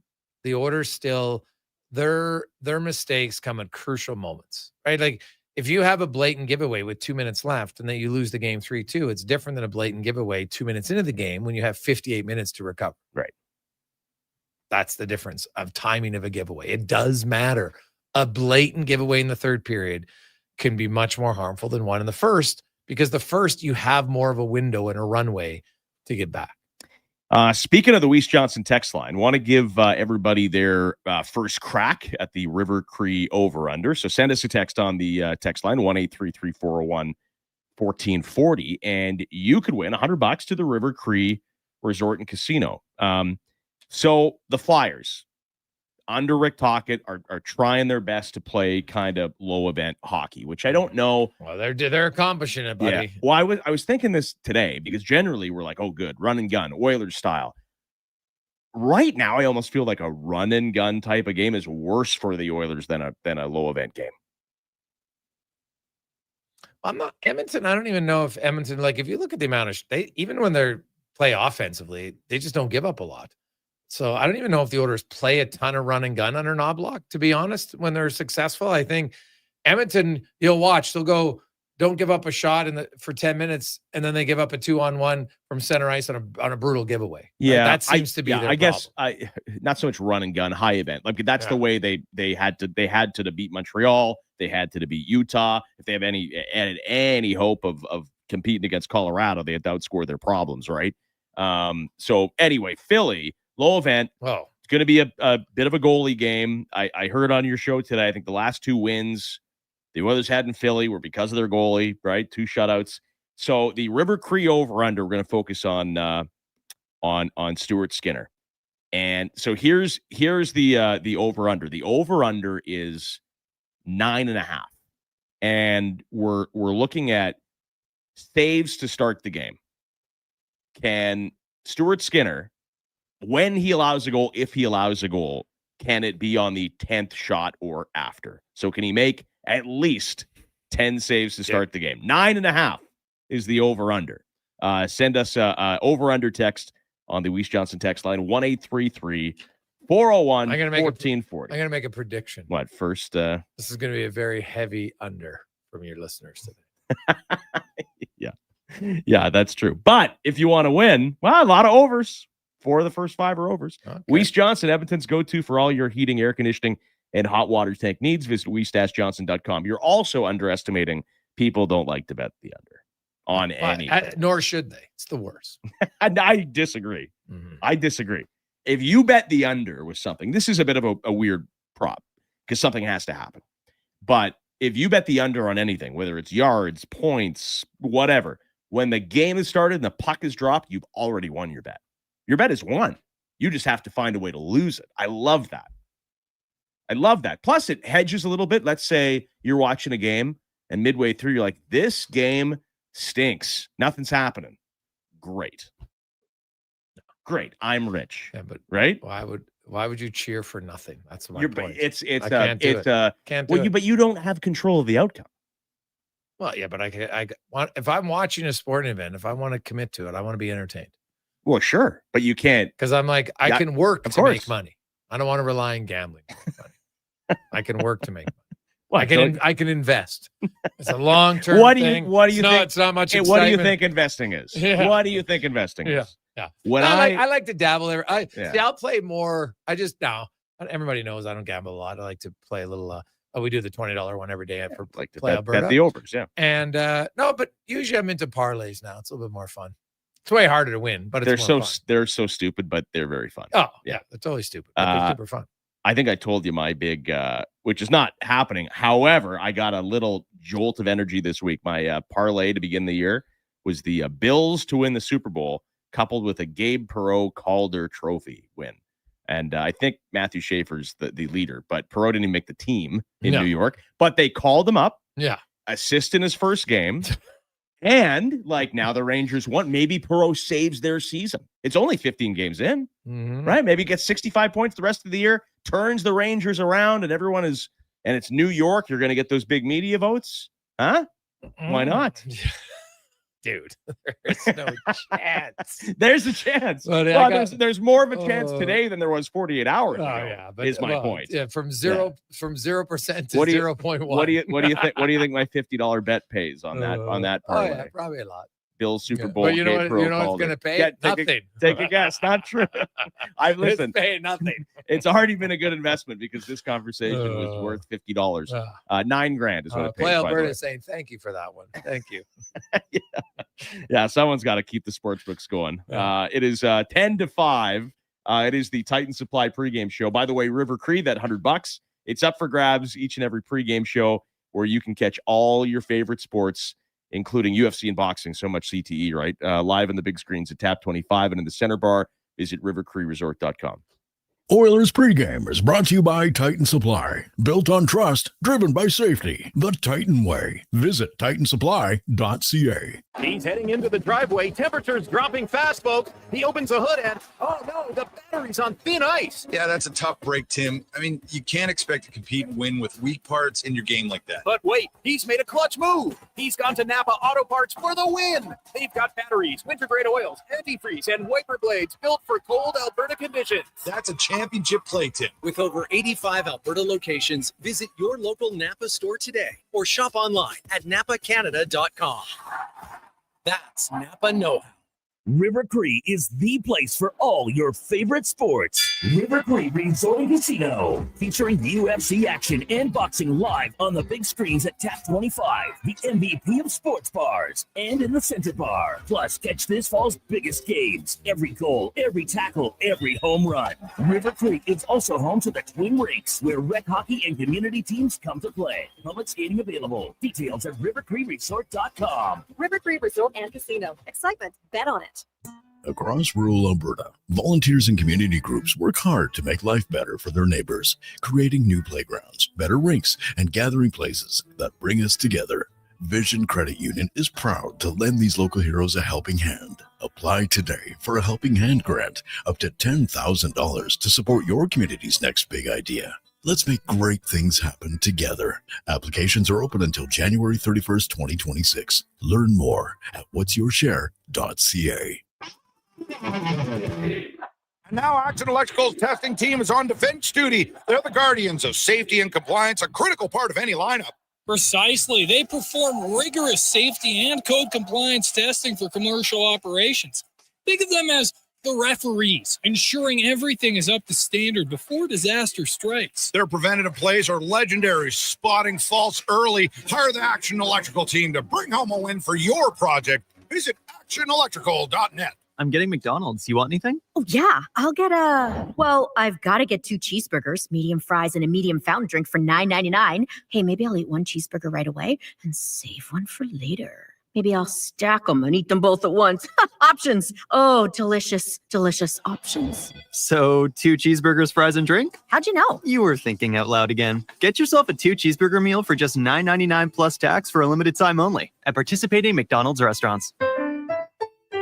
Winter in Alberta doesn't mess around. And neither does Titan Supply. For over 50 years, we've earned the trust of our customers across a variety of industries. Because we lead with integrity, honesty, and respect. I'm Joe. And I'm Brent from Titan Supply. When the weather hits hard, we're fully stocked with rigging, lifting, and hauling gear that works as hard as you do. Titan Supply. Built on trust, driven by safety. Serving Edmonton, Grand Prairie, Red Deer, and Calgary. Let us help you face the weather the Titan way. Visit titansupply.ca. You've got a go-to coffee spot, a trusted barber, even a lucky game day jersey. But when it's about looking your absolute best, there's only one name you need. Mr. Dirk. Family run since 1939. We're experts in crafting impeccable tailor-made suits and offering a wide variety of everyday styles. Pair that with personalized one-on-one fittings and the convenience of on-site tailoring. Mr. Dirk elevates your style game. Visit our Edmonton store or explore MrDirk.com. Score big on style with Mr. Dirk. Touch base on the Weiss Johnson text line, 1-833-401-1440. Keep your home warmer and energy costs down with a Goodman furnace installed by the pros from Weiss Johnson. Visit weiss-johnson.com for your new Goodman furnace. Don't look now, but I think we're being followed. Oh, that's just my Fountain Tire sidecar. Well, they're driving pretty close. Because they're attached. Save up to 15% on select tires until December 13th. Cool. Plus, get up to $125 off a set of 4 Goodyear tires. Anything else? Get $50 off a $150 service when you buy those tires. Well, that's handy. Yep. And weird. Well, I love my Fountain Tire sidecar. Book your appointment online today. Restrictions apply. Fountain Tire. We're on this road together, Canada. Portions of this hour brought to you by Elks Nation, 2 weekly podcasts with Eddie Steele and Declan Kruger breaking down the green and gold. The most in-depth EE football coverage on YouTube and anywhere you get your podcasts, elksnation.ca.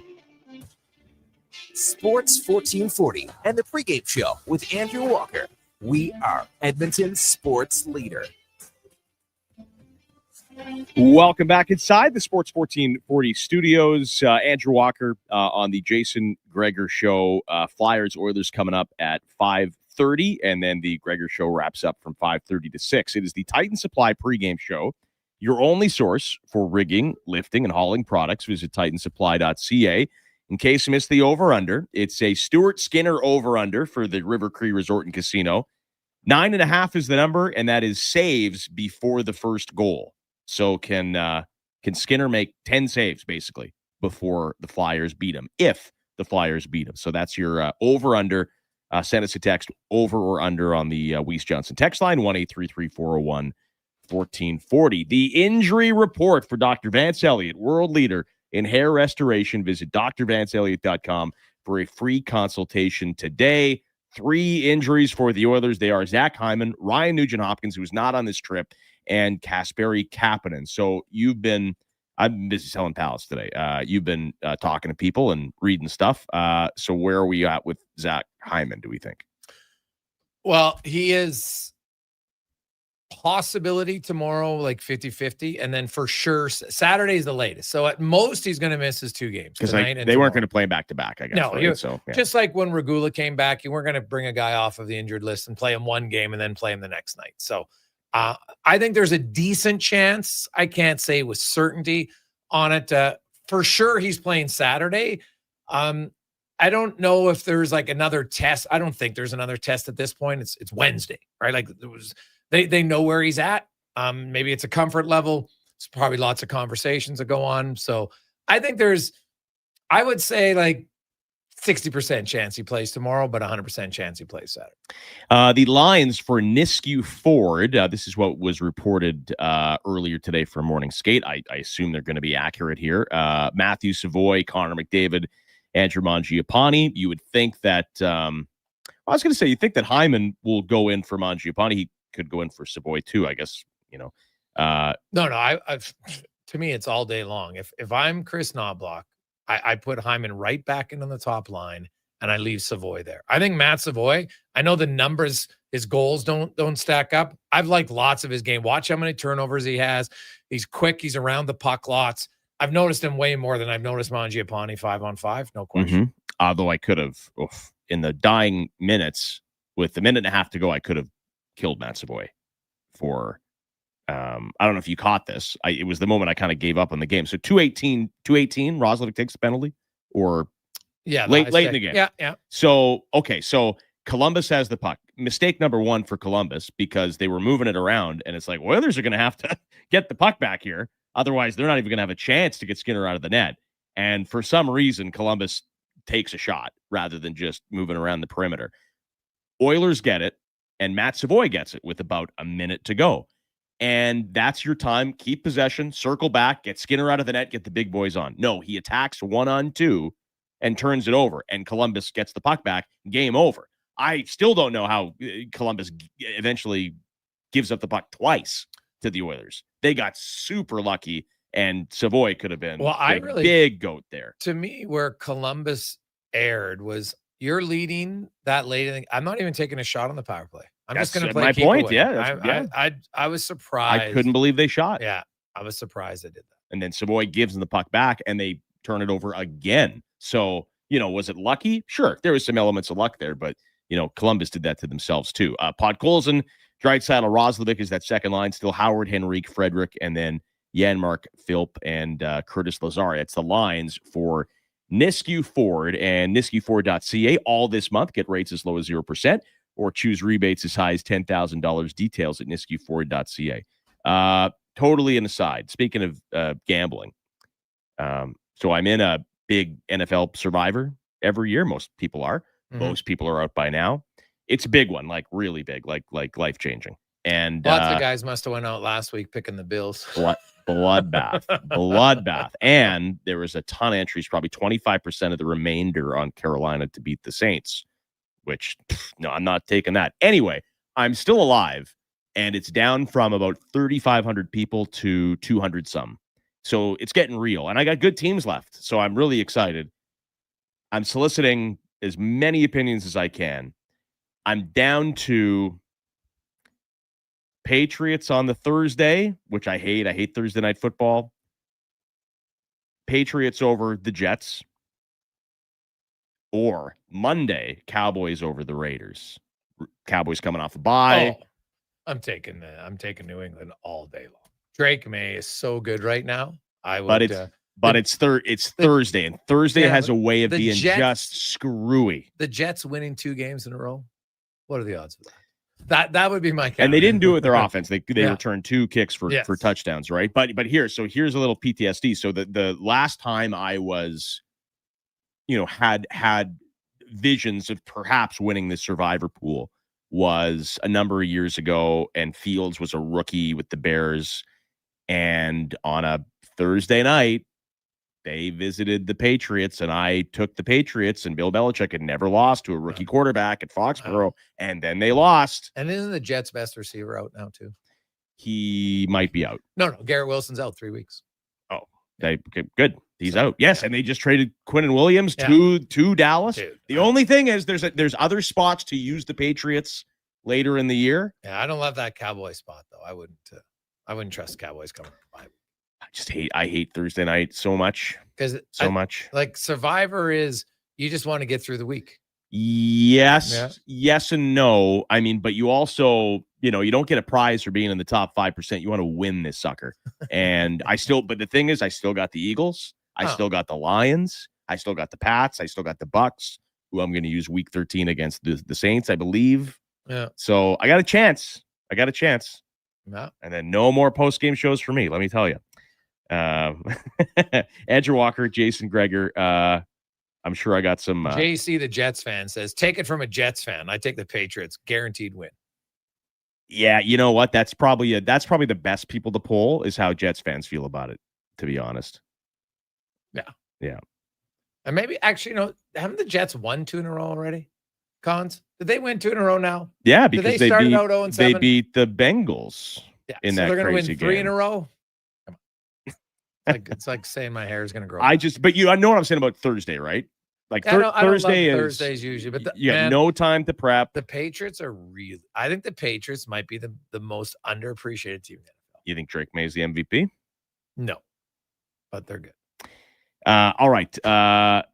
Titan Supply pregame show right here on Sports 1440. By the way, Landon Ferraro, our game day analyst, former NHLer, he is coming up for Ed's Auto Salvage in the final segment, and he'll join you tomorrow, right? On the Gregor Show. Mm-hmm. Okay. I didn't go through the Flyers lines, and I can quite quickly. I totally agree. By the way, I was listening to your interview with Buddy there, and there's some teams that they're up and coming. And there's some teams that are the Flyers don't have contenders, and you might not love them, but I guess in theory they're a contender. And there are just some teams that you're not winning.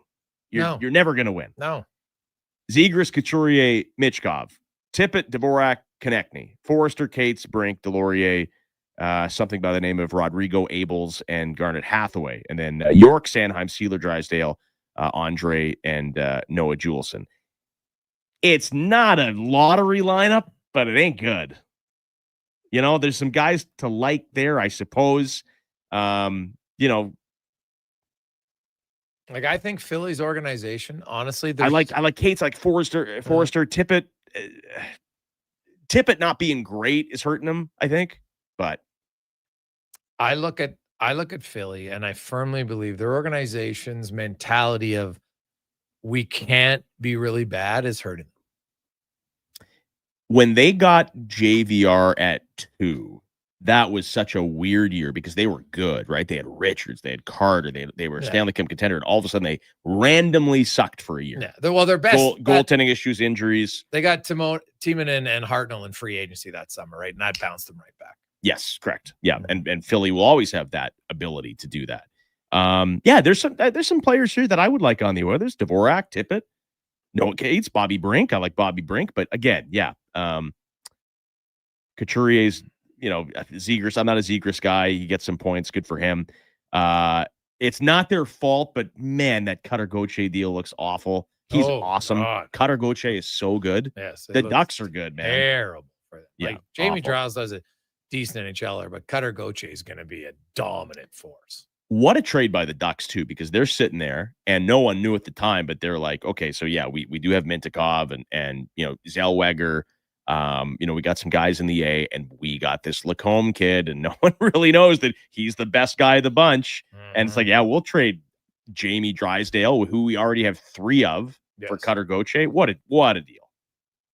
Oilers got to make a deal like that, which is not easy, but you got to get lucky. I guess they did with the Ekholm trade, but the Oilers don't have a high pick. Drysdale was a 6th overall pick, right? They traded 6th for a 5th, essentially 6 overall, 5 overall. The Oilers, was Gauthier that high? Gauthier's 5th overall pick, 2022. Yeah. Like their highest prospect they have now is Matt Savoy. That's Chad on the text line. This is what I'm talking about. Divisional Thursday. This is the Jets Super Bowl. Best chance for guys to get looks for next year's contract. I'd shy away too. That's exactly my worry. And then the flip side is you take the Cowboys, the least trustworthy sports franchise in the last 25 years. That's the reason why I wouldn't do it. Yeah. Can't trust the Cowboys. But here's the thing, though. Unless you're picking you're picking the Cowboys to lose the game. The Raiders are so bad. Yes, they are. Also, the Cowboys brought in a couple guys at the deadline. I don't know exactly how they're going to respond to their teammates passing. That's kind of a weird thing that you throw in. You can go either way on that one. But here's what I do trust about the Cowboys. I trust that they'll win enough to get in a spot where they can choke, right? Like I don't trust the Cowboys in a big game, but this is the game the Cowboys win, right? Like they rattle off a few wins here, and then it's week 15 and they got a big game against Philly and they fall flat on their face. That's the Cowboys way. They don't lose this game. They lose the game 2 weeks from now, is my point. Possibly. Yes, maybe, possibly. No help. All right, let's take one more break on the other side. Landon Farrar, our game day analyst for Ed's Auto Salvage. When we come back, Sports 1440. Oilers pregame is brought to you by Titan Supply. Built on trust, driven by safety. The Titan way. Visit titansupply.ca. Pre-matchups are brought to you by Napa Auto Parts. For all your automotive needs, go to your trusted experts in high-quality parts, tools, equipment, and more. That's Napa know-how. At Nisku Ford, we want your visit to feel as comfortable as a holiday gathering. When you shop with us, you're not just a customer, you're family. And we always give our family the best. And the whole family is going to love our November deals. Find your favorite Ford, then choose from 0% financing or rebates as high as $10,000. Nisku Ford to your holiday visits or make your wish list at niskuford.ca today. Above expectations. Is your company drowning in paperwork and administrative tasks? Do you need more data to make better decisions? Nectar.io is your company's all-in-one solution for fleet and materials management, safety, time cards, and GIS-based project management. Now is the time to capture and transform field, site, and shop data into boardroom-level business intelligence, all with one login. Visit nectar.io to book a demo today. Nectar.io, your business made better. The job isn't done until the last load is hauled, and having a semi-trailer out of commission is not an option. Whether replacing or adding to your convoy, Edmonton Trailer has a huge inventory of new and used semi-trailers, trusted by the gravel, logging, oil field, fluids, and freight industries. Find a trailer right for you online or at one of their 3 locations. For sales, service, parts, rental, and finance, when you're in it for the long haul, Edmonton Trailer. Hand delivering a hamper to a family in need fills everyone's hearts with joy. Be part of the Holiday Hamper program. Adopt a local family and see the difference your groceries and gifts make firsthand. Sign up today at holidayhamper.ca.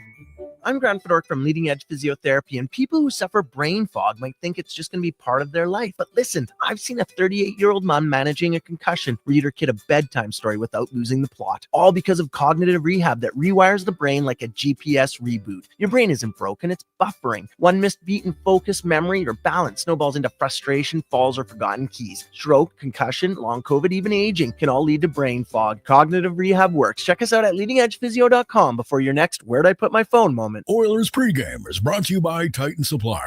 Built on trust, driven by safety. The Titan way. Visit titansupply.ca. Touch base on the Weiss Johnson text line, 1-833-401-1440. Keep your home warmer and energy costs down with a Goodman furnace installed by the pros from Weiss Johnson. Visit weiss-johnson.com for your new Goodman furnace. Get Black Friday prices now at The Brick. Skip the line and save big. Get 65% off genuine leather and reclining sofas when you buy the matching Love Cedar chair. Plus, get up to 25% off bedroom and dining furniture. And buy more, save more. Get up to an extra $1,000 off select major kitchen appliances. Mattresses are up to 40% off. And with every mattress purchase, you're entered for a chance to win a cruise. Some exclusions apply. See in store for details. The Brick, saving you more. Oilers pregame is brought to you by Titan Supply. Built on trust, driven by safety. The Titan way. Visit titansupply.ca.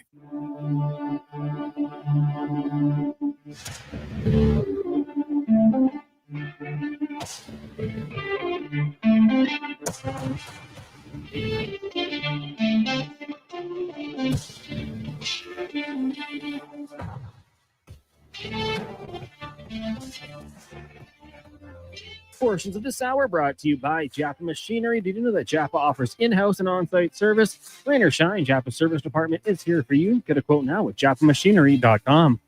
It's the pregame show with Andrew Walker on Edmonton's only 24/7 sports station, Sports 1440.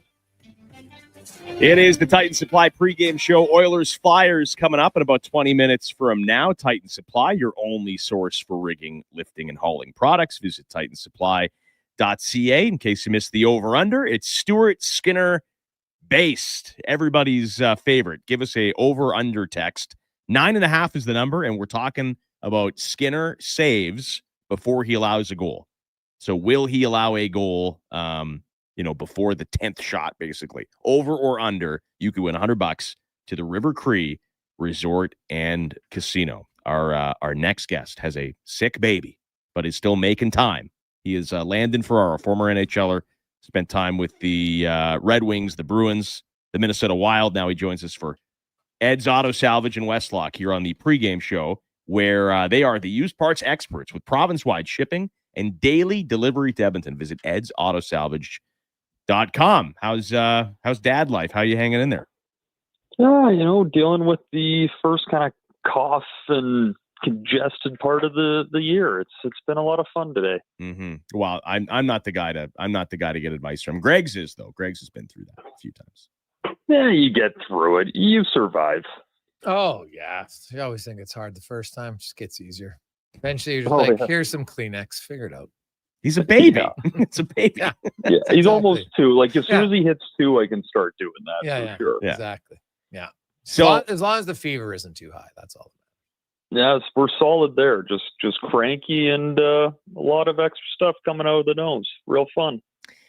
Oilers were better against Columbus than they were the previous game. I think we can all agree on that. But they weren't great against Columbus. There was some, McDavid did his thing, and Frederick got punched in the face, and everyone seemed to like that. Did they, in your estimation, Landon, bounce back? And does it give you confidence heading into tonight's game against Philly, or are you approaching this road trip with a little trepidation? Well, I mean, I'd like to believe that it sparked something in them, and they're going to get just rolling now and get themselves into the season. But looking back at the game again, it was just more proof to me that they're a team that struggle at points, and then they have the firepower to dig themselves out of a hole later in a game. Like, McDavid's plays were unbelievable, and it's easy to say you can't count on that happening all the time, because that is true. But then you have McDavid and Draisaitl that pull those things off. But I just don't like the level that they had to raise in the latter parts of that game just to get themselves back in. Like, you can't expect that every game. You got to play a more complete game, manage the puck a little better for sure. Yeah, well, I agree with you wholeheartedly. Like, to me, they got a win after the embarrassing loss, and that's what the most important thing was. But now it's, can they put together a better effort? I don't expect a great game. Just have a game where when the game's over, you're like, oh, the Oilers didn't have a 5-alarm giveaway that led directly to a goal. Because that's basically happened almost every game this year that they've lost. Like that Mangiapane one, like that was so terrible. I was just like, oh my God. And then and I respect the coach, because people were like, well, Bouchard shouldn't have got a penalty. Well, he slashed him 3 times. And the Oilers had all the momentum. And I get if you want to play gritty, but slashing a guy 3 times isn't playing gritty. And it's happened a few times. And so, the benching of Bouchard was a combination of all the giveaways and the penalty. And coach said, okay, enough's enough. Now we'll give you a chance to reset. And I thought he played much better. Like that play on the McDavid goal where he got the puck quick in the neutral zone and gave it to McDavid in stride right away. That's what he does. That is an elite play that I think some people overlook. Like McDavid's reaction right away was he was like, okay, dude, like, because he knew how difficult that play was by Bouchard. And so to me, I'm like, if they can eliminate the 5 bellers, then that to me is progress for them and play a better game, because they'll go, well, we watched it. They'll go 50 minutes, not give up anything. And then it's boom, in 3 minutes, they're down 2 goals because they gave up a 3-on-1 or gave a guy a breakaway on a nothing play. And that's the part for me. And I think I said it in the post game the other night of, like, it is great they got the win. That's obviously big, but at the same time, like, did the win teach them anything? Yeah. Not like, the majority of those guys don't have many more lessons to learn. They've been to 2 finals. They've been through quite a bit, but at the same time, like, just to put a bit of that urgency into them.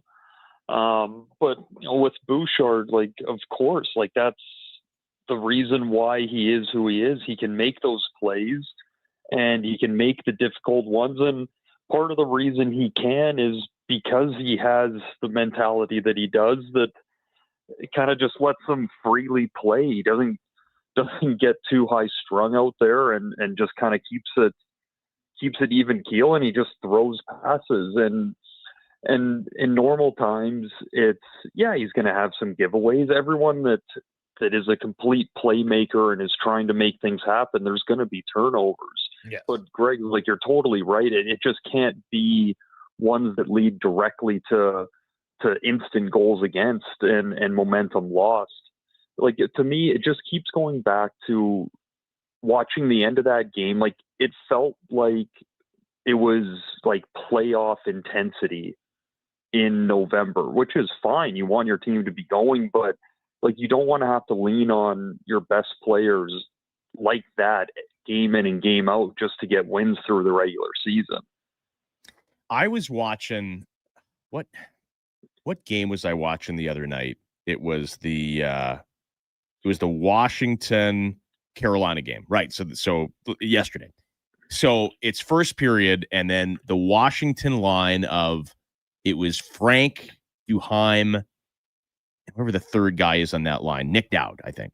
Anyway, they dump it in, good forecheck, like strong on the body, and it's like pass, jam it in, bang, goal. And it was like, oh wow, like third line, fourth line, whatever it is, big goal. And I was sitting there, I was like, Oilers haven't had a goal like that all year. They like literally have not had a goal all year where it's one line, gets in there, like depth guys, bang, bang, bang, huge goal. I'm like, it's been 16 games, and I do not recall a depth goal quite like that. I don't remember one. Well, honestly, if you take out the playoffs when guys started, the depth guys really started scoring, contributing, like there wasn't many all of last season either. Yeah. Like that has always been a thing with the Oilers, with how this team is made up of, and the constant struggle of finding those players every single summer with the amount of turnaround of wingers. Like they're just trying to find a different combination that can lead to that, because you see every team that wins the Stanley Cup, like, of course you talk about the top players, but there's always that third or fourth line that it's the best in the league and it's contributing at a rate that the other team can't compete with. What's the reason the Oilers made the final? It's like they finally started getting a full lineup, and then they just kind of went on a run for a month and a half. Kapanen was scoring goals, and Podkolzin and Corey Perry. I'll say this. If you look at their free agent signings, they've yet to go after, because Frederick was a trade. They've yet to go after a free agent. Skinner's not it. Arvidsson's not it. Connor Brown is not it.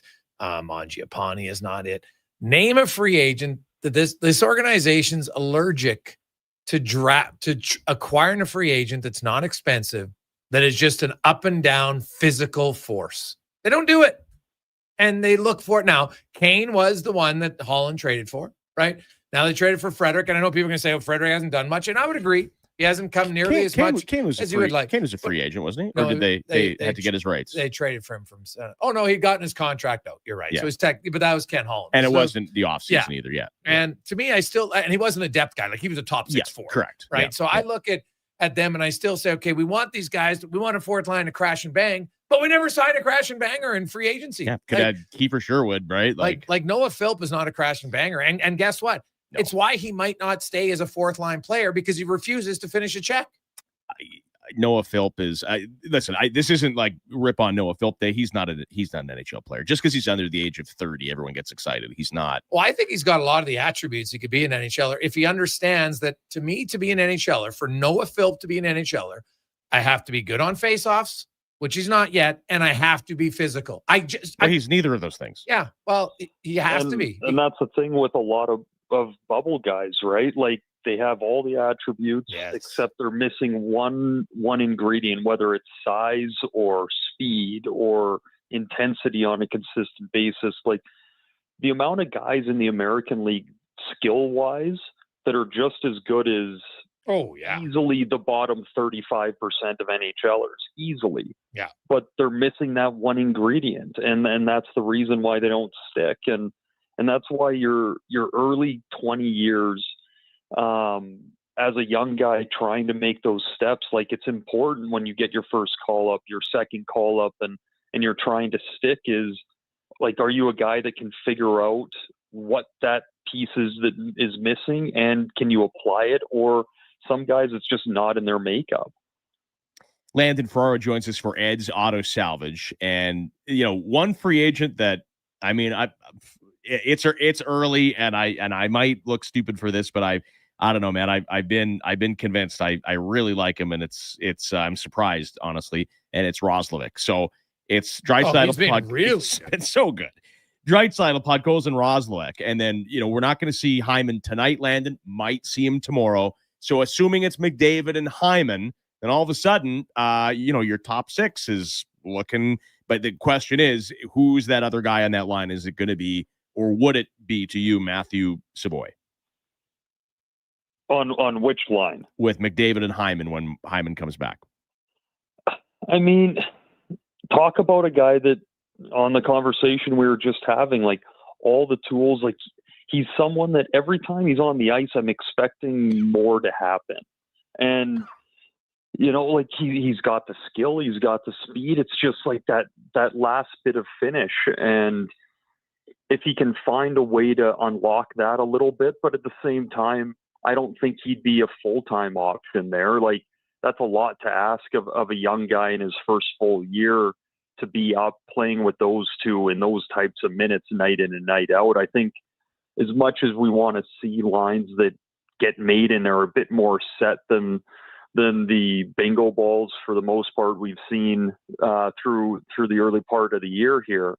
I could see it working, but at the same time, again, right? Like, it's how long can he keep up with those two with the type of responsibility that they have? You want a little trivia, Landon? A little quick trivia? I feel like I don't have a choice. Okay. So Scott Sabourin has scored a goal tonight in the NHL, and it was assisted by Joe Finley and Curtis Douglas. What team am I talking about? You're talking about, I know it's down in Florida. Are they with Tampa?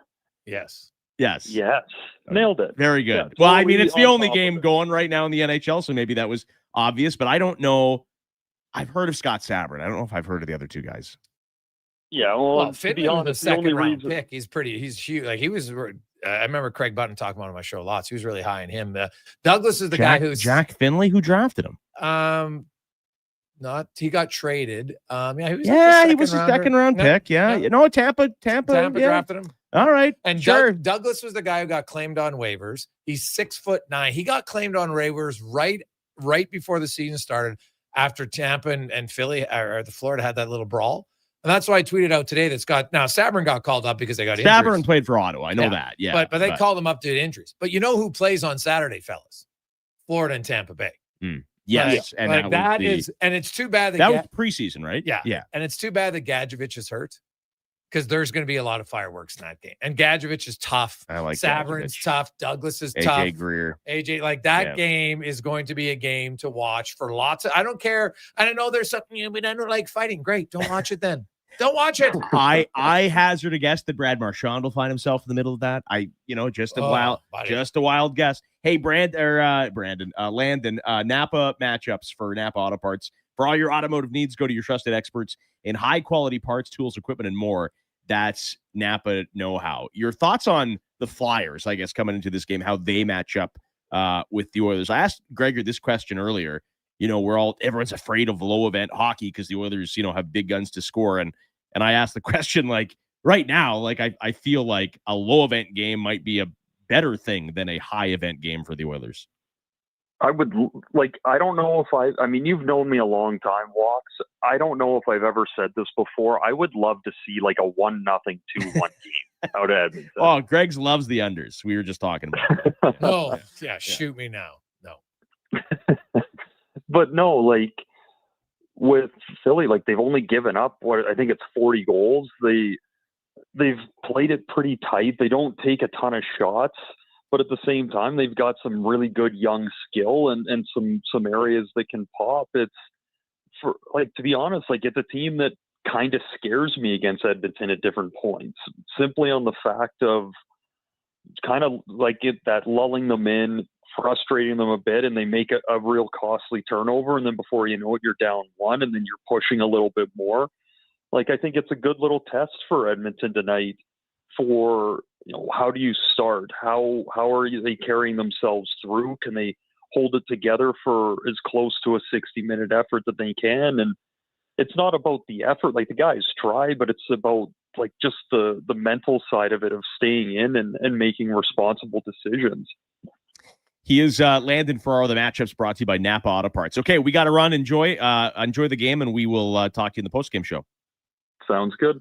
All right, that's Landon Farrar, brought to you by Ed's Auto Salvage. Really quickly, let's hear a couple of clips from the head coach, brought to you by Vision Credit Union. This was Chris Knobloch before the game, as we're talking about Philly a little bit, countering that Flyers defensive game that Landon was talking about. Well, a lot of it is, one, not getting impatient, trying to force things, because you force things, that's going to lead into them getting the opportunities. But I think the little stuff like just puck recoveries, getting pucks to the net, but finding those rebounds. You're not going to get them out of positions very often. If you do, it's probably off of a transition play where you were able to check the puck back.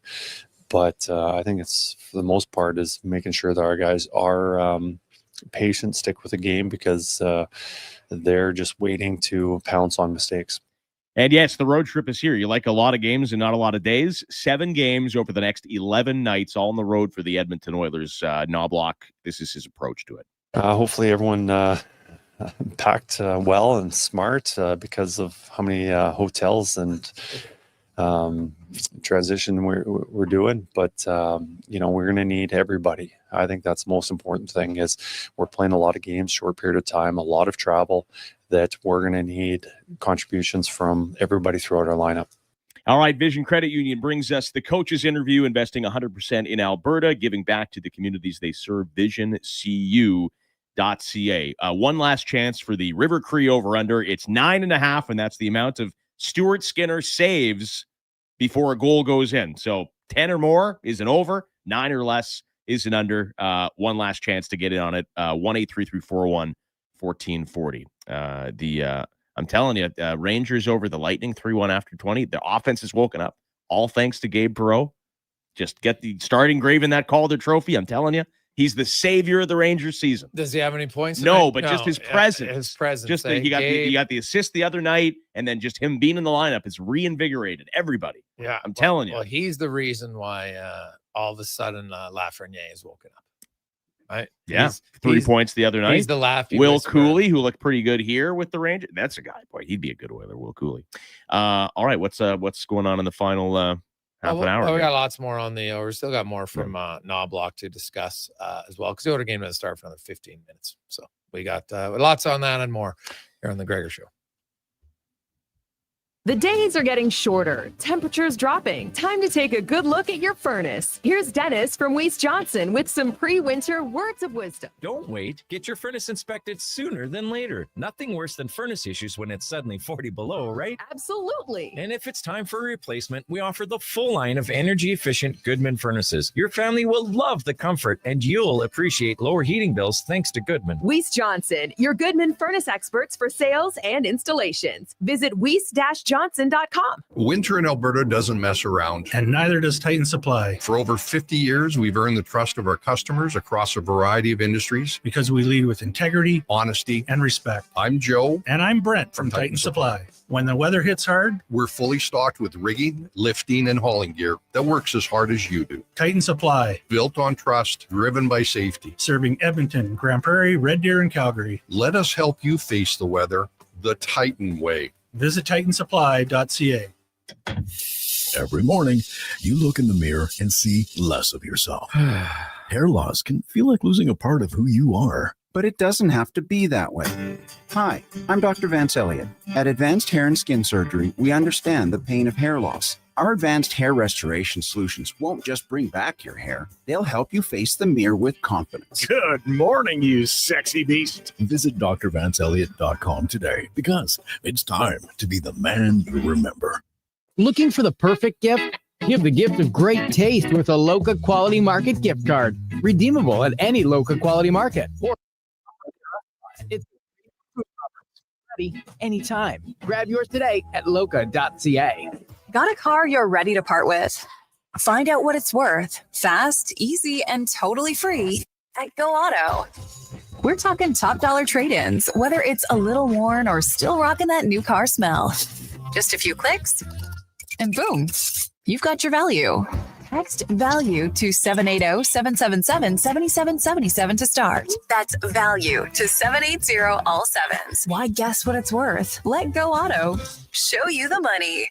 I'm getting McDonald's. You want anything? Oh, yeah. I'll get I've got to get 2 cheeseburgers, medium fries, and a medium fountain drink for $9.99. Hey, maybe I'll eat 1 cheeseburger right away and save one for later. Maybe I'll stack them and eat them both at once.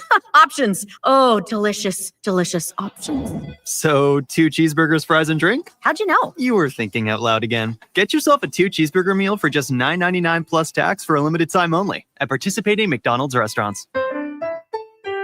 At Papa John's, our butter chicken pizza is a Canadian favorite, and we think we know why. We start with a velvety, tangy, and subtly sweet sauce. Then it's our better ingredients: fresh, never frozen original dough, juicy grilled chicken, and crunchy green peppers and onions. Sounds delicious, right? Well, wait till you try it. It's butter chicken made better. Order your large butter chicken pizza today for only $19.99. Better ingredients, better pizza, Papa John's. Proudly locally owned and operated. Silent Rides is one of Alberta's premier specialty charter companies. With our luxury motor coaches, we provide our customers with the safest and most reliable ground transportation services. Our seatbelt equipped, top-of-the-line motor coaches have become the preferred carrier for many local sports teams, tours, corporate outings, and other various travel needs across Western Canada. For more information and to request a quote, contact sales at 877-748-0991 or visit silentrides.ca. The basketball show turns 10, and we welcome a new generation of basketball talk. Hoop City with Paul Sir airs Saturday mornings from 10 till noon on Sports 1440. From grassroots to NBA to the Olympics, we've got you covered. Across the province, Albertans are taking their shot on Play Alberta. With casino winners every hour, jackpots worth millions, and revenue that stays in the province, there's never been a better time to sign up. Right now, our listeners can score a $50 free bet when they make a minimum $50 deposit with code Gregor50. That's code Gregor50 for a $50 free bet. Start playing with your game sense today to find out if you're Alberta's next winner. Legacy Heating and Cooling is the only place to call for heating your home. So when it's time to replace your old furnace, call Legacy. Or for 24-hour repair with no overtime rates.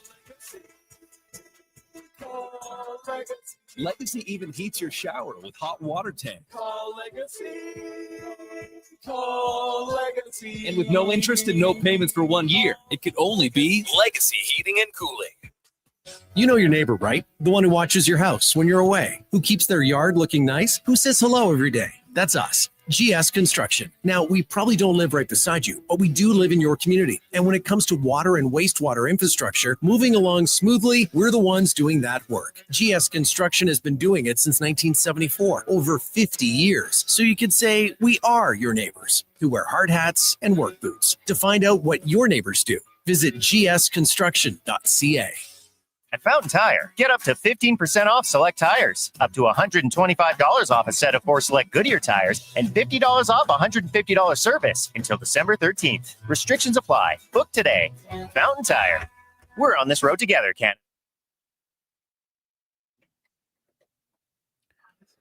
Portions of this hour brought to you by eWell. Get your power play amped up with eWell, supplying the City of Champions and Alberta with quality electrical gear since 1975. eWell.ca is your partner in power. The Jason Gregor Show, the best of Edmonton sports talk and beyond. This is Sports 1440. Presented by PlayAlberta.ca, Alberta's only regulated online gambling website.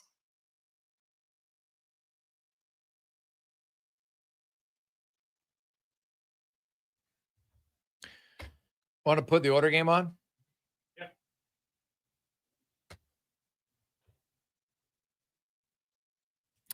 We continue on.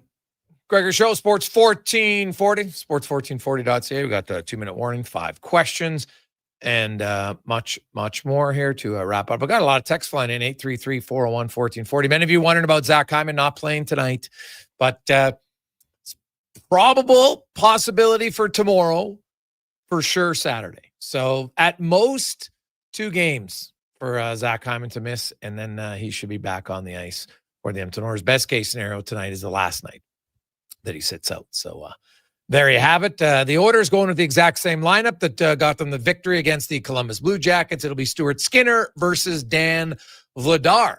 And Vladar is off to a pretty good start with the Flyers, 6-3 with a .917 save percentage and just under 2.2 goals against average. So it's pretty solid. The Flyers, they are the 5th best team in allowing goals in the NHL, only 2.6 goals against per game. So a fairly solid start to the season defensively. Unfortunately, they are the second lowest scoring team in the NHL. So they don't give up a lot, but they don't score much. And that's why they are out of the playoffs right now. If they could get their offense going, they would. They might be a team to reckon with. But I'm not sure they have the horses. We shall see. Now, let's get to the 2-minute warning with Cam Tate, brought to you by Legacy Heating and Cooling, where the rates never change. No overtime charges. That's how you build a legacy at legacyheating.ca. There's a playful rhythm swirling around the Edmonton Oil Kings, Gregor. The kind that taps you on the shoulder, grins wide, and practically shouts, "Fellas, you can't make this up." The whole outfit has fallen head over helmets for one number 6. 6 straight wins. Their latest, a 6-3 win Tuesday in Kamloops, a night that had everything but a marching band. The CHL rankings? Naturally, Edmonton is currently number 6 in the nation. And before this road swing ends, the Kings still have 6 more nights under those BC lights. Feels like the hockey gods are winking from the cheap seats. Tuesday in Kamloops, the Kings were down 2-0 before they'd even broken a sweat. But Landon Hansen, short-handed and dead set on flipping the script, sparked the comeback. Then the goals came like prairie thunder. Lucas Sachin, Poole Anderson, Max Curran, Joe Iginla, each adding a verse to the rally.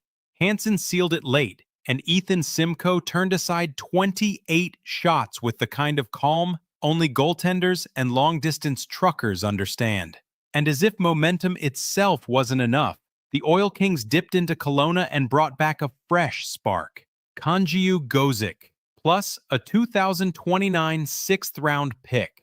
President and GM Kurt Hill talked about Gozik like a miner describing a new vein of ore. Speed glinting at the edges, skill stitched through the grain, and a sturdy 6'1", 190 frame built for bigger nights. Kelowna's 48th overall pick in 2023, 18 points last year, 2 assists to start this one. And now, under Edmonton's brighter lights, you can almost sense it. Still more shimmer waiting to be coaxed forward. The newest Oil King joined the team on their current road trip. 2-minute warning, Gregor, Halley, Kruger. Is he still with us over there? And me, Tater. Weekdays, Sports 1440. The Oil Kings are good. They are really good. And the good news is for Oil Kings fans, they've had a lot of road games. And now you obviously want your team to win all the time, but they're coming up with a little bit of a stretch of home games later this month. Not right now, because they're just like the Oilers, they're on the road. They are on the road. Well, they just won in Kamloops. They're on Friday, Saturday, next Tuesday, next Wednesday, next Saturday. So it is.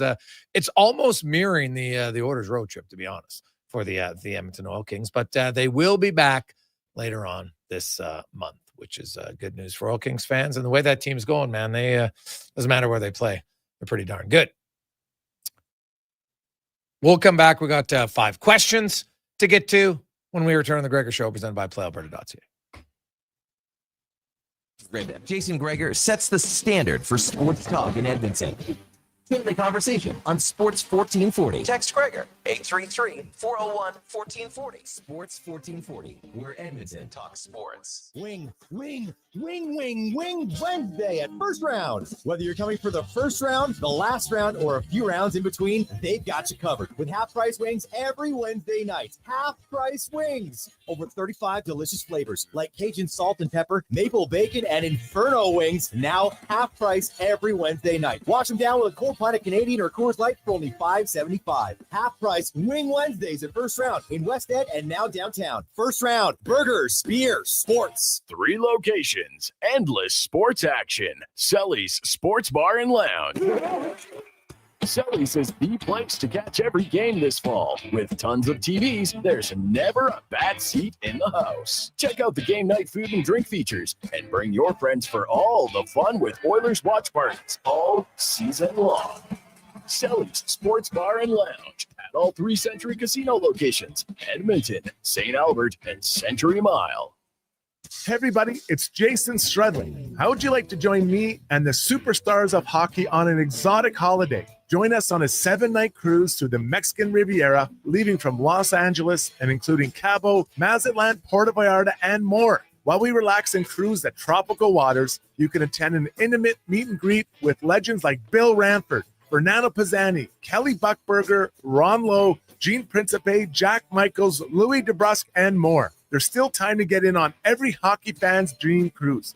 Book now and save $500 per couple. The Edmonton Hockey Legends Cruise. Price start at just $23.99. Part of the proceeds support the Ben Stelter Foundation and Kids with Cancer. Visit cast.tours/Edmonton. Call 1-833-347-7678. Call now to book and save $500 per cabin when you mention promo code Stingray Radio. That's cast.tours, 1-833-347-7678. The basketball show turns 10, and we welcome a new generation of basketball talk. Hoop City with Paul Sir airs Saturday mornings from 10 till noon on Sports 1440. From grassroots to NBA to the Olympics, we've got you covered. Portions of this hour brought to you by Cantork. What's the best way to beat the tariffs? Buy Canadian. Cantork's products are not only made in Canada, but right here in Edmonton. Save money, support Canada at cantork.com.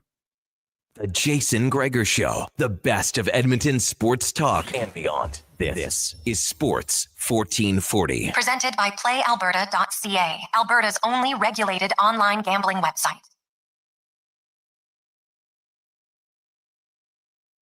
5:45. Whoa.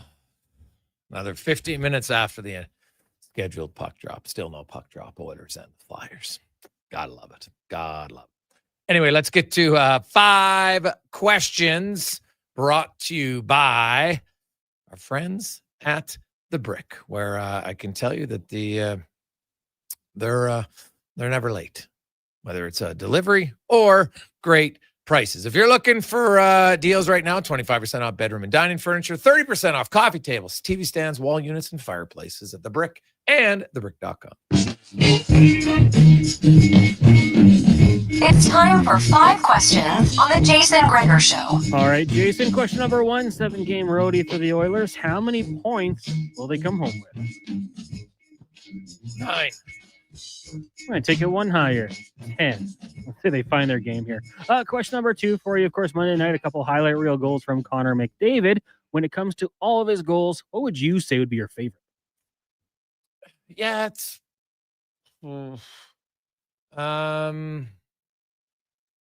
Well, probably the one against the Rangers when he danced through 4 guys on his own. That was pretty impressive. Tied up at 5. Yeah, big goal. I like that one. Coming back from the injury was good, but for me, it's going to be game 6 against the Stars. First goal, walking, was it Heiskanen? Pretty impressive goal, set the tone. So a big moment. I like that one for sure. Question number 3 for you. Jameis Winston looking like he's going to get the start this weekend for the G-Men with Jackson Dart in the concussion protocol. Is there any other backup quarterback you would like to see get some reps before the season ends? Go ahead. One for me, like just for the fun of it, would be Shador, but Joe Milton in Dallas. When he was with the Patriots last year, he was fantastic. This guy's huge. He can run around out there. So Joe Milton III is one for me I'd like to see. Really? Yeah. Patriots moved on from him for a reason, I think. Obviously a Drake, but I think they didn't need any controversy if it didn't work out for Drake. Really? You think that's why they did it? No, probably not. Probably because they trusted Drake, but I just really like him. He's a huge dude. He can run. He can just sling that football. That's probably his problem. He always just launches it. Yeah. We've actually seen a lot of backups playing already this season, right? I guess ones we haven't seen, because most of probably the best ones have already played. I will go. God, was there any that I want to see? Oh, you know what? Just for fun, I'll go with Minshew, just because he's always entertaining. Yeah, that's a good one. Question number 4 for you, Grey Cup, just a few days away. What would you say was your favorite Grey Cup game of all time? Oh, man, this is... Young Jason Gregor would be the 1987 Grey Cup, the Gizmo Williams TD return. It's funny. The best one I covered might have been 05 in BC Place when they went to overtime. That was a heck of a game. So 2 different. But the other game on it, actually, you know what? The 1989 Riders Hamilton Tiger Cats is one of the greatest Grey Cup. The Tony Champion catch in the end zone still might be the greatest catch I've ever seen in a Grey Cup. That's fair. I mean, Grey Cup 84, The Snow Bowl in '96. I mean, didn't have the Eddie Brown's catch was a sick catch. and just playing in the snow. Like to me, that's just the epitome of the Grey Cup. Yeah, so the problem was that was a fumble. That was a joke call. Yeah. And Eskimos lost, which wasn't great. But that one to But me the call was always terrible. stand out. That was a bad call. Final question for you. Canadian actor Ryan Gosling turns 45 years old today. Of his films, and there's a lot of them, what would be your favorites? He has actually been it. You know, I don't love a ton of romantic movies, but The Notebook's pretty good. Like if you're looking for that, I'm remembering the Titans though for sure. You got to go with him in that one. I know he wasn't a main guy in it, but he's in it, and the movie's unbelievable. So I will go on that. And you know which one I didn't. I know it's not a great movie, but I didn't mind Gray Man. I haven't seen that one. Oh yeah, it's pretty good. I mean, Remember the Titans. You can never go wrong with that one for sure. I actually saw this one in theaters and I didn't hate it. Fall Guy. I found it, some good action, mindless. You're not thinking too much about it. But those ones are good. And then The Place Beyond the Pines was another one that I enjoyed. Crazy Stupid Love's also very good. He's got range, hey? Yeah, he does actually. Ridiculously good looking dude too. It's kind of annoying, but he does his, and that's why I kind of like Gray Man. Gray Man was very different than a lot of his other characters. So, I mean, he was Ken too. I don't know if you saw Barbie. No, I have never. I haven't seen it. So, Gray Man's basically like a CIA operation movie. If you're interested in it, I'd recommend it. I know people look on it, and that's okay. Like Rotten Tomatoes. So I said, not everybody loves it. I like Gray Man, but not a lot of people did. So, like, I know that Rotten Tomatoes doesn't give it but certain movies are never going to get a great ranking on Rotten Tomatoes, right? Because, was it believable a lot? No, but I quite liked it. So,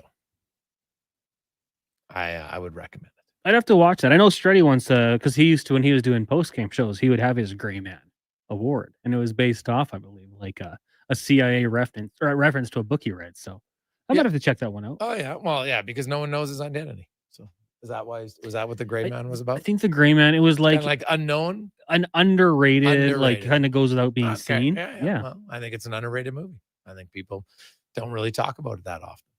That's what I would say. It's kind of underrated. So there you go. A few other texts line in 833-401-1440.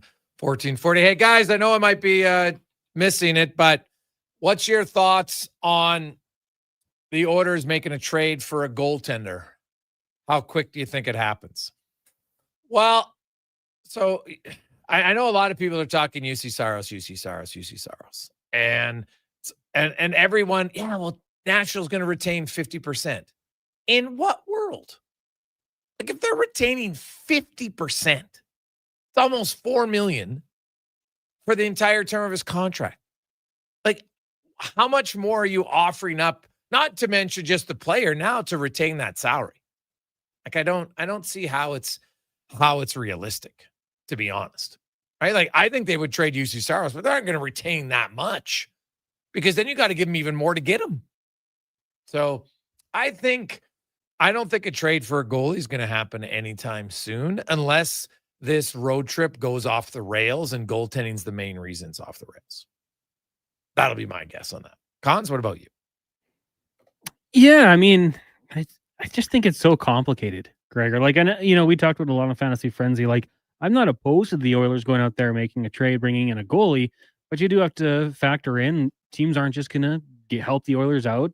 The salary cap is something you have to work around. I understand that's part of Stan Bowman's job, and that's what he's paid to do. But I don't think it's something that happens quickly. And I saw people like saying Saturday night, got to make a trade. It was like 2 a.m. Eastern time out east. Like the trades aren't just going to come together that quickly. So I'm not opposed to it. If they can go out there and get it done, fill your boots, go for it. But I don't know if I'm on board as it being something that's just going to happen right away and turn things around immediately. If that's a wake-up call that goes along with it, that they got to play, a little tighter defense at times, and maybe wakes up their offensive players as well, and that's great. But yeah, I guess I'm more on the wait and see side and see, what maybe comes loose here as the season goes on. Guys, do you think teams look fast in the Oilers? No. Speed is not an issue for me for the Edmonton Oilers. The Oilers, I don't see them losing lots of races to pucks. The Oilers are like, go by NHL Edge. They're the second fastest team in the league. Speed is not an issue for Edmonton. Now, I would argue that Edmonton right now, because of some guys who are being out, they're not as big as you'd like. Hyman's going to add a lot more size to their team. Even Kapanen's heavy, big. So I think as the team you see now, I think the roster after trade deadline, especially the one today, because it doesn't have Hyman, doesn't have Kapanen, doesn't have Nugent Hopkins. Like, that's 3 guys out of your lineup tonight. Not to mention who they'll acquire in the trade deadline. It's going to look a lot different. Enjoy the game. Puck is finally dropped.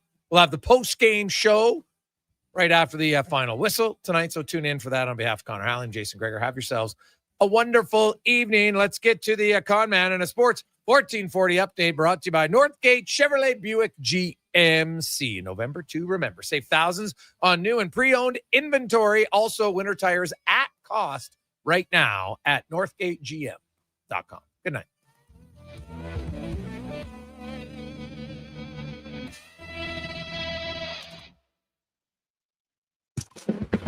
This is a Sports 1440 update.